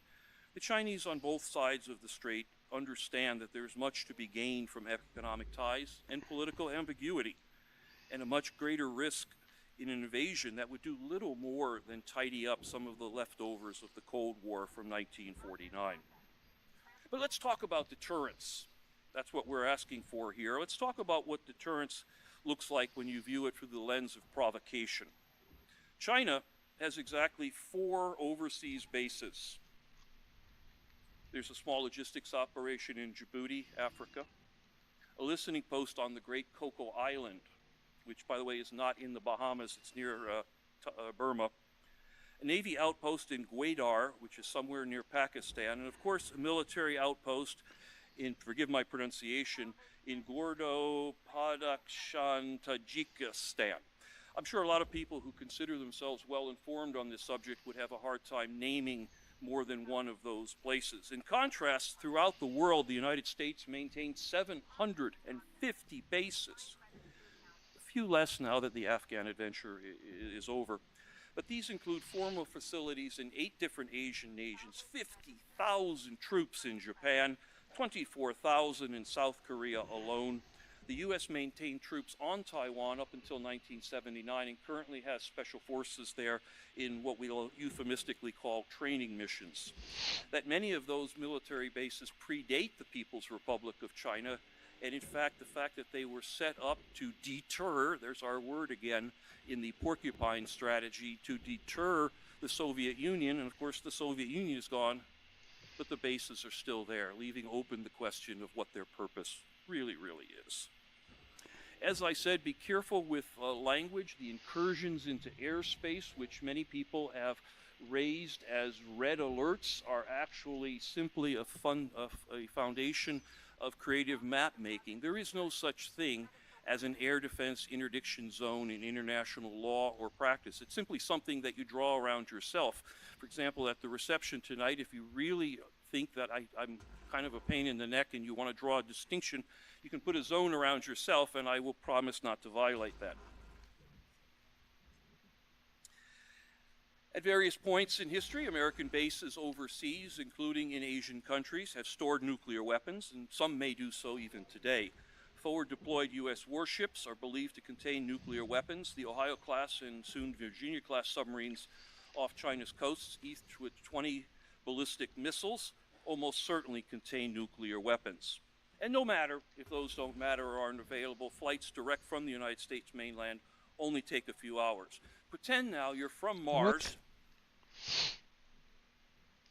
and just visiting Soho, and tell me which side seems provoking and which side seems deterring. The key element of strategic ambiguity, which is enshrined in the 1979 Taiwan Relations Act, is in fact a better idea than the strategic clarity that I think Professor Galston and those who argue for more deterrence are talking about. The more specific your response is ahead of time, such as Article 5, the more your hands are tied. Remember, deterrence did work in Ukraine for Russia. It stopped the United States. Now let's talk about some reasons why China, wrong war. China is not intending to go. China has $188 billion worth of investment in the United States. The value of cross-strait trade between China and Taiwan, $149 billion. China is the second largest holder of foreign U.S. bonds. They are literally betting the shop on this relationship holding up over the long run. There's an awful lot of money. Professor Galston mentioned rhetoric out of China, particularly some of President Xi's type of thing. And the rhetoric from China has not changed from Mao until Xi. It essentially talks about the historic inevitability of a single China. And in China, when you talk with the Chinese diplomats, and I've been assigned to both China, big China we used to call it, Hong Kong, and also in Taiwan, you hear it from Chinese diplomats all the time. We deal in hundreds of years, thousands of years, and inevitably they're going to throw a 4-character phrase at you that you won't understand. That means it's going to be a long time till this all happens. Particularly the rhetoric that Professor Galston referred to, and he probably reads it in English, which has a different spin to it oftentimes, is often coming in the political season, which takes place in October. There's a whole series of political holidays. The founding of the PRC takes place on October 1st.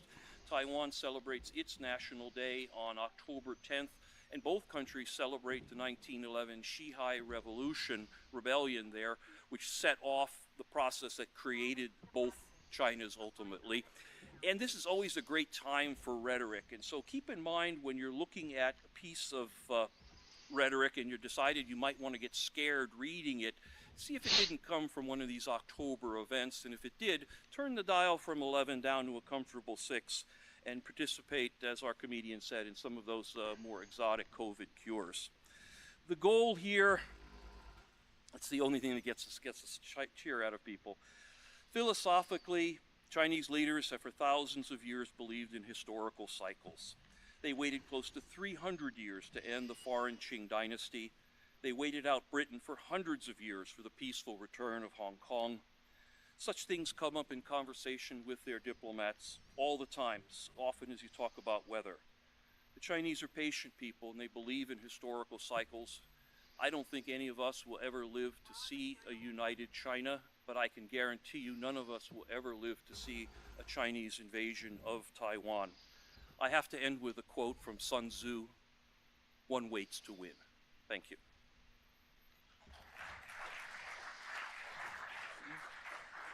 Bill Galston, 5 minutes for rebuttal. You can take the podium if you want, or your choice. Take it from the podium. Sure. Sounds good. Yeah. Fuck.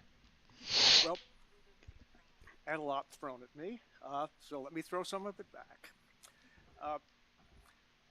First of all, I was careful in what I said, but also in what I did not say. And I did not once, to the best of my knowledge, invoke,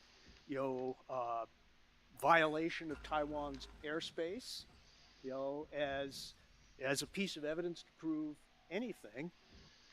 Nor, I note for the record, did I call for an explicit end to the policy of strategic ambiguity. Strategic ambiguity can be part of a deterrence strategy. And I think in that context, it has much to commend it. So let us dispose as not germane to this particular debate those two allegations. Now, then there are issues of logic. Consider the proposition mainland China has not invaded Taiwan, and therefore it won't. That is not exactly a syllogism.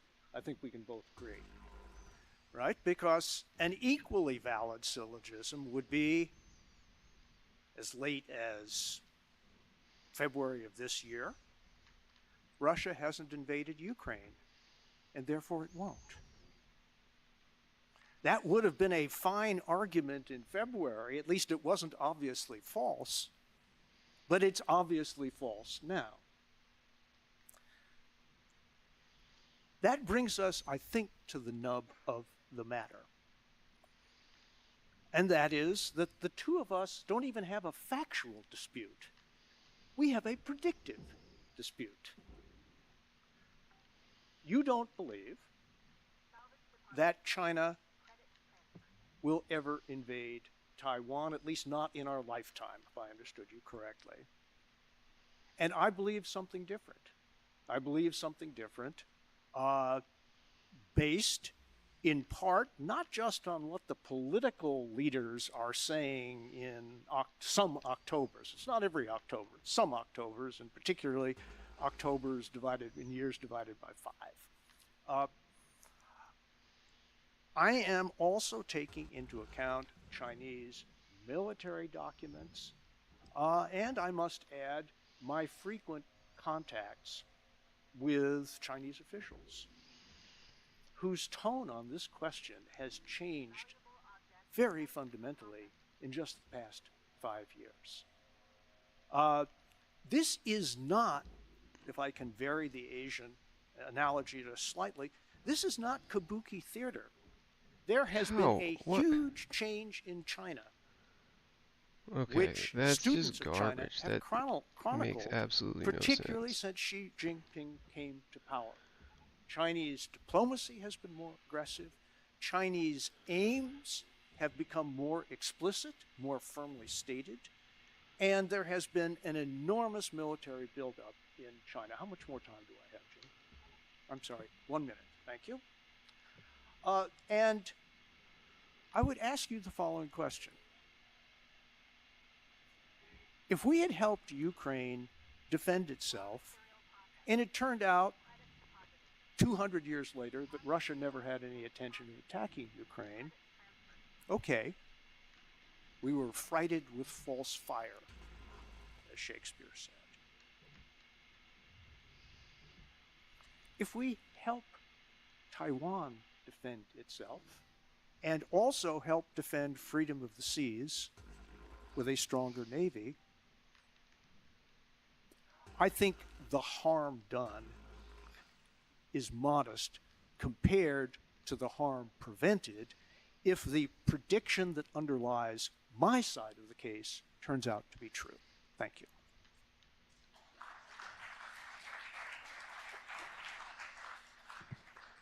I apologize about the defense zones. I brought that up only because it's a very common theme in most of the things that people are reading, so please accept my apology on that. Taiwan is not the Ukraine, and you can't simply pick that out and draw analogies only because the Ukraine invasion happened to happen at the same time we're holding this forum. If the Ukrainian invasion did not happen, we wouldn't be talking about the Ukraine, because that situation with Russia has nothing in common with what's going on in East Asia. Those of you who come to the reception, I'll be happy to trap you in a corner and explain that at great length.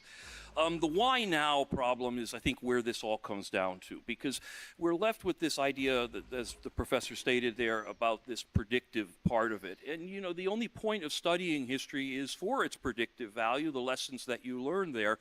But you're left with that question of, well, why now? Why would China invade right now? Would they do that because there's simply far too much money being passed back and forth across the Taiwan Straits?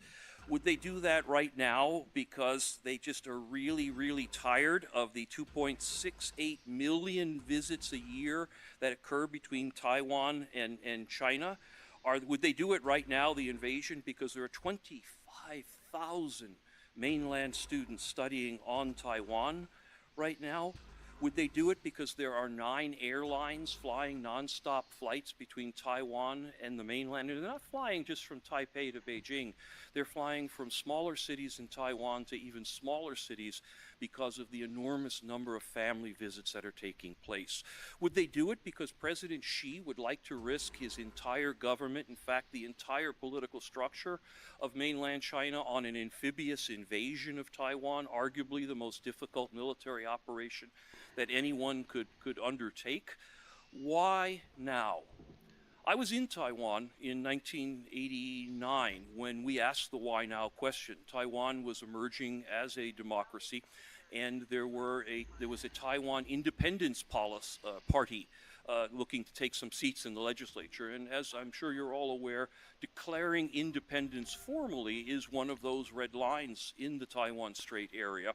And many of us at the American Institute in Taiwan, our pretend embassy there, were fearful that the result of this independence party taking seats in the legislature might be that invasion that some have predicted.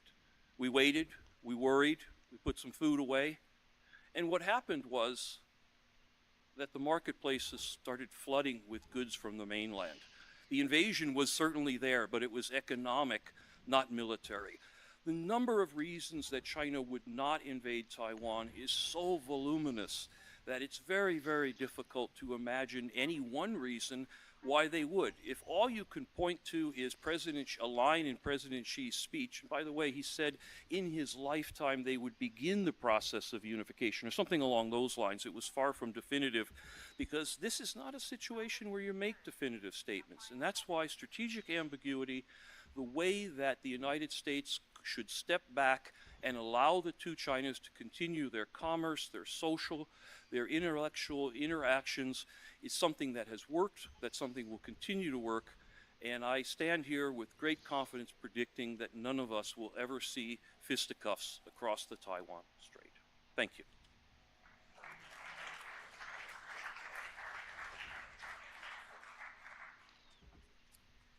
Thank you to the two debaters. We now get to the Q&A part of the evening. I take it we have microphones on the side, and I trust we have microphones on the balcony, yes, so that people in the balcony can ask questions as well. But I'm going to begin by taking moderator's prerogative to ask a couple of questions of the debaters. But even before I do that, I'd like to invite them to ask each other a question. You can exercise that option at any time. Would either of you like to ask the other a question, or would you like to waive that and wait for audience questions to materialize? Bill, you want to wait, or you want to? Yeah, good. Yeah. Make sure you have the microphone. Okay, wait for the audience. Peter, you want to ask a question? I think the audience has been very patient, and I abandon my question asking prerogative for now. Well, you're but not necessarily forever. For now, yes, very good. We're not going to go Will Smith here on each other, but for now. You can abandon that abandonment at any time, Bill, if you feel that you should. But I want to ask a couple of questions just to rile you guys up. I believe, Peter Van Buren, that I heard you state at the outset a rather radical position that you would be willing to defend, not just this. What did you call it? Strategic ambiguity, but as a way of pursuing policy, but that you would just as soon see the U.S. completely pivot out of Asia. Do you think that would be even a better solution? Well, I have to begin by saying it's actually an impossible thing. It's saying porcupines are going to fly. It's simply not going to happen. Yeah. And so I offer it more as a rhetorical device. Would you have said in 1986 that the Soviet Union is not going to fall? Don't be ridiculous. Would you have said that in 1986? I was in junior high school. Okay, then I waive the question. But a lot of people were saying in 1986 the idea that the Soviet Union would collapse is ridiculous. In 1850, the end of slavery. Don't be silly. But anyway, that aside, could you just answer the question as to whether it's possible? What I would say without hesitation is that less is more, that the United States interventions overseas, and we're getting off the topic here, but this includes Taiwan. The United States interventions have caused far more harm than good, literal harm in terms of bodies piled up here and there, but also political harm. We've mucked around in places and caused trouble. I think Taiwan and China are both extremely skillful diplomats. I think they know what their interests are. I think they know where their soft spots are. And I think the more that we stand back and allow them to conduct their relations with one another without us necessarily leaning over everyone's shoulder, while standing back, if somebody needs to ask us a question, I think would be a more productive policy in the long run. Even including withdrawal from Japan, from Korea, getting out of Asia altogether. Well, again, I mean, those are just simply impossible things. Okay. And I think the other thing to keep in mind is that the forces in Japan and Korea are there for other reasons. The debate on North Korea, I think, would go a different way. Okay. I think, do you want to comment on that, Bill, or do you want to put over? And make sure you have your microphone, Bill, in your hand. Do you want to comment on that answer, or do you want to waive comment? I can either waive comment or get into a very long discussion, comparing the results of America's getting involved to the results of America's not getting involved, which is why I mentioned the World War I aftermath versus the World War II aftermath. I would submit that staying out of world affairs between World War I and World War II was a disaster for the world, and it allowed a situation to develop in which the United States was dragged into a war that it did not choose. Looks like you want to make a comment. You want to take that argument into the multiple Iraq wars as well? You know, boy, let the record show, because it does, that I was an early, fervent opponent of the war in Iraq. But the fact that one war is bad, or two wars, or three wars, El Salvador, does not prove. Nicaragua, Costa Rica, Okay, yes, I know the litany as well as you do, Cambodia. and therefore all wars are bad. Is that Well, the weights, the scales seem to be pretty heavy on one side here. Which are the good ones? I think that what the United States did in World War II more than outweighs all of the failed wars that you've just talked about. No, man, I saw Saving Private Ryan like 17 times. But after World War II, which interventions are the good ones? We prevented a lot of bad things. We prevented a Soviet takeover of Europe. I think that was a pretty good thing to do. I am not arguing for a policy of war. I'm arguing for a policy of deterrence, which is exactly the strategy that we used for 40 years, and it was a damn good thing that we did. Okay, question. Please phrase your question as a question. Don't have to identify yourself. And say to whom you're addressing the question, if anybody. I'd like to address this to both our debaters. Yeah. Should the Close to the microphone as you can, please. Okay. Should the United States and its allies, with Taiwan's concurrence, recognize the existence of Taiwan, or should we continue to pretend it doesn't exist? Should we recognize the existence of Taiwan? Do you want to take that, Peter? Yeah. We should not formally recognize the existence of Taiwan simply because it is a stated red line, and the advantages of crossing that red line are so overwhelmingly wiped out by the disadvantages of crossing that red line. It's important to note that we treat Taiwan as a country in nearly every sense of that word, absent calling it a country. It's one of those situations where the benefits so outweigh the other side that I can't responsibly say we should recognize Taiwan. Do you want to comment, Bill? As it happens, I agree with that answer completely. Okay. We're getting agreement. We don't.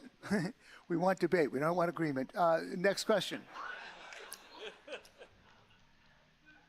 I have a question to William. We have seen in the Ukraine that trying to take over another country could lead to the situation where Russia could plant a flag on a huge pile of rubble and everything else will be gone. With that experience, is the risk higher or lower that China will take on Taiwan? That, sir, is a very good question. And the honest answer to your question is, I don't know. But let me make a broader point where I do think I have some evidence on my side. It is a frequent argument against the prediction that war will break out that it is economically irrational for a war to break out. History demonstrates that that is not a good argument empirically. It was a very popular argument during the Edwardian period, the decade before World War I. As a matter of fact, a man by the name of Norman Angell wrote a book for which he won the Nobel Prize in Literature, making the argument that there would be no war in Europe because it is economically irrational for a war in Europe to break out. Almost all wars are economically irrational, but somehow they keep on breaking out. So permit me to doubt the fact, look, I think that it would be profoundly irrational from many economic and diplomatic standpoints for China to use force to seize Taiwan and reintegrate it with the mainland. Does that lead me to believe that China would not do that? No, it does not, for the aforestated reason. Comment from you, Peter? What do you want? If the only thing I had on the table here was economics, I would probably have to lean a little further towards Professor's answer. But in fact, there are so many different reasons why China and Taiwan would not go to war. And I would stress that one of them that is so important and it's very, very difficult to understand is that these are people that see themselves as the same people. There's no inherent animosity about those guys over there who are different than us. Taiwan is mostly Han Chinese. They speak the same language. They share the same history up until 1949. They see the world in the same way. They eat the same foods. They look at things in the same way. And there's those 2.68 million family visits across the straits. And so if it was simply economics, France and Germany, I think there's more to the argument. But in the case of China and Taiwan, it's so much richer that I have to say that the economic argument, while important, is just part of a much bigger and richer picture. Next question. This is to William Galston. The main American interest I heard was an economic one, that its microchip production capacity is the OPEC of the 21st century. But just as America has become a more dominant force in the oil market, what is stopping us from being a more dominant force in microchips? And secondly, we trust China with many supply chains that we depend on, and we haven't pursued interventions to prevent it.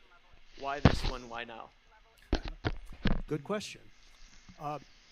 First, we have become, I have noticed, a lot less trusting of supply chains, including mainland China, than we were, for example, before the pandemic. We discovered in the pandemic that we were highly dependent on China for even the basic medical supplies that we needed, although Reason magazine clearly doesn't agree with me on this point, to try to reduce the severity of the pandemic. Like masks, for example. I know they're not popular, particularly in this room, but if we were having another debate, I think I would try to persuade you that there was and continues to be, in some circumstances, merit to mask rating. Here is the problem. It is a lot easier to move production of goods such as masks and other basic medical materials than it is to quickly change microchip production. And, since Peter had a slide, I have a visual. Okay, and it is a visual from the business section of today's New York Times, entitled "The Huge Endeavor to Produce a Tiny Microchip." And it is followed by a very, very lucid explanation covering these 2 pages as to the extraordinary investment of money and time that it would take to shift the production chain of Taiwan in the area of microchips to the United States. We're not talking about a year or 2 years or 3 years. And if you don't believe me, listen to the president of Intel Corporation, who has given very detailed remarks on the extraordinary difficulty of replicating in the United States. As a matter of fact, a lot of the best technology in this area has gravitated to Taiwan. And if the Chinese were to take it over, obviously I think the pace of technological advance would slow, but it would still be a huge shift. It would be like the equivalent of another country invading Texas and taking over its oil supply. It would be a real game changer. You made one other remark that suggests that I may not have been sufficiently clear in my opening remarks. The economics of the situation is very important, but that's not the only thing that's important. There are countries throughout Asia that depend on the United States for their independence and security. Starting with South Korea, but also including Japan, I quoted from a Chinese military manual on the way they're thinking about Taiwan in relation to Japan. And guess what?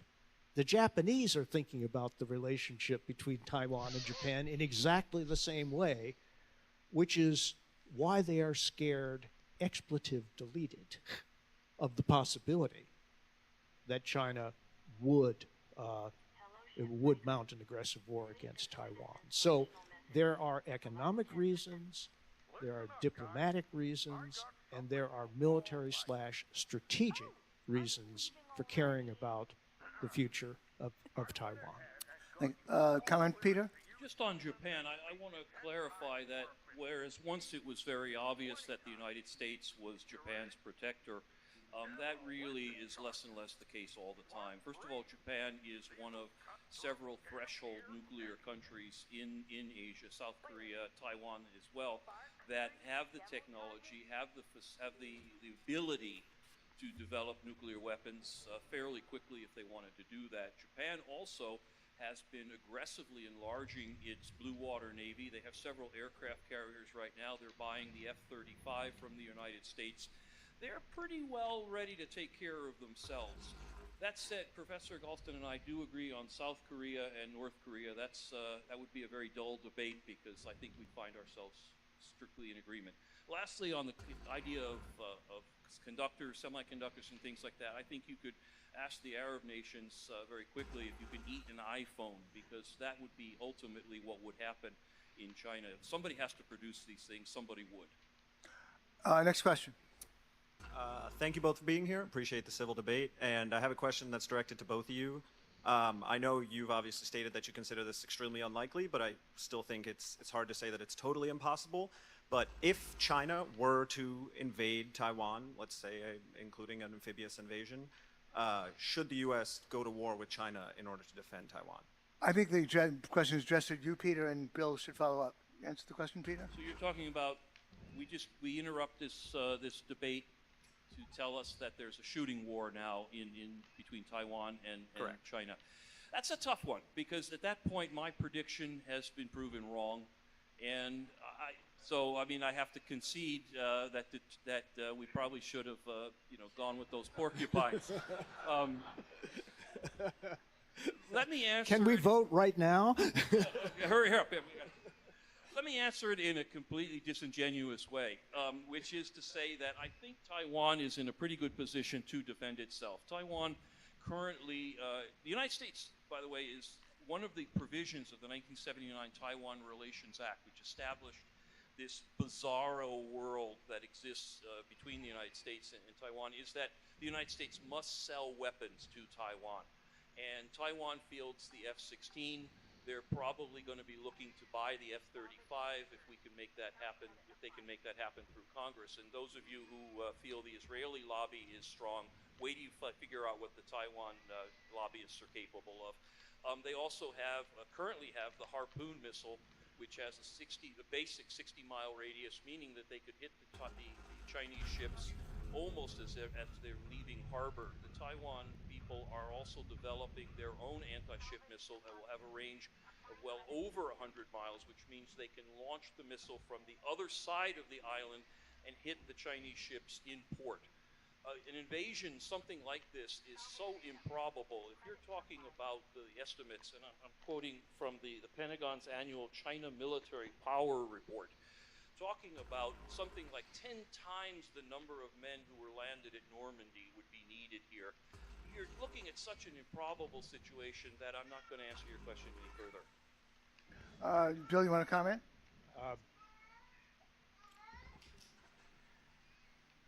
If this event were to occur,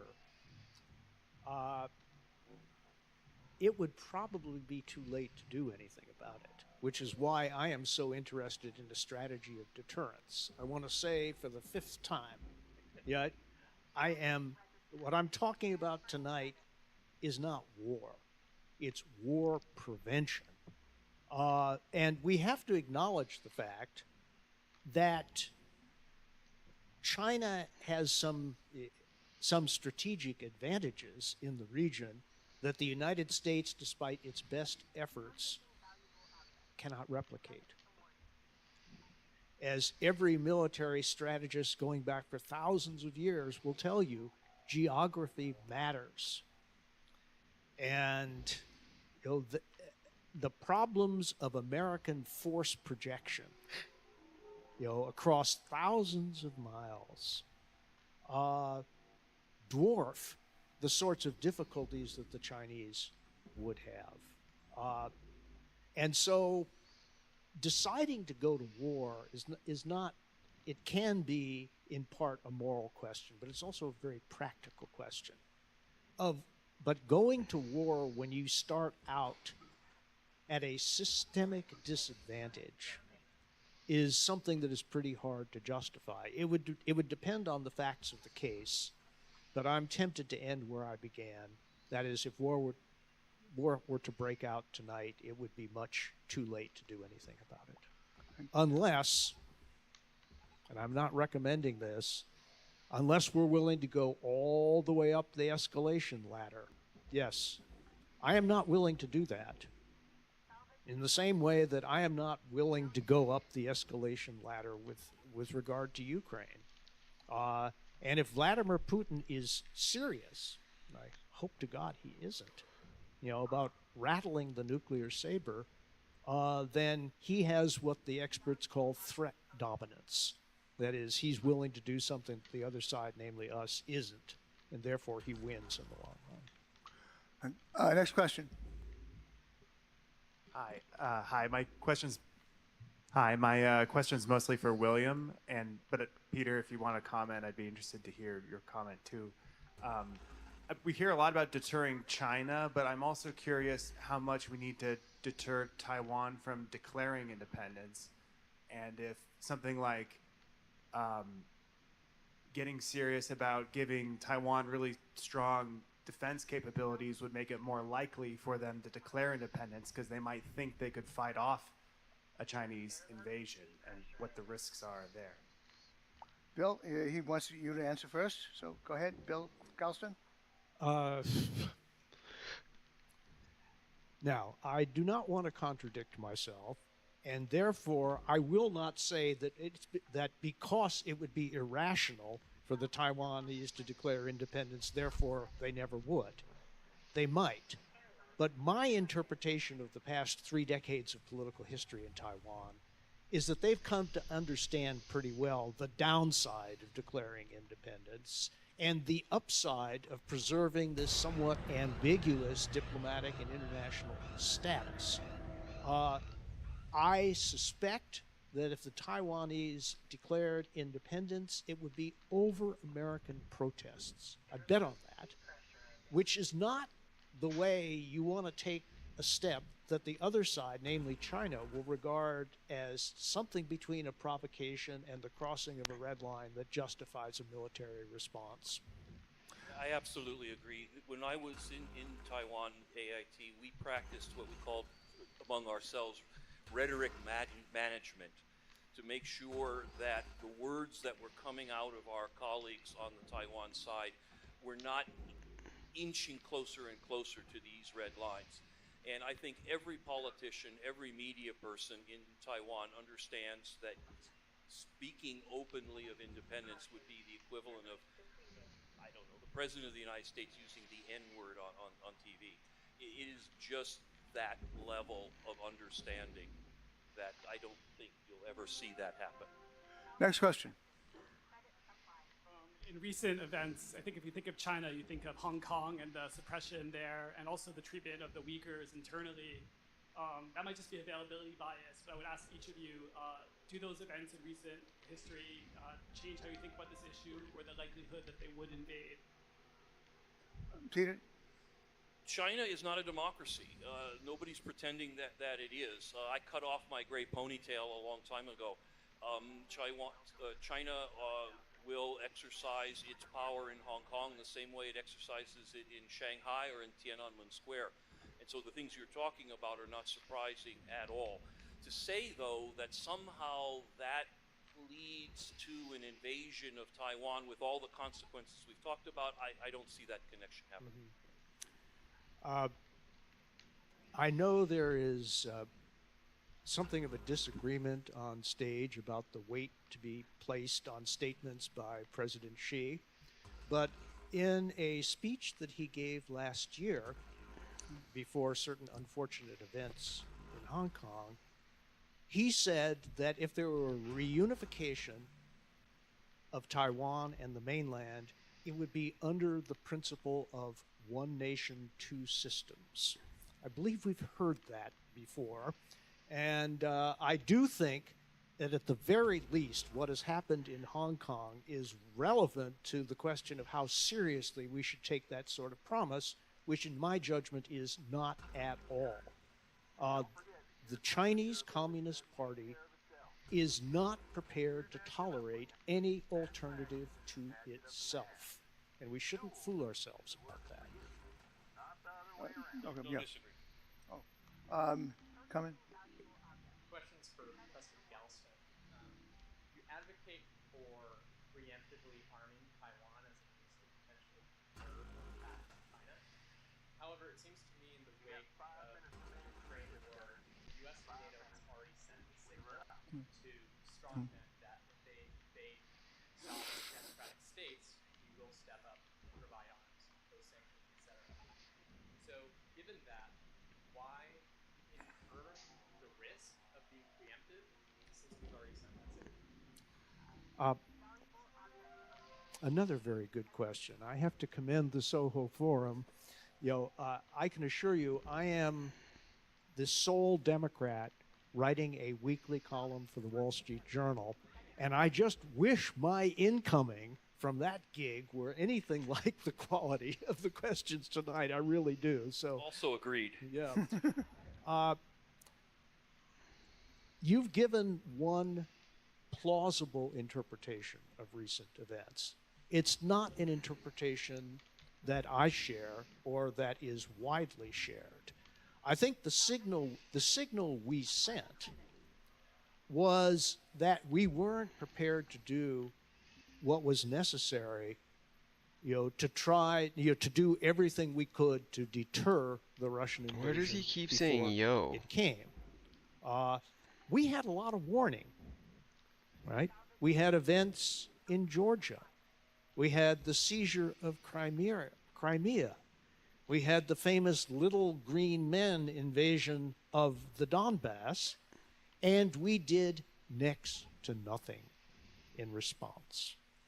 And I think that Mr. Putin drew some conclusions from that that may have encouraged him to do what he did.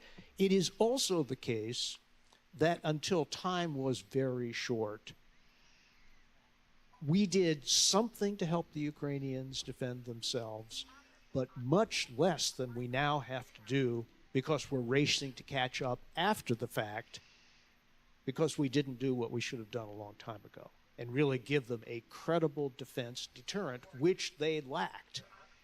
And they've done amazingly well given what they had to work with. But imagine how much better they will be able to do if they had pre-positioned military stockpiles, which we could have given them. Comment from you, Peter? Okay, yeah. Next question. I agree with Peter that it's absolutely impossible to invade Taiwan by an amphibious assault. Now, most of us are aware of what's going on in China. They're having a housing bubble that's going to burst. Evergrande, $300 billion in debt. They're going to default. High-speed transit, completely overbuilt. Their show projects, they're losing $400 billion, Mumbai every day. They're also defaulting. 300 million people unemployed. That's like the entire United States is unemployed. And they have these crazy zero COVID lockdowns in Shanghai. People are protesting and even rioting. It's a good thing CCP has strict gun control laws. Now, given these concerns, can I ally your fear that Xi Jinping is only having political theater with his belligerent talks? Besides, he's also being voted in the. Is there a question in there, sir? Yes. Can I ally your fears with this knowledge? Oh, Thank you. Yes, I think those are good points. Okay. Yeah. Well. Okay. Thank you. And Bill, you want to comment, or you want to? I guess this will count as a point of disagreement because you did not allay my fears. Among other things,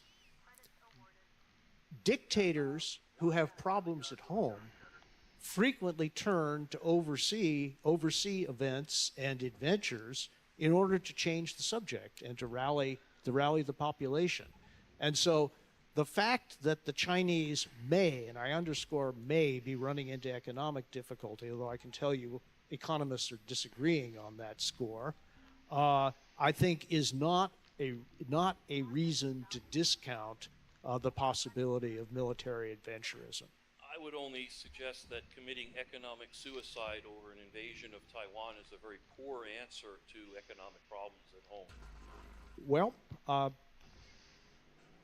I didn't say it was an answer to the economic problems. I said that it could be part of an political answer to the political problems that flow from economic problems. That would exclude the fact that it would cause a version of economic suicide, number one, and number two, it assumes that the excursion into Taiwan works, that the PLA is not defeated on the beaches, that she is able to retain power after a failed invasion.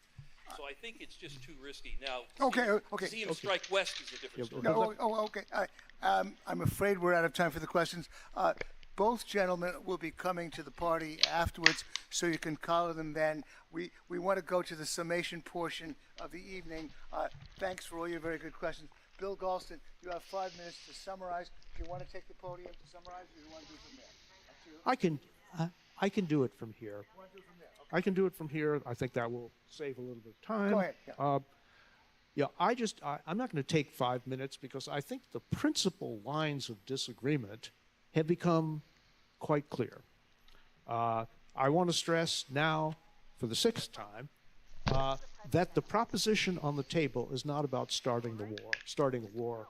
It's about preventing one. That's what deterrence means. And deterrence doesn't mean certainty. What it means is planting a doubt in the minds of potential aggressor of sufficient magnitude to influence that potential aggressor's judgment. That is the kind of deterrence that I'm talking about. I am not talking about a radical change in American policy, such as the abandonment of the policy of strategic ambiguity. I am, however, arguing that what may very well be economically irrational could have a political rationale sufficiently weighty to override the economic downside, which could be a temporary economic downside or potentially a more than temporary, or should I say more than transitory, economic downside. I believe that we can do this at a relatively modest cost, not nothing, but it would represent an investment in maintaining peace that would be much, much smaller than the costs of failing to maintain the peace, unless you believe that the United States should simply retreat from the alliances in Asia that we have created since the end of the Second World War, and tell our erstwhile friends that they are now on their own. I know that may be attractive in principle to some people of a libertarian cast of mind. I think in practice, you would not like the world that act or anything like it would create. I realize that principle is not on the table, but I suspect the idea that it's always presumptively unreasonable for the United States to take a forward-leaning position in the world is part of the mindset of many of the people who have already cast one vote and are about to cast a second one. And I'd ask you to interrogate that proposition, to ask yourself, in reality, is it always the case that creating alliances, including alliances where we are bound either legally or morally to come to the aid of other nations, is necessarily a bad thing, all things considered? My answer to that proposition is no, it isn't. I think the world today is better because of some fundamental decisions that the United States made in the wake of World War II, that we were not going to do what we did after World War I, namely say, okay, the war's over, let us come home, lock, stock, and barrel. And yes, we'll be active in the diplomatic sphere, but we will send a signal to the rest of the world that you're on its own, and if there's some big bad guys, you're going to have to do the best you can without us. I do not think that that is a strategy that will make for a better or a more peaceful world, all things considered. Thank you. I have a minute left, but I think I have said what I have to say, and so I yield back the balance of my time. Would you like to take the podium, Peter? I'll just state Okay. thank you. An invasion of Taiwan would leave China politically isolated, economically damaged, reputationally crippled, and ironically, if the attack fails, I feel you, bro. probably bring down the Xi government, if not the entire government of the PRC, and ironically clear the way for Taiwan to declare its independence. Good to have you hanging with There's me today, simply no bro. risk-gain calculation that says China will attack Taiwan, and therefore no need to risk the idea of whatever we consider deterrence slipping over into provocation. My great fear is that there are people in the United States, and this is not including Professor Galston, who's given a very rational argument, but people in the United States now that are trying to prepare the way for a bench-clearing eagle versus dragon situation, if not for the kinetics of it, but simply to incur an arms race that will profit people. And through that, I fear that even rational arguments for deterrence, as we've heard tonight, are feeding the fire that will ultimately risk our conclusions in Asia that we don't dare think of. I yield the rest of my time to either questions or to wrap up the presentation. Okay, they both yield their time, and it's time to reopen the voting. Jane, a yes, no, or undecided on the resolution. The U.S. should use its military power to deter China from invading Taiwan. The resolution, yes, China should use its military power to deter China from invading Taiwan. It picked up 17% of the vote. You went from yes, 25% to 42%, Bill. So that's 17% pickup in the vote. That's the number to beat. Peter, you picked up votes, but not quite as many. You went from 40 to 41%. So the resolution. Well, that's why I'm going so Bill, much slower than it too. Carries the day, and here is your No.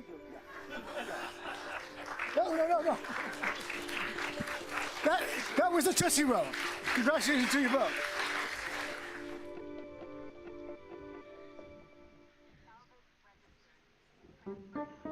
This is the Taiwan Strait. In recent years, China has sent military aircraft across the strait and towards the island's southwest on a near-daily basis, repeatedly testing Taiwan's ability to respond to an invasion along its west coast. But this year, China began doing something new. In April and May, Chinese aerial drones went further than ever before, encircling the entire island, and fighter jets were detected on the island's east coast. Military experts say Taiwan has always relied on its mountainous terrain as a natural shield in the event of an attack, looking to its east as a safe place to refuel and rearm its fighter jets if the west coast fell. So China's growing range has led to competing ideas amongst the island's current and former military leaders about how Taiwan should respond. Terrain cannot protect ourselves anymore compared to decades ago. So how serious are these threats to Taiwan's east coast, and does the island need to change its strategy? A key part of Taiwan's current strategy can be found here. This satellite imagery shows an Air Force base on the island's east that's over 30 years old. Bunkers built deep into the mountains store fighter jets and anti-ship missiles like these that could launch in response to an attack on the main infrastructure in Taiwan's west. By sheltering these weapons in the mountains, Taipei plans to be able to prevent China from gaining early control of the skies. Experts say this is crucial because the People's Liberation Army of China dwarfs Taiwan's military, limiting the island's capacity to defend against a full-scale invasion from China on its own. Instead, its main strategy has been to survive in the east until allies, including the US, can arrive to assist the island. But some experts say China's recent incursions to the island's east and its growing military prowess are making Taiwan's current strategy outdated. You can see the developments and the modernization of the PLA.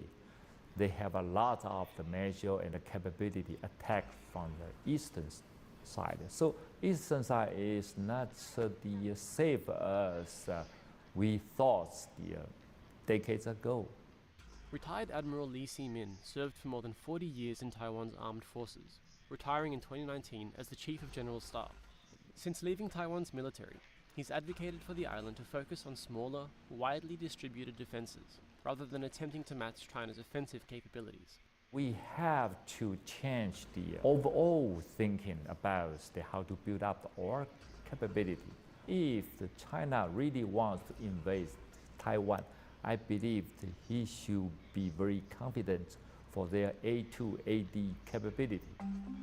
A2AD, or Anti-Access Area Denial, is the ability to control access to a military operation zone, usually using long-range missiles to threaten any enemy forces that try to enter an area.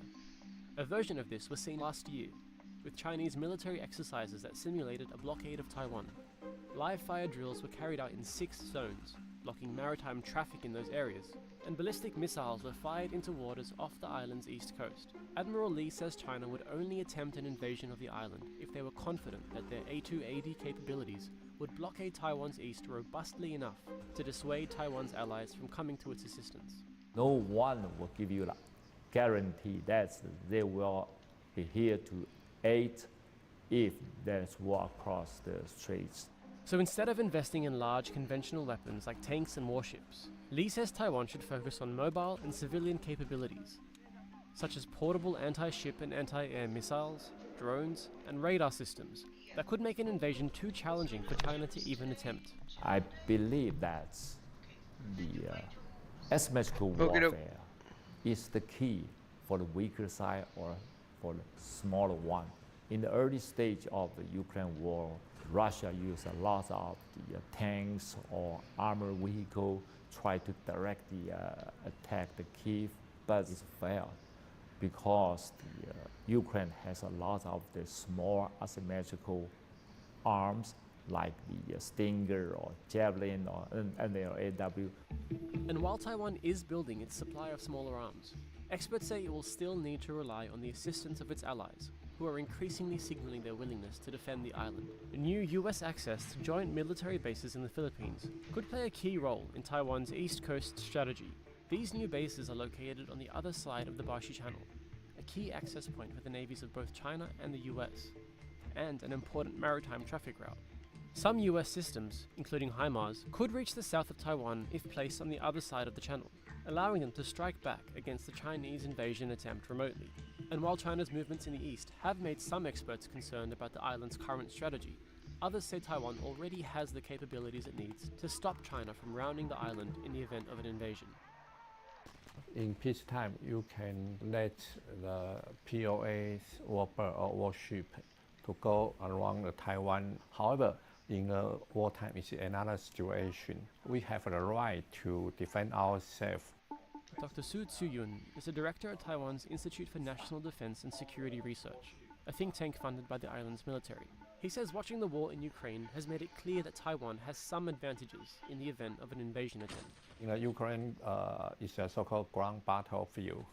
However, in Taiwan case, it's a maritime battle. So Taiwan can use limited resources to create a so-called design zone to blockade POA's Navy or their Air Force to enter east side of Taiwan. So to do this, Taiwan is also investing in larger defensive systems like the Patriot and Phalanx, a cannon mounted on military vessels used to stop incoming threats.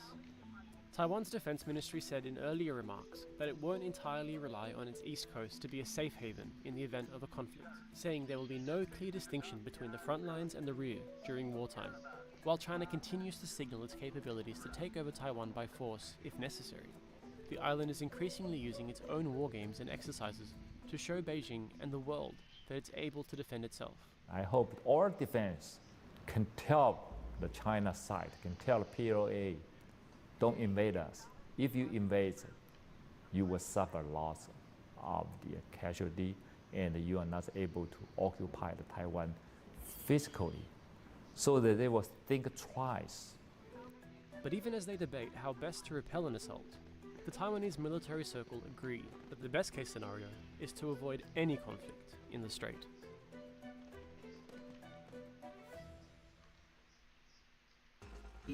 Tensions are escalating rapidly between China and Taiwan, and the latter is definitely feeling the heat. After weeks of Chinese drills around the Taiwan Strait, the Taiwanese are bulking up their defences, and on Wednesday they conducted military drills both in the air and on the ground. Whilst these drills are an annual event in Taiwan, this year it has an extra layer of importance, as the primary focus was to deter a potential invasion from China, which views Taiwan as a Chinese territory. Taiwan has rejected these claims and has said it will defend itself in the event of an invasion. But whilst it definitely has the military equipment to do so, its military numbers are minimal compared to the Chinese army. So, should Taiwan be able to defend itself, or would it fall within ours?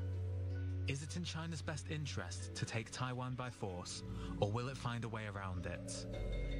How will the international community react, especially so close in time to the invasion of Ukraine? Are China and Taiwan heading for an all-out war? So are China and Taiwan heading for an all-out war? Let's have a 30-second lightning round, gentlemen, before we open up the floor. And David Goldman, if you could please start us off.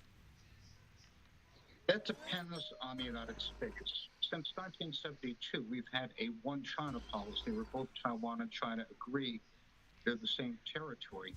If China comes to believe that the United States is pressing for sovereignty of Taiwan, then there will be a war, because China will not allow Taiwan to become a sovereign country and not part of China. That's an existential question for the Chinese state. Right, and Dan Perry, your thoughts on that? An all-out war? I mean, an all-out war will happen if China decides to launch a war. It's not like Taiwan is going to attack China. And it may be true that China can be compelled to do that by U.S. action or a change in U.S. policy, but I don't see a change in U.S. policy coming. So it really does amount to China deciding whether China wishes to invade Taiwan. I want to open up the floor by asking an even bigger question, if I may. Is Taiwan militarily capable of actually engaging in a war with China? And Dan Perry, let's go back to you. Well, China has the largest army in the world with about 2 million active soldiers, and Taiwan is nowhere even close. So obviously, no, Taiwan cannot compete. Taiwan's one advantage is that China would have to basically invade by sea from 100 kilometers away. Its fleet would be exposed. It would be complicated logistically. There's few good landing spots, and in the western bit of Taiwan, where they would land, they would be fired at from tall buildings and attacked from the mountainous core of the island. It would be very, very messy. Of course, a truly emboldened China could bomb Taiwan into submission if they don't care about being a pariah. And I think, I mean, a lot of that depends on whether they feel that they can afford such a thing. David Goldman? We've had a revolution in military technology in the last few years, as great as the development of the torpedo plane and dive bomber in World War II that wiped out the battleship. China has about 2,000 modern surface-to-air missiles, surface-to-surface missiles, which can destroy American ships, including aircraft carriers. The Aegis and other anti-missile systems we have are 30 years old and completely antiquated. So I think the most likely result of a total sea battle between the United States and Taiwan with American intervention would be the annihilation of the U.S. fleet and the annihilation of American bases in Okinawa and Guam, leading most probably to a nuclear exchange between China and the United States. Right. I'm not so sure it's so likely that the U.S. would actually necessarily engage that. I mean, you're giving the U.S. a lot more credit than I think a lot of people do. I mean, will the U.S. really, really fight for Taiwan? I wouldn't be at all surprised if other scenarios would result, including, by the way, I mean, if someone like Trump were in power in the U.S., I wouldn't be surprised to see the U.S. do nothing, total acquiescence, whereas under the kind of government we have today, go ahead. That's certainly possible, in which case the United States ceases to be a power BRB in the Western gotta pee. Pacific and China becomes the dominant power. Whether the United States would accept that, I do not know. However, for the past 30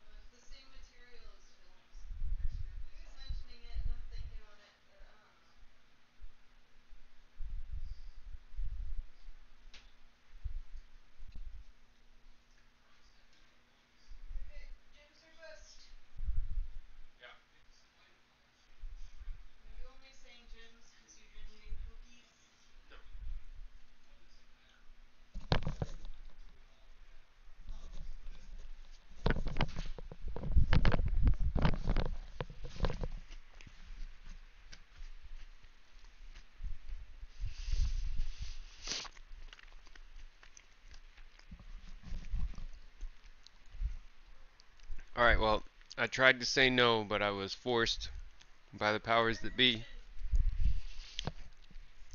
to, gonna have to hit the gym. So,